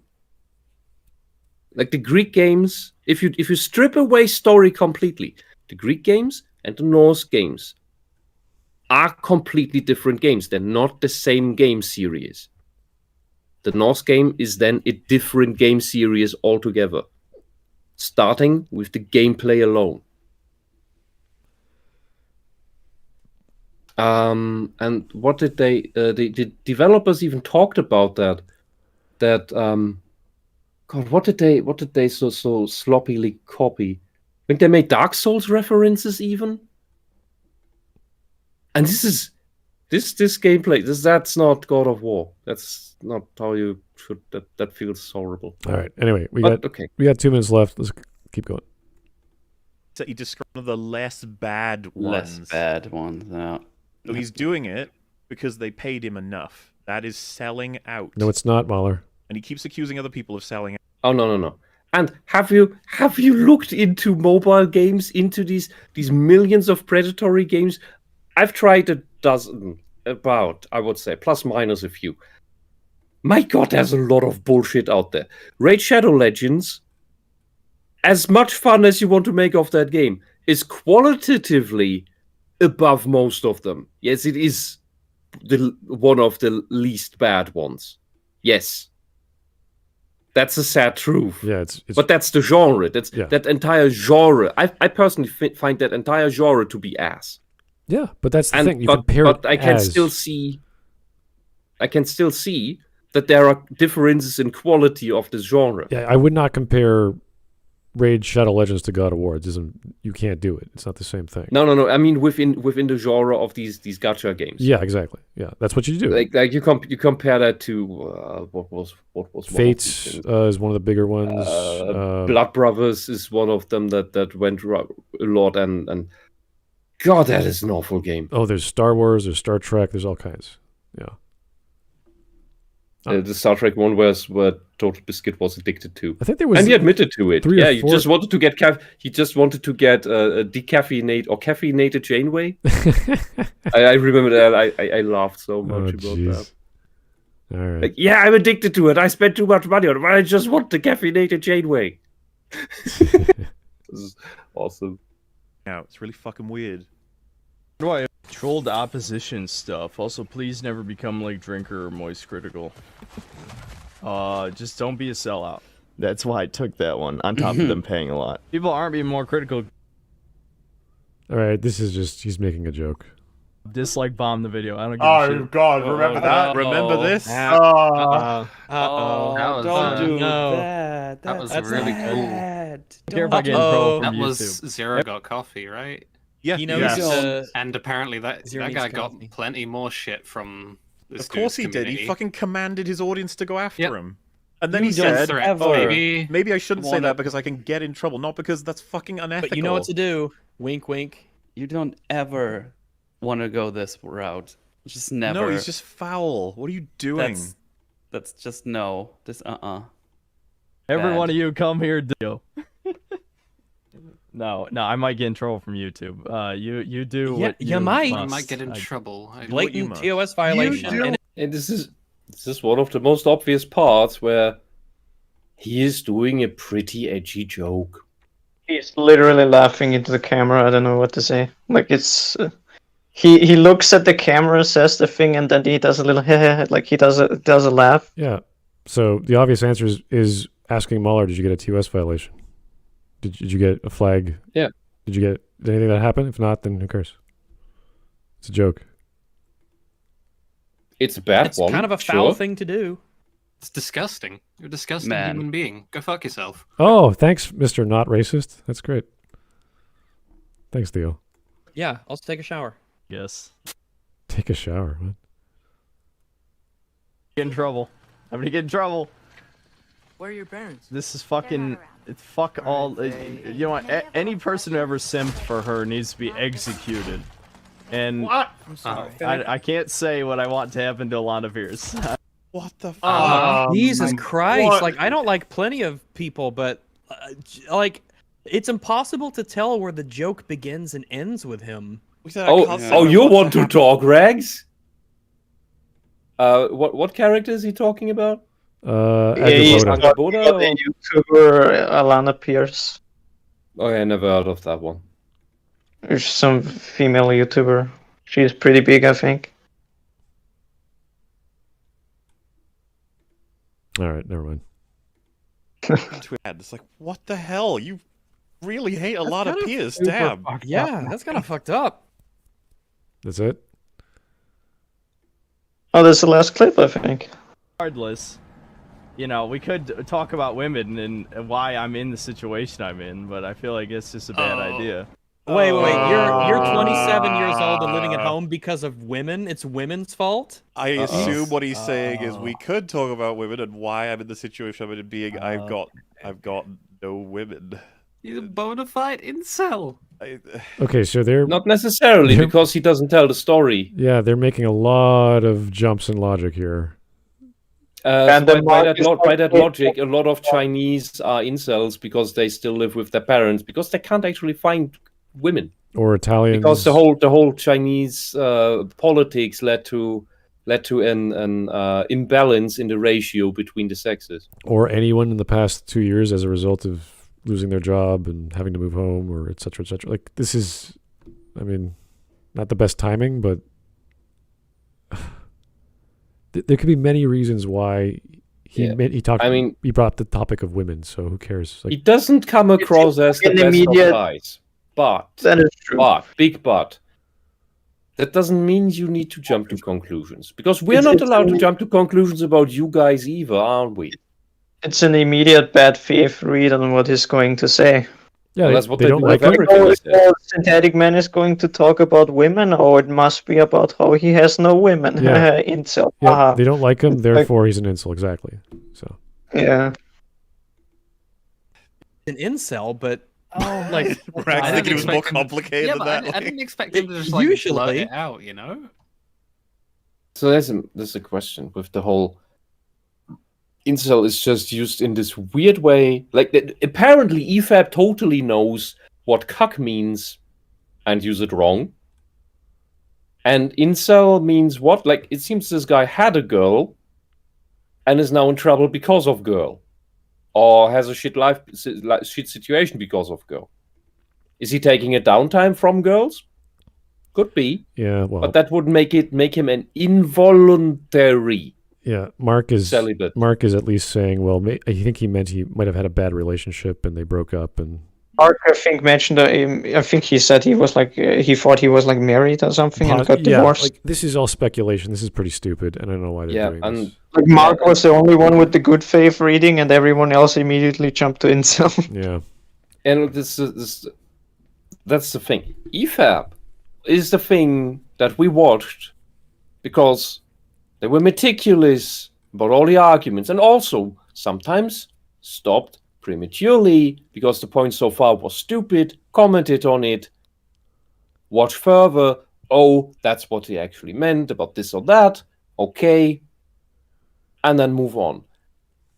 And try to make good arguments about those things. And that seems to have died off.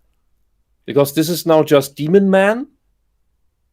Everything he says must be bad. Not a single word he says can be right. We have to have the opposite opinion of everything he says. That's what this comes across to me. Yeah. Okay. And it's not. Well, I think that's enough for today. I'm going to read some super chats. Okay. And maybe we'll do tomorrow or whenever we have another stream. We'll do all the wonderful memes because I'm kind of tired. So. Yeah, I have to head out now too. As a summary TLDR, what we said in the very beginning is this whole thing is not to defend Synthetic Man, because that's obviously a flawed man who doesn't make the best of arguments. Yep. The problem is the counterpoints of EFAP are atrocious.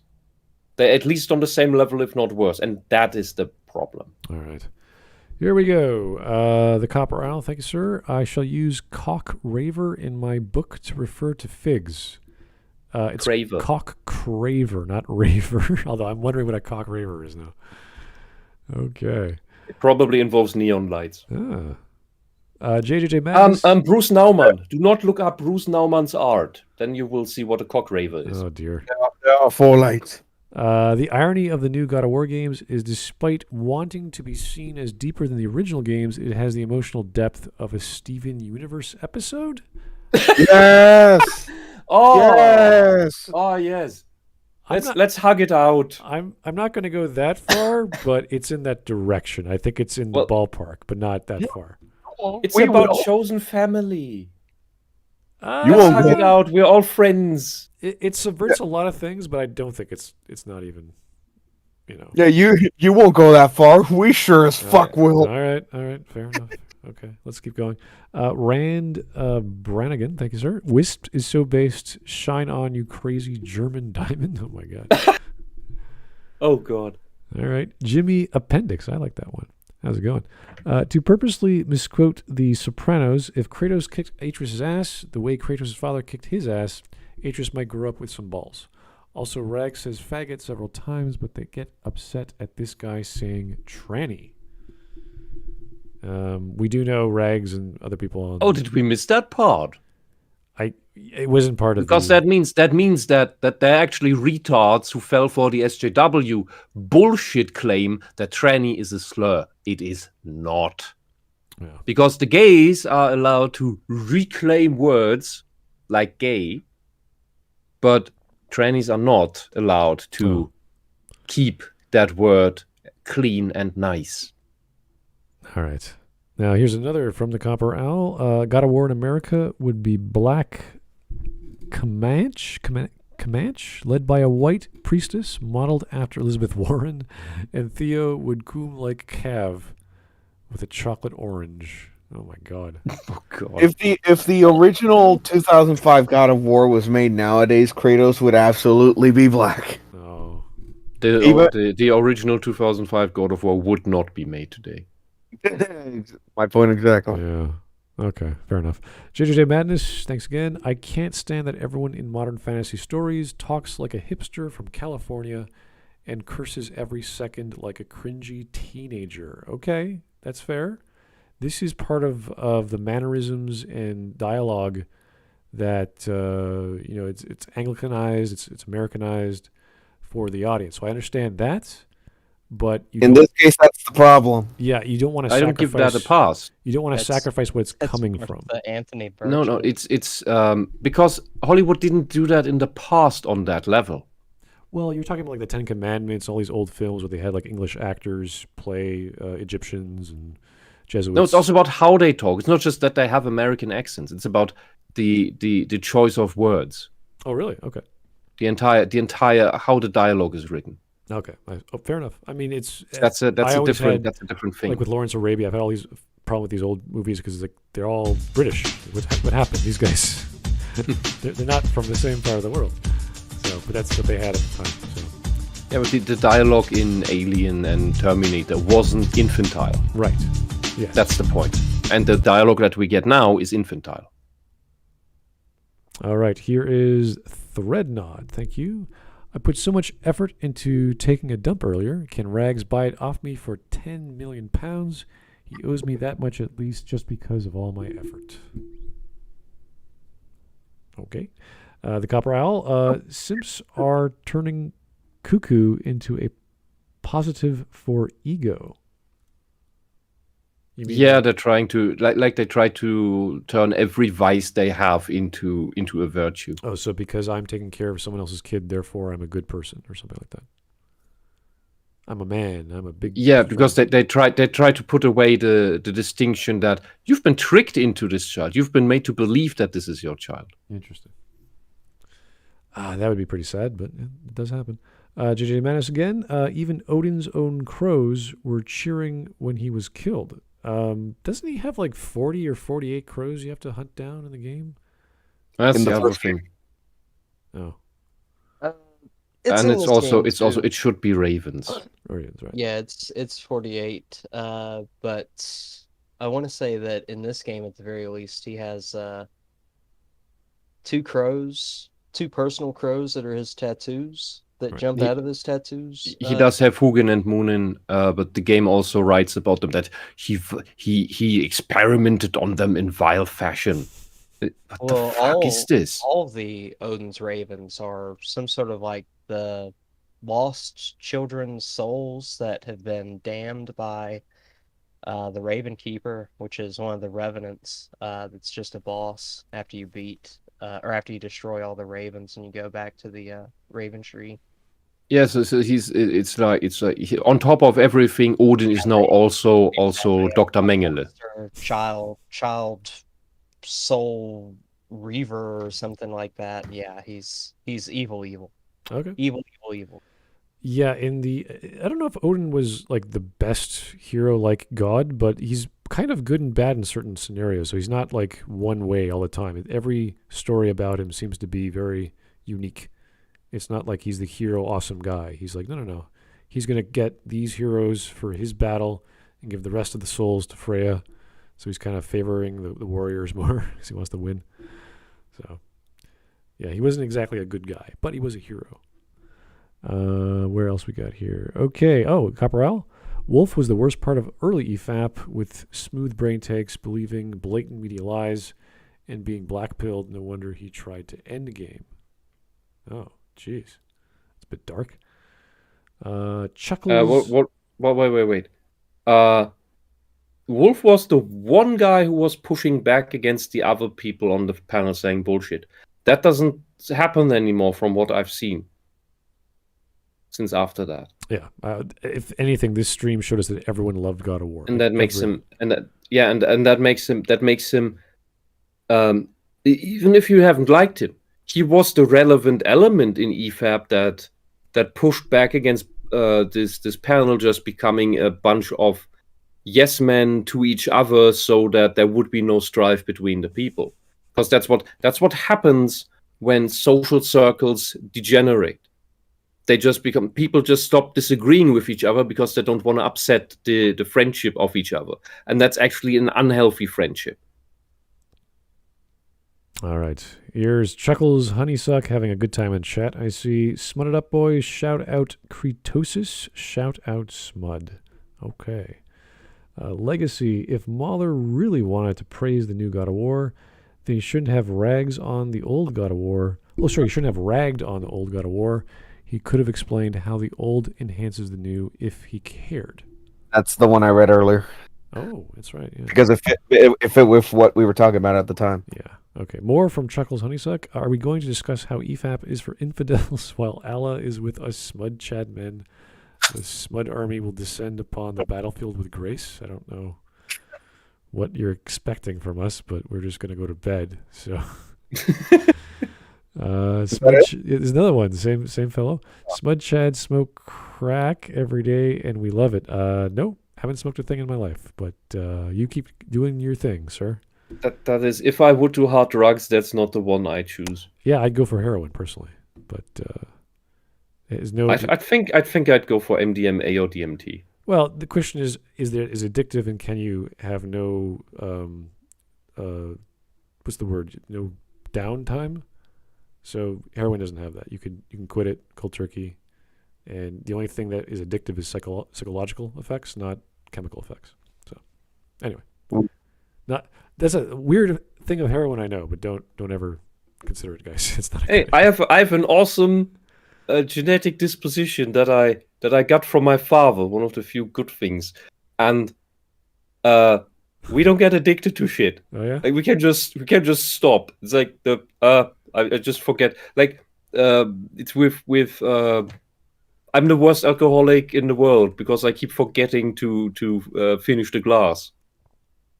So Hefeweizen's like just as important as Imperial Stout. There's still the whiskey from Christmas standing on my desk here, and I put a lid on it because I just don't feel like drinking the rest.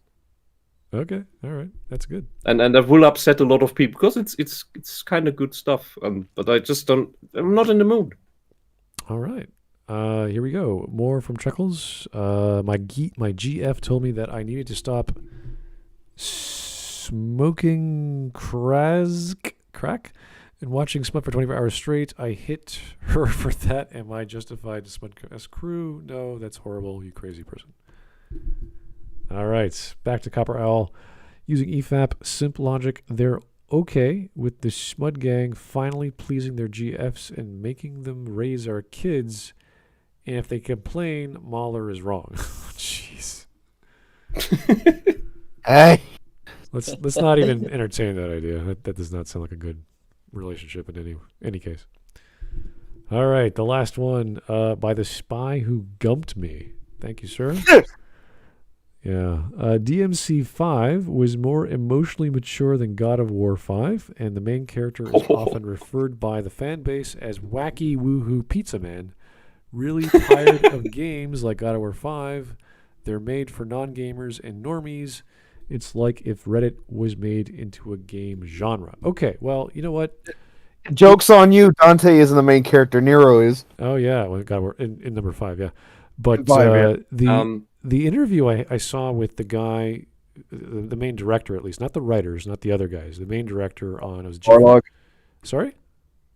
Was it Cory Barlog or was it someone else? I think it was Tori, yeah.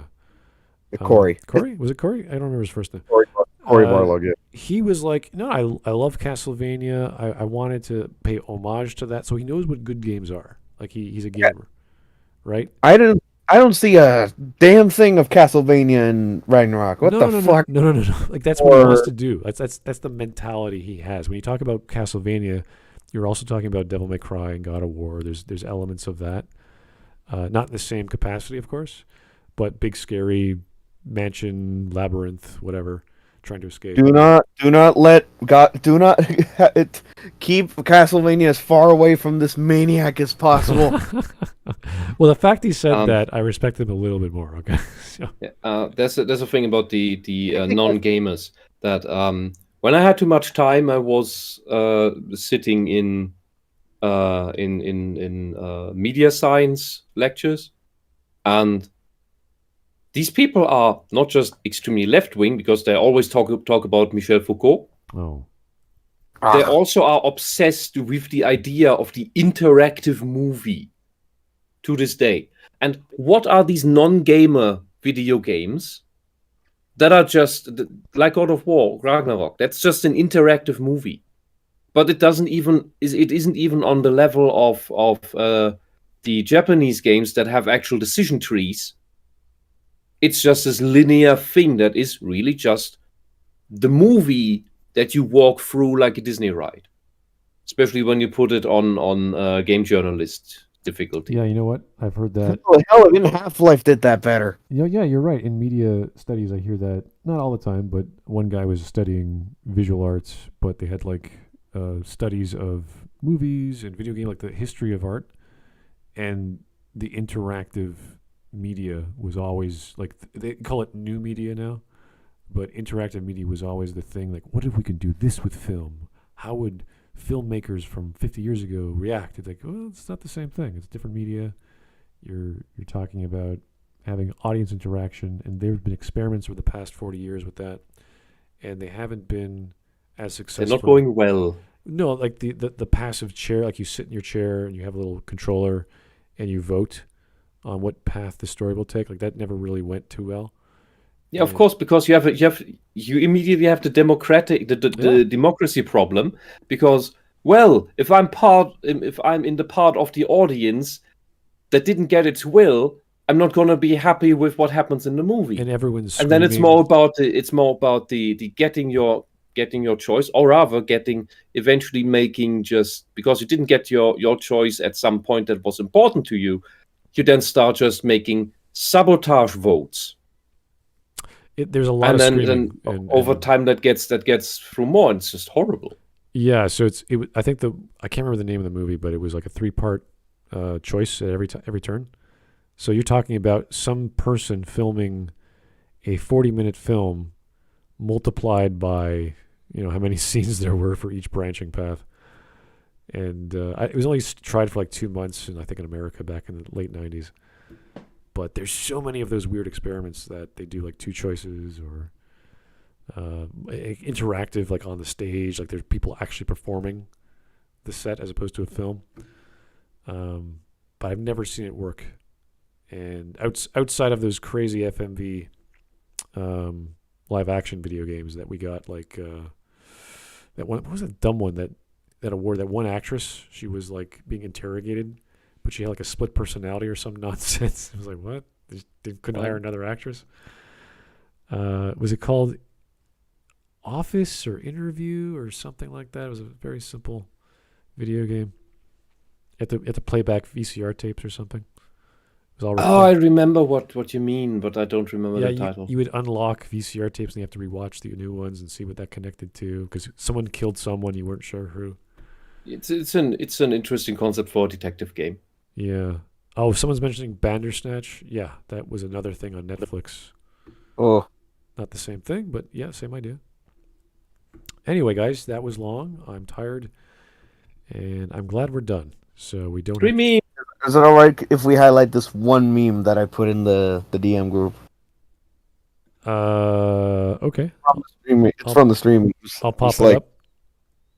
Oh, it's like this basically. Oh, how the mighty have fallen.